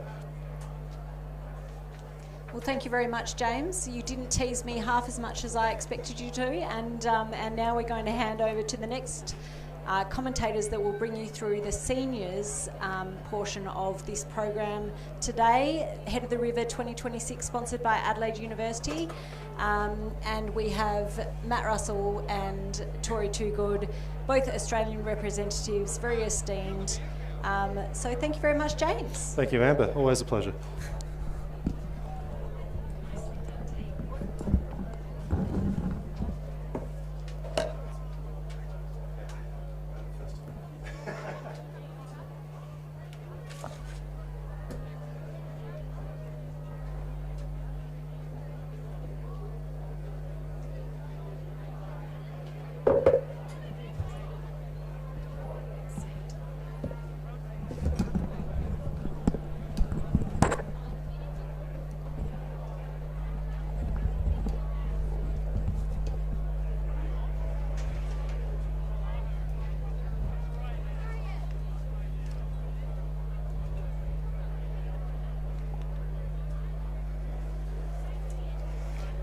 Welcome, Matt. How are you today? Good, thanks, Tori. Well, it's fantastic to be here. This is my first foray into commentating at Welcome. Head of the River. So yeah, Actually, really it's my pleased. first gig as well. I haven't had a Head of the River gig before, You've so done very a few- excited to be up you've here. Done a few of these before, though. Like as far as I've done a fair bit of regattas across the commentating season. and, Yeah. and state champs, but it's really great to be here for Head of the River to see these crowds on this absolutely sterling West Lakes day. Well, Isn't it's this a- what we love the most It is a about cracker. a West Lakes regatta? The sun, this awesome rowing conditions. I tell you, these people in the eastern states, they tend to be pretty dismissive of this course. Oh, But 100%. It's hard to get past this course, actually. Yeah, look, when it's amazing here, it can be one of the best courses in the world. I think Yeah. there's no doubt about that. I think we reflect back on last year, look, just those terrible conditions with the 40 degrees and the head breeze. So I think this is just a wonder. I think this is actually probably the best conditions we've actually had all season that I can remember. So They it's, probably are. yeah, we're very, very lucky today. And we're starting to see some of the eights hitting the water. We've got the schoolboy third eight in the starters' hands at the moment. And looks like they're still just lining up, straightening up. So we've got three crews today in the schoolboy third eight. Lane 4, we've got PAC, Lucas Fusco, Oliver Priestley, Sean Thacker, Sam Bryson, Lachlan Murphy, Eddie Sharp, Harrison Gibson, Tom Whittle and Madden Croft in the Coxed seat. For St Peter's College in lane 5, we've got Sam Humble, Jackson Cleanthus, Archer Paps Burford, Lachlan Brown, Jacob Phipps, Alex Mulger, Bailey Burrows, Nazareth Bucky and Dylan Kildare Coxing, coached by Josh Myers. And then finally for... Yeah, we've got Scotch College, Avanish Dasputa Klein, Jock McTaggart, Toby Germain, Charlie McDonald, Harper Manning, Noah Leach, Eric Pistonik, Aidan Murray, and the Cox is Sophia Curry. Looks like they're still just lining up down there. Big day for these boys, peak of the season. Yeah, what do you think they're thinking right now? Like what's the mindset as they're just about to get into the start? Gosh, I love being in the starters' hands. Why's that? It's it's anxious, but it's also that feeling of being raring to go, that the season has been building to this moment. All of those early mornings, all of those tough erg sessions, all of those tough water sessions. Today is the day. These lads are probably not going to nationals. Yep. And so this is it for the season, and just that anticipation where you're just feeling quite wired. Yeah, look, Must and have I those think too. springs. Yeah, I think too. It's just the feeling where you've had all the noise down this end of the course, and then you get down there and it's so quiet. It is. And it gives you that yes. time just to think and go internal, and obviously listen to what your coxswain's saying. This is your chance to shine. Absolutely, and it looks like they have started. I love the start of an eights race. It's so noisy. There is the coxswains yelling, there's the noise of the seats rushing up and down the boat, and it all echoes from the boats, and then there's the oars splashing, that echoing sound, and it just feels, it's a little bit frantic. But It is, gee yeah. whiz, it's exhilarating. 100%. So look, they're certainly into their start phase here. What do you think the Coxons will be talking to their crew about now, just trying to reinforce the race plan? I reckon that this first bit, it's all about clean and sharp and quick for the first couple of strokes, and then often there's a bit of an overrate. There's a real sprint out of the start, and by about now, 20 strokes or so in, there'll be a call to lengthen, to find that race rhythm, a pace that feels a lot more sustainable.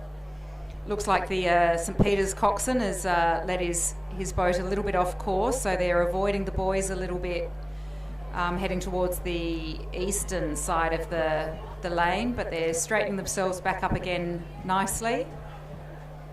But that certainly has it has cost them a couple of seats by the looks of things, coming off course like that, whereas the Scotch crew in lane 6 and the PAC crew in lane 4 are straight right down the middle of their lane. Yeah, it certainly looks between the Scotch and the PAC crew at the moment, just starting to get that little edge out the lead there. But what I've been impressed with all day, and looking at this drone shot here, just how efficient and how well coached these crews It is are. extraordinary, Yeah. the amount of acceleration that these kids have been generating is just so impressive. They've been taught to row well. Yeah, a credit to the school programs here in South Australia. A lot of these boys, particularly in the schoolboy third, they will be in contention in the next, maybe year or two to potentially in the first and seconds crew. So today's really a good opportunity for them to test their racecraft, see where they're at, and then springboard into next season. So exciting times. Yeah, a development boat for most schools. We can see here now the PAC crew, they're coming towards the 1,000-metre mark, the halfway point, and the PAC crew seem to be a bit more confidently in the front now. But all three boats, they're rowing nice and long. Some good acceleration. But you can see the difference there, can't you, between the PAC's acceleration through the drive compared to the Scotch crew. The PAC boys just seem to have a little bit more grunt on the handle at the And I moment. think that they've also got a couple of points of rating on the Saints crew there too. So just keeping the boat tapping along. They probably would have planned today for more tail conditions. So I think the race plan may have been just to tap it along, but certainly bringing that in now as they come through just over the 1,000-metre mark. So that higher rating means that they're getting a couple of extra strokes in per minute, and obviously the boat is only going to be accelerating when we're getting the oar in the water and pulling the boat past that oar. So getting a couple of extra strokes in per minute by having the rating up a point or two just allows for more acceleration time. Interesting here, Tori, just looking at PAC, it looked like they were actually going to step away from Saints. Saints are actually still keeping in contact, which is really are. very impressive. So the Coxswain would be giving them a lot of belief through this coming into the last 750, just keeping in contact. So it's super impressive from both these crews. Yeah, I'd like to think the Coxswain in that Saints boat is doing a lot of letting the boys know that the boats are overlapping, that at the moment the bowman or the lad in 2 seat are about level with the Coxswain, but it means that the boys in the bottom half of the boat, seats 5, 6, 7, 8, they can't see that PAC crew because of course we go backwards as rowers. And they should be keeping their focus completely in the boat, and that Coxswain is their eyes and ears and letting them know that they're actually gaining at the moment, aren't they? Well, they are, and it's interesting, they're actually just on that buoy line there too, so hopefully they just don't get caught on one of those white buoys, and the crew is staying really internal and not getting actually sidetracked from that. But yeah, look, this is super impressive. Certainly as an athlete, that is really distracting, isn't it? Yeah. If the Coxswain has got you onto the buoys and you are worried that you're going to hook one, that it will be you that gets the crab, you can't control it, you can't see it before it happens.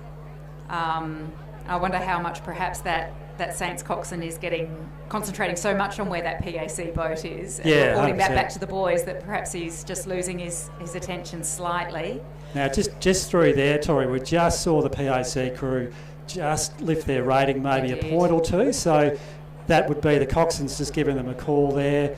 looking about 250, 300 metres to go. Yeah, So just about at the rocks here. Yep. So they would be looking at their last push through to the finish. Oh, I'll tell you look what, at this that. floor, this is... That Saints crew have really come back.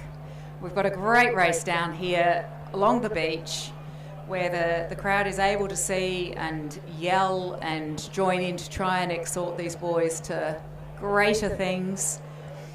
PAC have had it from the start, but gosh, there is a battle here in this last 15 to 20 strokes.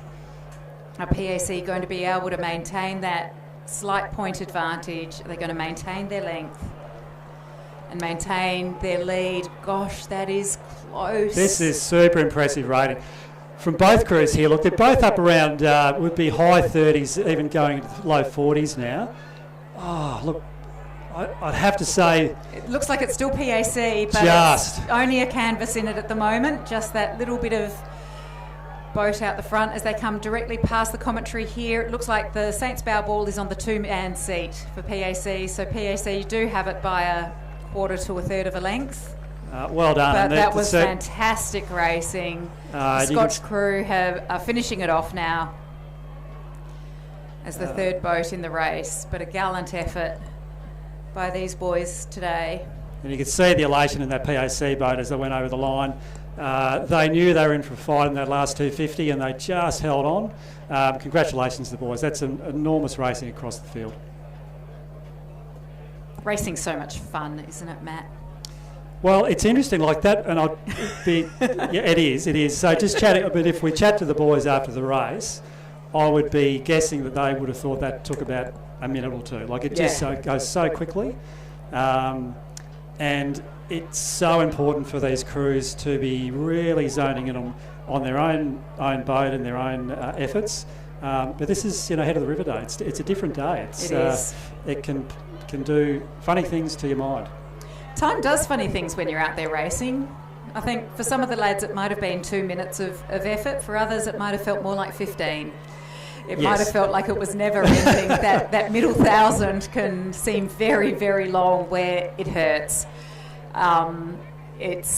You're having to keep focusing on the technique, on the drive, on the recovery, keep the shoulders relaxed, keep breathing, knowing that there's still a fairly long way to go. Schoolboys second four are on the water at the moment. Once again, it's PAC and Saints. Lane 4, we've got the PAC crew of Henry Reid, James Morgan, Hugo Grayling, Joshua Fleming and Declan Murphy in the Coxed seat. And St Peters, we've got Angus Island, Evan Lamb, Franco Quaney, Jeff Goo, Charlie Angus, and coached by Tom Beresford. Interesting, I was listening to James and Amber talking about head-to-head racing before. So this is one of those few races today that it's a very different type of style of racing, similar to what you would see at Henley, Royal Henley over in England, coming up midway through the year this year. Yes, it will be. June event for Henley.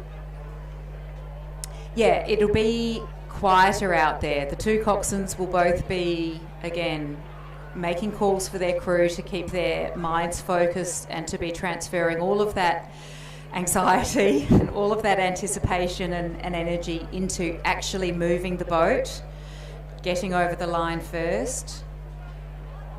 James and Amber were talking about some of the differences between these bow coxed boats compared to where we have the coxswain at the stern, where they're able to see the crew and provide a certain amount of coaching in the boat. With the bow coxed, it has to be a very skilled coxswain to be able to make technical calls that are relevant to the boys. But you can feel a lot. You can feel how the boat is responding, and you can get a sense of which seat is causing that particular movement along the way. 100%, yeah.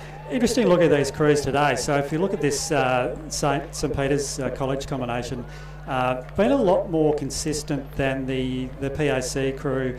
I know that James Morgan, he's been racing in the third 8 this year. He's done a bit of racing in that. Hugo, actually, interesting enough, has also raced in an under-17 quad back in the March Regatta, early March Regatta. So this would suggest that the Saints crew here, probably just with that slightly more combination across the season suggests that that's it just pushing away here. But still keeping the rating up. We've got about 750 metres to go. They'd still be thinking they're going to win this race, but still going hard. Looking at breathing up here. It's still a long way to go. Absolutely. That would have to be one of my favourite calls, to sit up and breathe up. Yep. Just remind to row tall. As you get tired, it's very easy to feel like you're slumping down a little bit in the boat, that you're just rowing shorter in height rather than in length in the water. But to sit up, create a bit of space to breathe. And particularly early in the race, where your mind's going crazy and you've got a million and one things you're thinking about. Yeah. These athletes today would have been probably going through this race in their mind maybe 10, 15, 30 times in the last week. Yes. It's a really intense week leading in. So the crews that certainly can stay internal, know what they've got to do, and just go out and execute are the ones that usually will have success.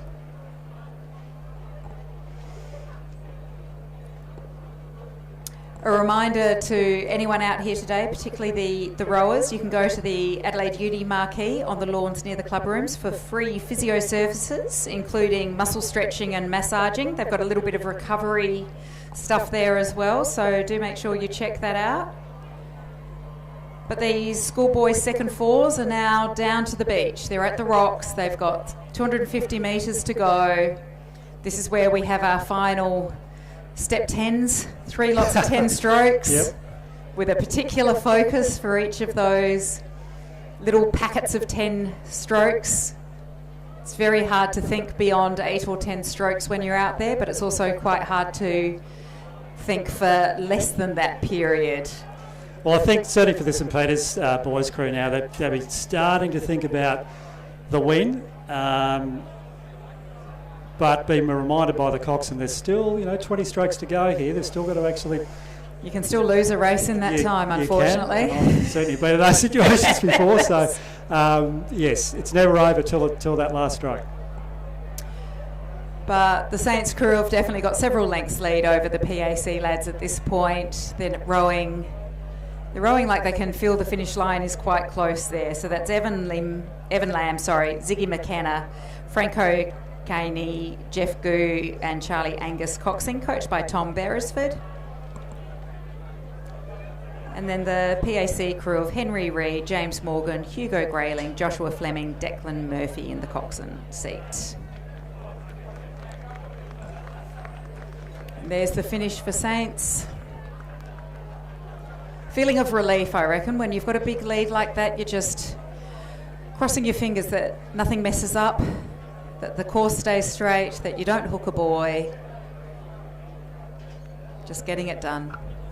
Credit too to the PAC boys there. They still go rowing hard through the line. So this is, for a lot of these athletes, this will be their last regatta for the year. So absolutely, they wanted to put everything on that race. So congratulations to both crews. All right, so we've got a start in the schoolboy first four, again, over 2,000 metres. And we start with Norwood High, Felix Burke, Pax Merritt, Luca Parker, Ryan Vanderberg, and Coxed by Daniel Nguyen. Pembroke School is Oscar Blackburn, Angus Hutton, Gordon Liu, Austin Miller, Georgia Foster, coached by Harrison Francis. St Peter's College, Julian Bain, Sonny Wong, Casper John O'Deagle, Tom Lloyd, Jesse Staunton, coached by Max Henry. Yeah, and then we've got PAC, Harry Adams, Jonathan Duff, Milo Kurtzy, Leroy Condis, and coxed by Charlie Yelland. For Scotch College, we have Tyler Stone, Lucas Sinclair, Charlie Brooks, and Eli Stewart, coxed by Charlotte Biven. And then for Pulteney, we have Tommy Jarma, Charlie Williamson, Georgios Mavragelos. I'm sorry if I messed that up for you, George. Chase Fenton, coxed by Maggie Cannon and coached by Darren Potts and Xavier Bucchiarelli. So they're off. They are, where are we up to? Trying to recognise the course there. Just past the 1,000 getting to metre the mark 1,000, there. Yeah. Halfway through their race already. So, Tori, just form-wise across the season, interesting that we've got PAC out in front. Certainly the form crew. If you look back to the last regatta last week, they won their race by about 15 seconds. Wow. Had run That's a previous margin. race by about 13 seconds. This is actually a lot closer than we were expecting. Yeah. The Saints boys are right up there. I don't think they would have expected this. No, and Scotch are there as well. So it really is looking like a three-horse race out front. PAC have got the lead as they come through the halfway point. But Saints and Scotch are putting the pressure on, particularly that Saints crew at the moment, which is great to see. Fantastic racing. And I'm looking at both these crews. I mean, they certainly have the rating up. Coxed and a big, again, talking about belief, particularly in that Saints crew, just to keep them in contact. And just as we say that, it looks like the PAC have just put a push through there with around 450 to go. Yeah, the classic race plan is to do a 10-stroke push through each of the 500-metre markers.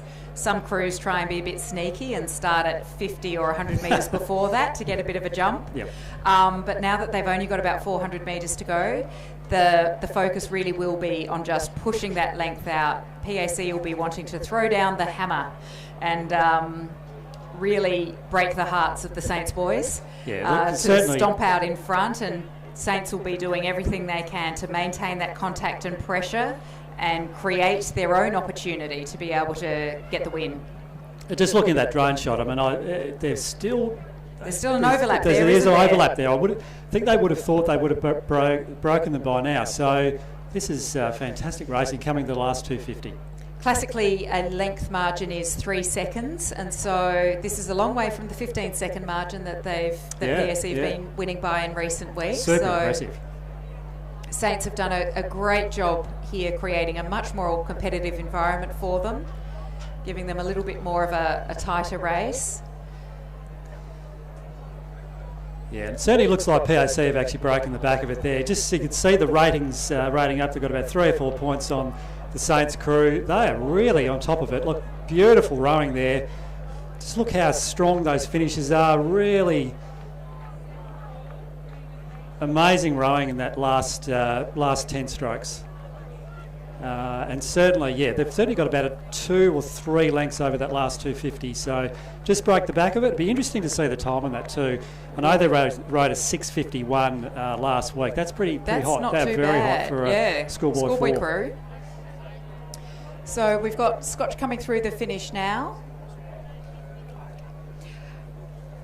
We have had a phone handed in for lost property up here to the commentating box. So if somebody has lost their phone, please speak to Regatta Control. We've got our crew from Norwood Morialta just crossing the line now in the schoolboy first 4. Several lengths ahead of the crew from Pembroke, who in turn are several lengths ahead of the Pulteney crew. So Norwood International, have finished their race. The Pembroke boys are doing their last stroke now. And then we've got the Pulteney lads maintaining the effort right through to the line to mark the end of their season. So, as we said, a phone's been handed up. Screen picture of a dog. All right, we are into the next race, which is race 45, Schoolgirl first 4. We've got in lane 1, Pembroke School, Olive Parkinson, Olive Black, Pippin McLeave, Adawiti Anu, Dora Rossi Fidel as the Cox, St Peter's Girls, July Fang, Julia Zalia Valmobedia. I can say this one. Zalia Valmobedia. Go Zali. Maria Elvis, Matilda Simonis, and coxed by Charlotte Catchpool and coached by Charlotte Heason and Claire Wilson. We've then got for Seymour, Olivia Hassel, Julia Flynn, Allegra Machelik, Liani Finlayson and Gigi Loveday Coxing, coached by Lauren Malagray. Hey, Laws. For Unley High, we've got Maya Lassou, we've got Rachel Luscombe, Sade Mitchell and Grace Charters, coxed by Charlotte Hooper. Then we've got Wilderness School in Lane 5, Madeline Perry, Isabel Flowers, Caitlin Monu, Layla Ballastrin and Charlotte Coco Ung, coxing, coached by Emma Jolly. And then at Warford Anglican College in Lane 6, we've got Bella Anachiarico, Maisie Eastoff, Alexis Bucchiarelli, it's a beautiful name, and Lillian Wang, coxed by Imogen McCulloch. Norwood International High, we've got Julissa Aspinall, Grace Sweeney, Grace Kelly, Charlotte Power, and coxed by Serena Antizina. Yep. And lastly, Pulteney Grammar, Lois Darker, Eloise Clark, Christiana Stanomesky, Nectaria I'll leave you with that one. Mavrangelos. Yep. Imogen Blatchley as the cox, and coached by Rhiannon Sandow. Interesting in this across the season here, we've had head-to-head, Unley High and Wilderness have raced together against each other 5 times. Interesting that Wildy have actually had 3 of those wins, Unley have had 2. So interesting form between those 2 crews. Just a shout out to, interesting, looking at in the 2 seat here, we've got Rachel Luscombe. She's a 2025 Pathway representative, state team representative, and actually won the under-17 single at state champs this year. And also teamed up with Ada Dedick from Adelaide High to win the under-17 double. So, yeah, super fierce competitor, and also looking to race at Nationals this year. Fantastic. I've really loved seeing how well Unley High's program has developed in this last couple of years. Back when I was a lass, Unley High won Head of the River back in '87 for the schoolboy first aid. And it's been so good to see how strong Unley have been rowing over this last couple of years. They've really tightened up their program and are doing such amazing things in developing these athletes. It's really exciting. Yeah, and I think we've, and we'll talk about this later actually as well, there is a connection to that 87 crew as well, which we'll talk about as the 8s come down. 23 crews competing in Head of the River this year. They've got 123 athletes. That's extraordinary. Across the program. So, yeah, that's enormous. That's excellent. Of course, these the public schools that have a rowing program, they're able to do rowing as a subject, and so it means that the kids can actually come down here and do their training at 7 o'clock or 7:30 in the morning, because their first couple of lessons of the day are actually dedicated rowing time. Fantastic. And it makes it much better for them to be able to fit the training in. Much less arduous, but they actually have it as a school subject, which is brilliant. Well, we can certainly hear the noise levels have actually just gone up now, certainly coming into these last handful of races. Super exciting for everybody on the shore. What do you think the crowd will be today? It's not the 10,000 that we got in the olden days, that's for sure, but it's several thousand people down here for sure. Well, I think it's certainly up on last year. I know last year we had the heat, but I struggled to get a park this morning, I know that. Yes. And that was early. All right, so we're down to the last little bit here. I am struggling to tell exactly who's out there in front, but I think I'm seeing the pink hats of Wilderness out leading the way there. So that Wilderness crew of Madeline Perry, Isabel Flowers, Caitlin Manu, Layla Ballastrin and coxed by Charlotte Coco Ung. And then we've got the vertical stripes of Unley High, so that Unley High crew are coming in second, of Maya Lassou, Rachel Luscombe, Sade Mitchell, Grace Charters and coxed by Charlotte Hooper. Looks like Seymour are coming into third place. And is that Norwood Marietta or is that Seymour over there? No, that's Norwood International High in lane 7 coming forth. So Wilderness have got the win here, only half a boat length ahead of the girls from Unley High. Here's Seymour in third place. I think that might in fact be Pulteney. Some of these schools have changed their uniforms and they make it very difficult for us. Maybe that is actually Walford in a dark outfit now. Yeah, and we've just got the St Peter's girls coming over the line. And that's Norwood International there, yep, coming up next. So that must have been Walford, who have changed their colours to dark blue from light blue. It makes us confusing for those of us up here squinting in the sunshine. Even without my glasses. apologies. That was Walford, who did very well to finish in 4th place. We've now got Pulteney over on the far side, who are going to finish ahead of the Pembroke crew over on the near side to wrap up this schoolgirl first 4 event at Head of the River 2026. It's very generously sponsored by Adelaide University. Okay, we're well into race 46. We're actually over the 1,000 metre mark here. So this is the schoolboys' second 8. In lane 3, we've got Scotch College. In lane 2, we've got Prince Alfred College. Lane 5, we've got St Peter's College. Lane 6, Adelaide High, and Adelaide High in lane 7. Yeah. So in the Scotch crew, we've got Farouk Usman, we've got Harrison Fletcher, Edward Miller, Charlie Bales, Henry Lauder, Leon Anderson, Angus Vale, Tommy Smith, and Coxed by Grace McIntyre. For PAC, we've got Jack Stunnell, Kai Fogarty, Ollie Dennis, William Garnett, Alexander Oakes, Harry Grandioso, Maxwell Kammer, and Dougal McLaughlin, coxed by Johan Liu. For Saints, we have Sebastian Winter, Harvey Kupniewski, Sydney Kupniewski, Will Barrera, Rupert Millington, Archer Buick, Zach Zelik, and Tad Salvamini, coxed by Anthony Masulo, coached by Claire Romanik. Adelaide High, we've got Will Harron, Henry Aldan, Isaac Eaton, Alex Punchin, Vinesh Nanda, Blaine Ryan, Bastian Alexander Back, Reese Barnett, Charlotte Hill is the Cox, coached by Mark Beaton and Mitch Parker.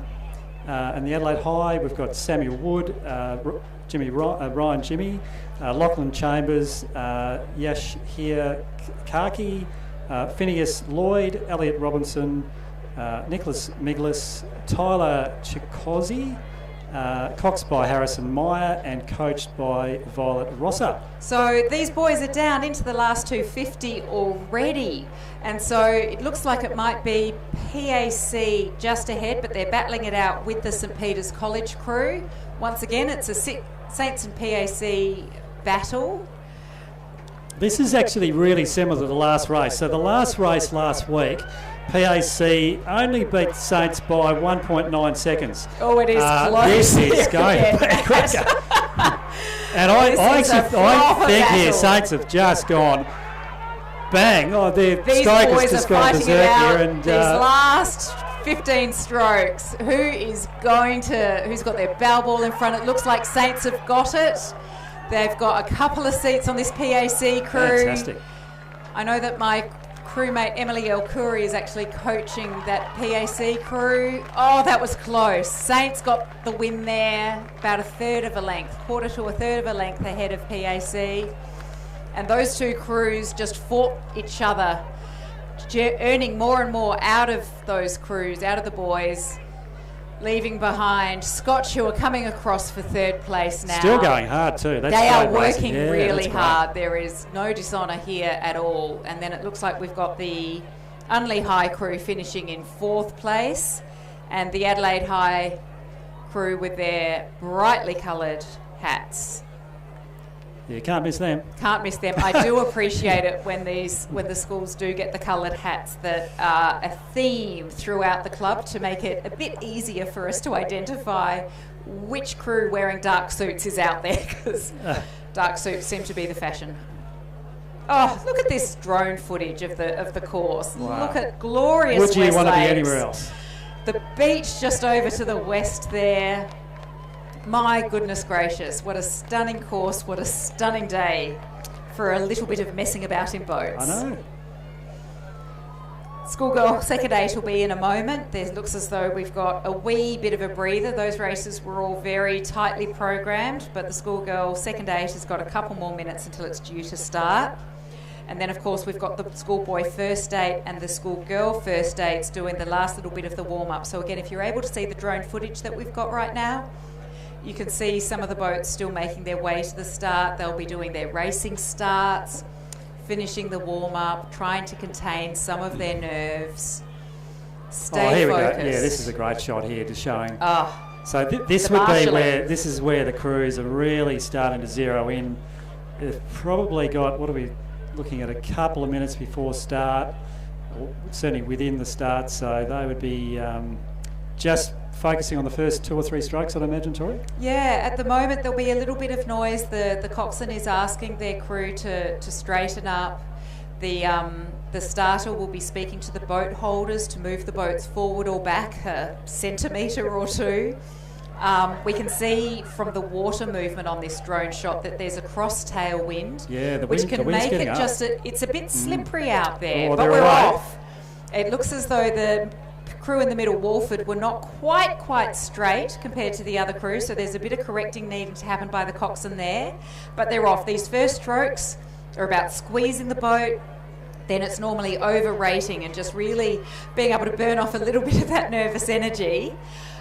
Use that creatine pathway, that's all the rage these days, isn't it? It is. But physiologically, really burning off that first little bit of energy before we're settling into the more aerobic Yeah. Well, it's free anaerobic energy, isn't it? threshold. Yeah, It is yeah. free energy. Yeah. It really is just that first 10 and 15 seconds exploding out. But then by the time we're getting to 30 seconds, towards 40 seconds, starting to lengthen out, because you can't allow yourself to get in too much of an oxygen debt for this 6.5 minute race that we've got here. In lane 4, we have Seymour College. There's been a little bit of a change in the seating order here, so I've got a correction. It's Hattie Nichols in the bow seat, Lucy Baker, Madeline Howitt, Jessica Myers, Charlotte Wheaton, Anna Moore, Charlotte Guthrie and Coco Loveday in the stroke seat, coxed by Bree Tiver and coached by Susie Ross. Yeah. Then we've got Walford Anglican in lane 5. We've got Lexi Reid, Amelia Elia, Amara Davis, Mimi Young, Sophie Walsh, Malia von Medding, Alice Milne, Elias Baggett, Pollyanna Townsend is the cox, coached by Matt Hooper, and Molly Goodman. Molly, obviously, world champion rower, so coming back into Olympic getting team into rower, yeah. former Wildy girl.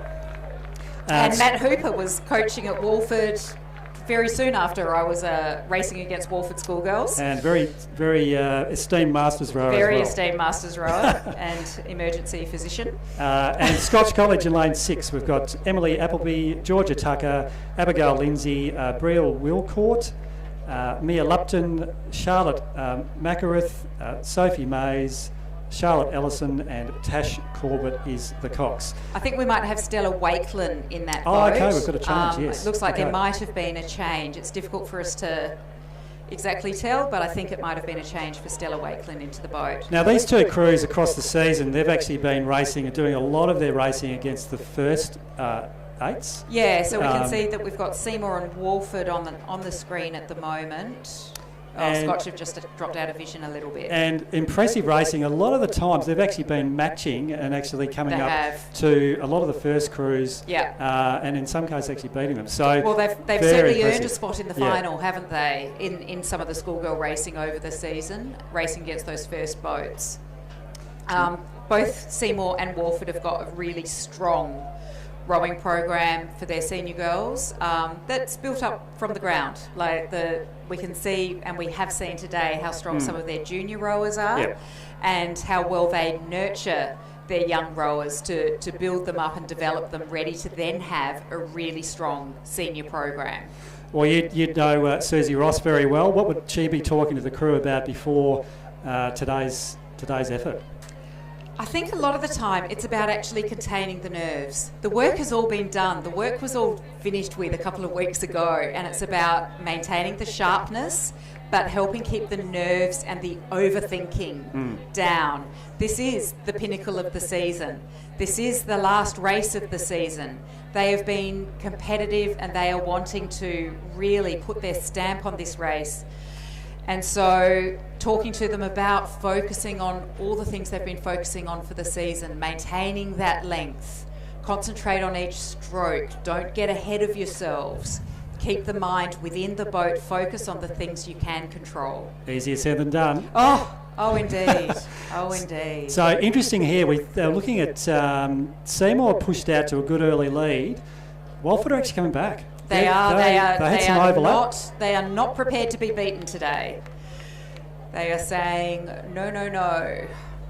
Both crews just brilliantly coached here. You can just see the blade work, for this level of rowing is just enormous. They've got enormously experienced coaches who have rowed at high levels themselves, that have coached. Matt Hooper was coaching a Walford crew that won the Schoolgirl Nationals quite a long time ago. I've seen a couple of those girls out here today, now that we're all parents. Susie Ross was actually coaching at Wildy when the Wildy program first got started. I was one of the baby rowers and Susie was one of the very young coaches. Okay. And Susie, of course, is still rowing on the State Masters team and went to the World Masters Championships last year. With great success. And with great success. So Susie is a pleasure to row with and be coached by, and her girls at Seymour. So coming into the last 500 here. It's still a close race, isn't it? Oh, this is great for us spectators. So we're looking at about half a length here. This is not over. This is not over at all. Seymour do have the lead. It's barely half a length, and when you're out there, it doesn't feel like half a length. It feels like you do one stroke wrong. You don't maintain your perfection for one stroke, and it could be over. And Walford, if they just get a sniff of it, the momentum can be on their side, and they will be driving up ahead. So races can be won and lost at this 100%. point. And look, they would be hearing this noise of the from the bank now. So hopefully they've got a bit more adrenaline. They can be pushing through that last 250. It can be over-roaring, but also can actually really spur you on as well. It can be exactly what you need, can't it? Just to give you that extra bit of push, as much as you want to keep your mind on what you can control on the boat. Hearing that external noise and knowing that the end is near can uncover that extra little burst of energy. But these girls have trained hard all season. These girls are so fit. They are strong, and you really get a sense of the single-minded focus that they've got out there at the moment, don't you? I think the impressive thing about both these squads, their first and seconds, they really do operate it as a squad mentality. They do. Enormous this is racing fantastic. here. This is Seymour have maintained control here. They're rowing long, they're accelerating and finishing off. It looks like they've pulled out their lead to almost a length. Walford do still have some overlap there. They have maintained the pressure the entire way down the course, and gosh, it hurts to finish second in that situation.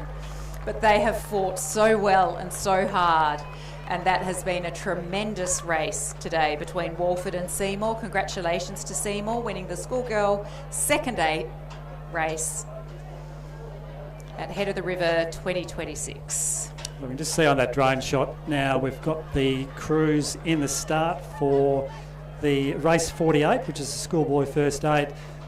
We've still got Scotch to finish, so we've got about 150 or 100 metres to go to finish. And that's a trickier space to be when you've got drops from those leaders who are fighting and spurring each other on. When you've lost contact, it's just a time trial out there, and that is not fun. It's a completely different sort of an event. It's almost like being on an ergo, being in a time trial. No thanks. No thanks. So well done to those girls from Scotch College finishing off their second 8 race. All right, we've almost got a start for race 48, the schoolboy first 8. Both these last races are actually sponsored by Leighton Funds.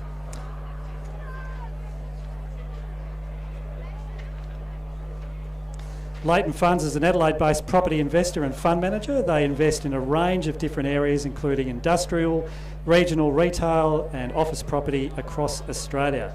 Leighton Funds are proven in property. So we'll just go from starting in lane 2. We've got Pembroke School, Luke Callanan, Jed Watson, Luke Jones, Brock Redman, Hugo Hopprich, Sebastian Wills-Hell, Max van der Voelengraaf, Alex Smithen, and Coxed by Isabella Wesley, and coached by Harrison Francis. Lane 3, Adelaide High, Cooper Eaton, Daniel Josie, Henry Young, Austin Battams, Tom Redman, Ethan Carlson, Aidan Foran, and Jasper Eaton. Coxed by Grace Battams and coached by one of your crewmates. One of my crewmates, Joe Malcolm, running a great program over there at Adelaide High. And in fact, Tom Redman has done a lot of rowing at Torrance Rowing Club, which is our rowing club. He's done some amazing work this year, and actually just come off a great win at the New South Wales State Champs in a quad. With a number of other crewmates as well. So definitely one of the young athletes to keep an eye on. Real up and comer. Plus he wears the red and white like Matt and I do. For St Peter's College, in their first 8 in lane 4, we have Louis Von Duser, Atticus Clayton, Emerson Cooper, Miles Chipperfield, Hugo Maslin, Lockie McKenna, Will Lloyd, Sydney Tierney, and coxed by Harry Binns, coached by Lucy Steffen, another Olympic athlete. In the PAC boat in lane 5, we have Charlie Fremantle, Ben Wilkin, Ethan Halaftis, sorry Ethan, we've got James Dixon, we've got Christian Smith, Jensen Hunt, Hugo Elcory and Nick Christensen, coxed by Tom Nolan. Nick Christensen, just for interest too, is in the Youth 8 for South Australia. Fantastic. Just made that crew, so he's got a big race at Nationals as well as the PAC work. Super impressive in trials, so certainly one to watch out for the future as well. He's really led this crew all year. They've been super impressive. Yeah. Scotch College in lane 6, we've got Callum Reeks, Marco Turich, Kent Harvey, Harry Tomic, Thomas King, Jack Henry, Blanson Blau Robinson, Jackson Sullivan, and coxed by Emma Calder. Only high in lane 7, we've got Zach Mason, Anton Evans, Joel Velt, William Marriott, James Cox, Angus Andrews, Luke Beaton, Lachlan Twelfthtree, Addie Burns, and coached by Mitch Parker and Mark Beaton. And lastly, in lane 8, we've got Christian Brothers, Sebastian Simbal, Hugh Kaiser, Samuel Thornton, Jonah Latu, Memphis Costanzo, Luca Sparapani, thank you, Tori, Alex Evans and Hugo Frinsdorf, coxed by Luke Bullock. Interesting looking at this Unley High crew. It looks like we've got a coach and a boy with the same surname. Tell us about that, Matt. So, Mark, interesting enough, you're talking about the last Unley High crew winning in 87. Yeah. Mark was actually in that crew. Fantastic. Real bit of history here today. They're a young crew. They've got 6 Year 11s in the crew this year. So I'd be watching out for them next year. Oh, yeah. So we've got a father and son. Interesting too, James Cox actually in this crew is Felicity's brother. So she's gone on to higher honours. Yeah. Doing some great things at the moment as well. Christian Brothers College also won Head of the River back in 1989. One of our Australian team Olympic silver medalist, Hamie Fernandez, was in that boat. So he went on to the AIS and to the Reinhold Barchi National Training Centre, and then he's had three-time administrative. Three-time? Two-time? Definitely 92, 96 and 2000, so definitely 3. Yep, and still involved in the sport today. And still involved in the sport. High level. Yep. So we're at about the 1,000 metre mark now, halfway down the course, and it looks as though it might be Saints in front in lane 4, ahead of PAC by perhaps a canvas, perhaps slightly more, but St Peter's College leading through the halfway point in front of PAC and then Scotch. So it looks as though it's predominantly those 3 crews that have sprung out ahead. We've got to get a sweeping drone shot here to be able to see that perhaps Unley High maybe in 4th and Adelaide High perhaps in 5th. And then I can't quite see from our footage at the moment. Looks like Christian Brothers College might be just ahead of Pembroke, but they're battling it out on either side of the field. It looks like the seeding that they did based on the school's regattas has been quite accurate, with Saints and PAC in the middle. Saints just ahead, but this footage looks like it might be the other way around. Bit of a push on there. So that push through the 1,000 metre mark. Yeah, there we go. And look, certainly the form's been with the PAC crew in the last few regattas that we've actually seen. So this is super impressive. That's definitely looking like PAC ahead. Yeah, but it can be super tricky. impressive from Saints to be, giving them a good show here, keeping them honest. Keeping them honest. You don't want to give anyone a easy win, and as I've spoken about before, there's no such thing as it being easy. They might make it look easy, it might look like it's comfortable, but those boys and girls out there in the boats, it is not easy or comfortable. They just make it look good. This PAC crew, right across the season, have been super impressive. They did a 5:51, which I believe is a course record for schoolboys. Wow! Correct me if I'm wrong. They did that at state champs this year, and they were only second by about 4.5 seconds to a really red hot Adelaide Uni crew of youth and senior rows. So super impressive. They've been under 6 minutes a couple of times as well. That's amazing. That's super impressive, and certainly testament to the hard work, yeah. isn't it? The hard work, the coaching, the close coaching eye by their coaching team, who they haven't got listed. It's Nathan. Well, Nathan and Emily. So certainly they also run a squad across the two crews. But Nathan got the keys for this one today. It's all getting exciting here, Matt. We have got PAC still holding the lead from Saints, but gosh, it is close. What do you reckon? 2 or 3 seats in it? Yeah, if that. And I think both crews would be up over 40 now rating. Just pushing away. I think PAC are pushing away. They're maintaining their length with that rate moving up. They are maintaining that length and being able to accelerate that boat past the oar. They have won. PAC have won the schoolboy first 8 race ahead of Saints for 2026. 3rd place going to Scotch College. That's a great effort to Unley. With that crew being mostly year 11s, I can't wait for next year. Adelaide High, a great effort there, coming in 5th. Is that what I'm up to? I lose count so quickly. 4th, I think. And then we've got CBC and Pembroke. What a fantastic race that was. Schoolboy first 8s. Again, I'd love to see the time on that. That was super impressive from both those first 2 crews. Beautiful racing. And I get a credit to their coaches. And just, again, the depth of the programming. We talked a little bit about the depth of the schoolgirl programs and just the wonderful long view, this nurturing of the junior rowers. And it's been so exciting today to see how well these junior rowers are being taught how to row, how well these junior crews are learning how to work together. It's certainly one of the reasons I've been involved in the sport for 40 years. Were you a schoolboy rower as well, Mate? Yeah, I was. I actually grew up in Ballarat, so we rowed 4s predominantly. Yeah, so did we. One thing that I never did, and they're doing now, and this I think is the reason why the success is here, is sculling. So they're learning to scull early, and I think from a physio's perspective, that is so much better for your body, for longevity in the sport as well. I'm going to say a bit of a perhaps for that. That's the theory. That's the theory, that it keeps you straighter. But I've been a bow-sider since I was 12, and I'm not aware of it causing too much of a problem now that it is 40 years later. Yeah. But it certainly gives a bit more flexibility. I'm available for selection only as a bowside rower, partly because I'm stubborn.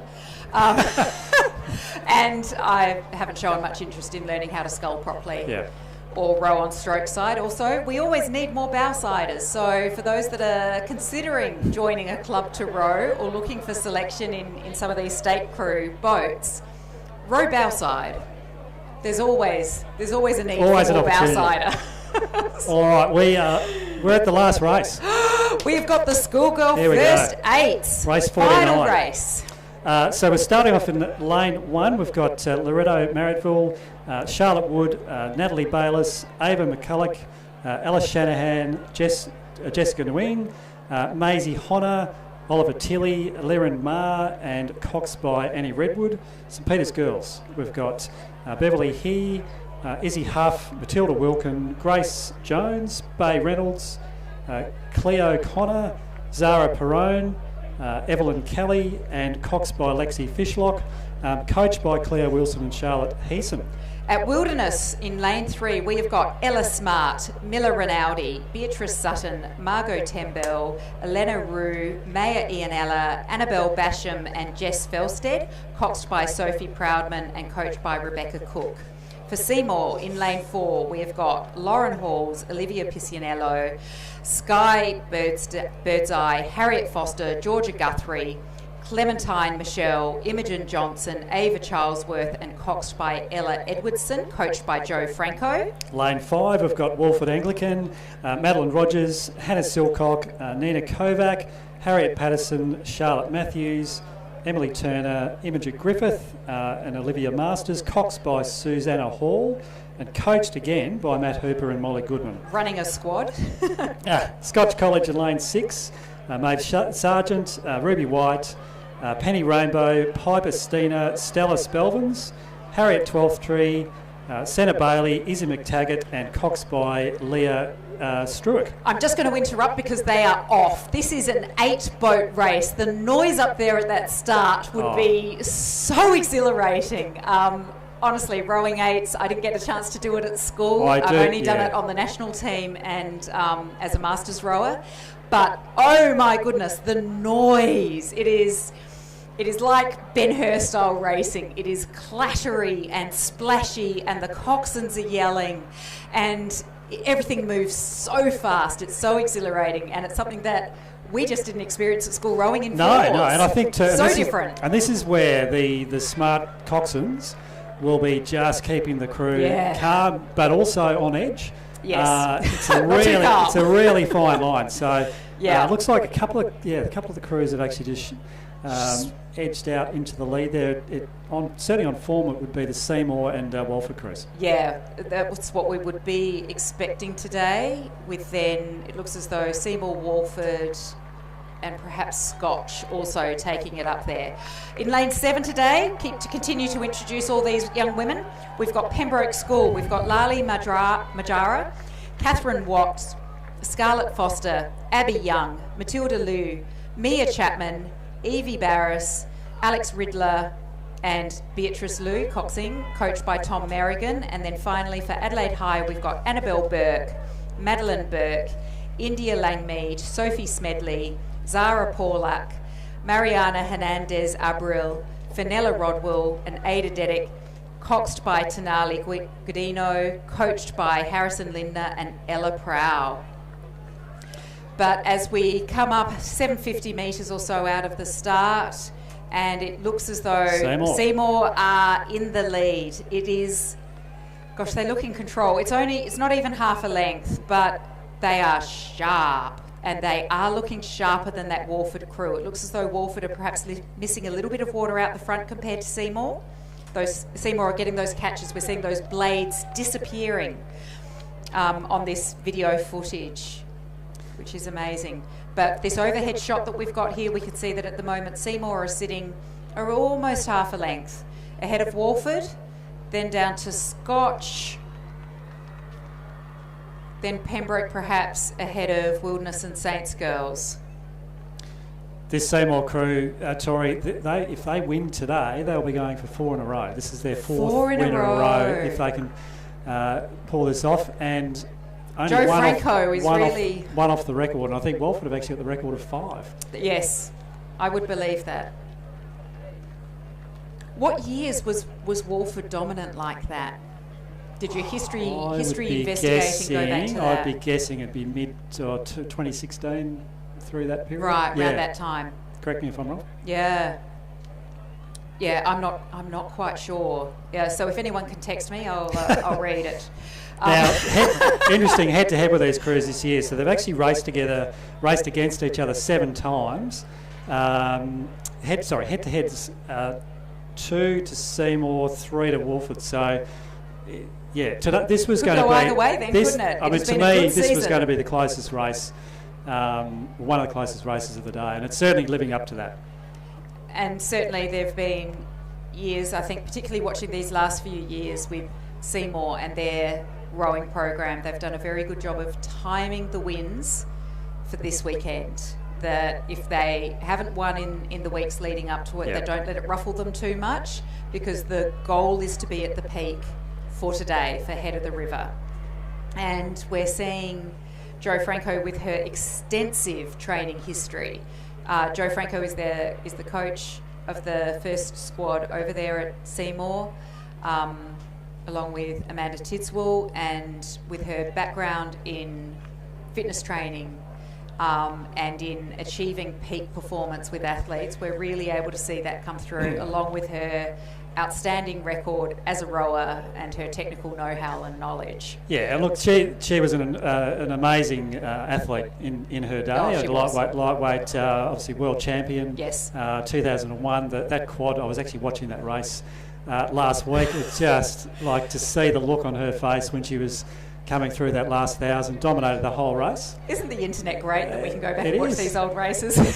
And 3 South Australians in that crew too. Yes, we had quite an era through the 90s and into the noughties of South Australian women really making up quite a lot of the national rowing team. This Walford crew not giving up here. They are really putting some pressure on Seymour. Just hopefully they don't get on those boys too much, but they've had a good push with around about 300 to go. So it still looks as though it's only half a leg thinner, doesn't it? I think there's about a canvas there.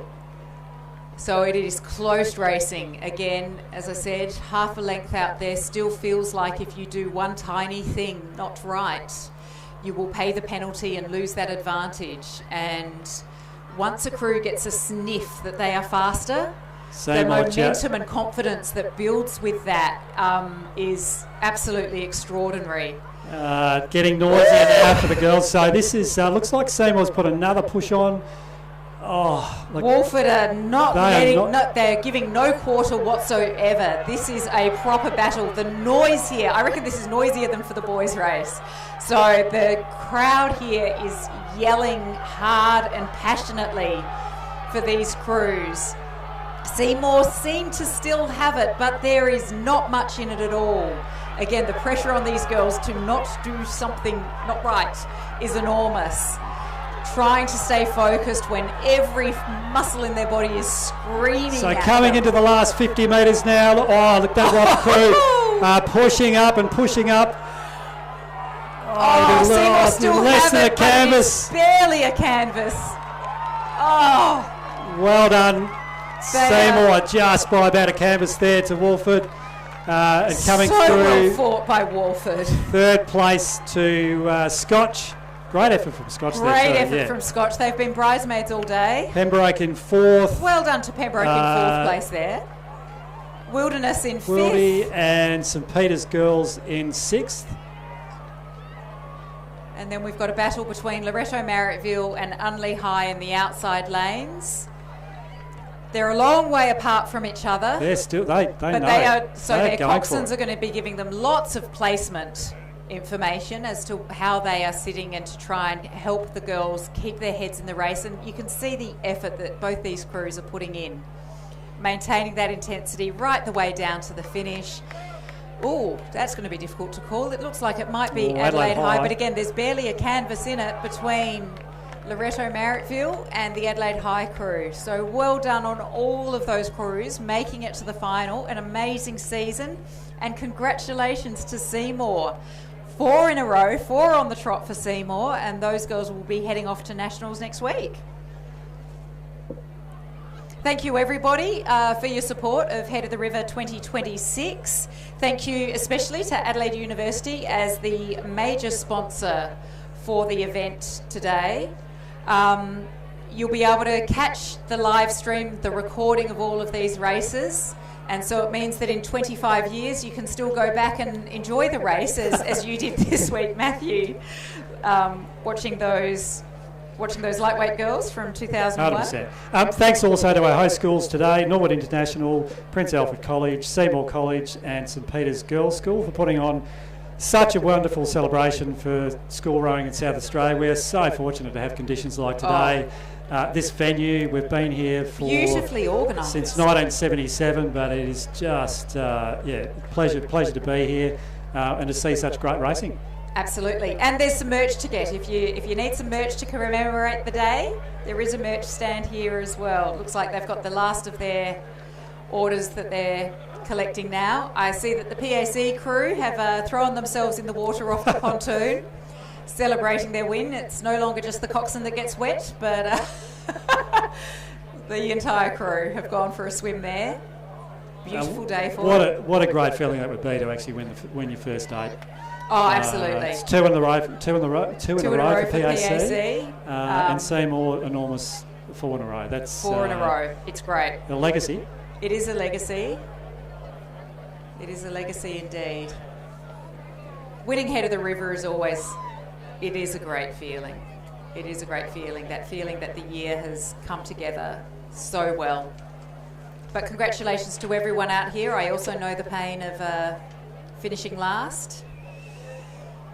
But there's always next year. There are more chances. And of course, there are tremendous Learn to Row programs for any of you adults, any of you parents that have been inspired by the activity of these young men and women out here. Learn to Row programs are run by Torrens Rowing Club and by Riverside Rowing Club throughout the year. Most of the clubs put on winter rowing programs for the school kids who are now in year 12, who are finishing up their school rowing years. So there's an opportunity to have a look at those winter training programs. Yeah, I think it's really important. Like for a lot of the students today, this will be the pinnacle of their rowing. It doesn't have to be that way. No. And this can be just a springboard. And I think if you look at all the athletes that we rode with, back in the 90s and 2000s, they had the foresight and they also had the support to actually go on to to represent their state and their country and potentially the Olympic Games as you did, and with great honours. So that there's very few sports we can actually do that.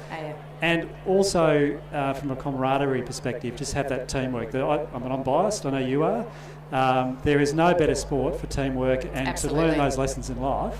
Yep. And as I say, here I am 40 years later, and I've bunched, I'm recognising so many names in the program here. There are children of folks that I rowed with, of girls that I rowed with, and boys that were rowing in their boats.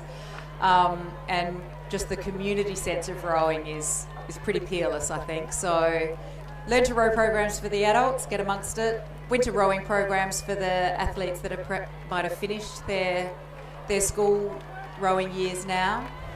And if you haven't been able to be at a school where the rowing program has been really strong, there is still opportunity. 100%. Yeah, look, I think there's great examples that you've rowed with people that have come through non-traditional Well, Talent pathways. ID was brand new about the same time that I finished school. Talent ID programs still run, but there were also athletes from schools that didn't row so strongly at Head of the River who had that opportunity in these post-school pathways to then attain great heights. Thank you for sharing the chair with me this afternoon, Thank Matt. you, Tori. Congratulations to all the 1,200 athletes that have competed today. So exciting. An amazing day, and again, thank you to our major sponsor, Adelaide University. Thank you to all our fellow commentators across the morning. Great day. Great day of racing. We'll sign off. We will indeed. See you next year. Indeed.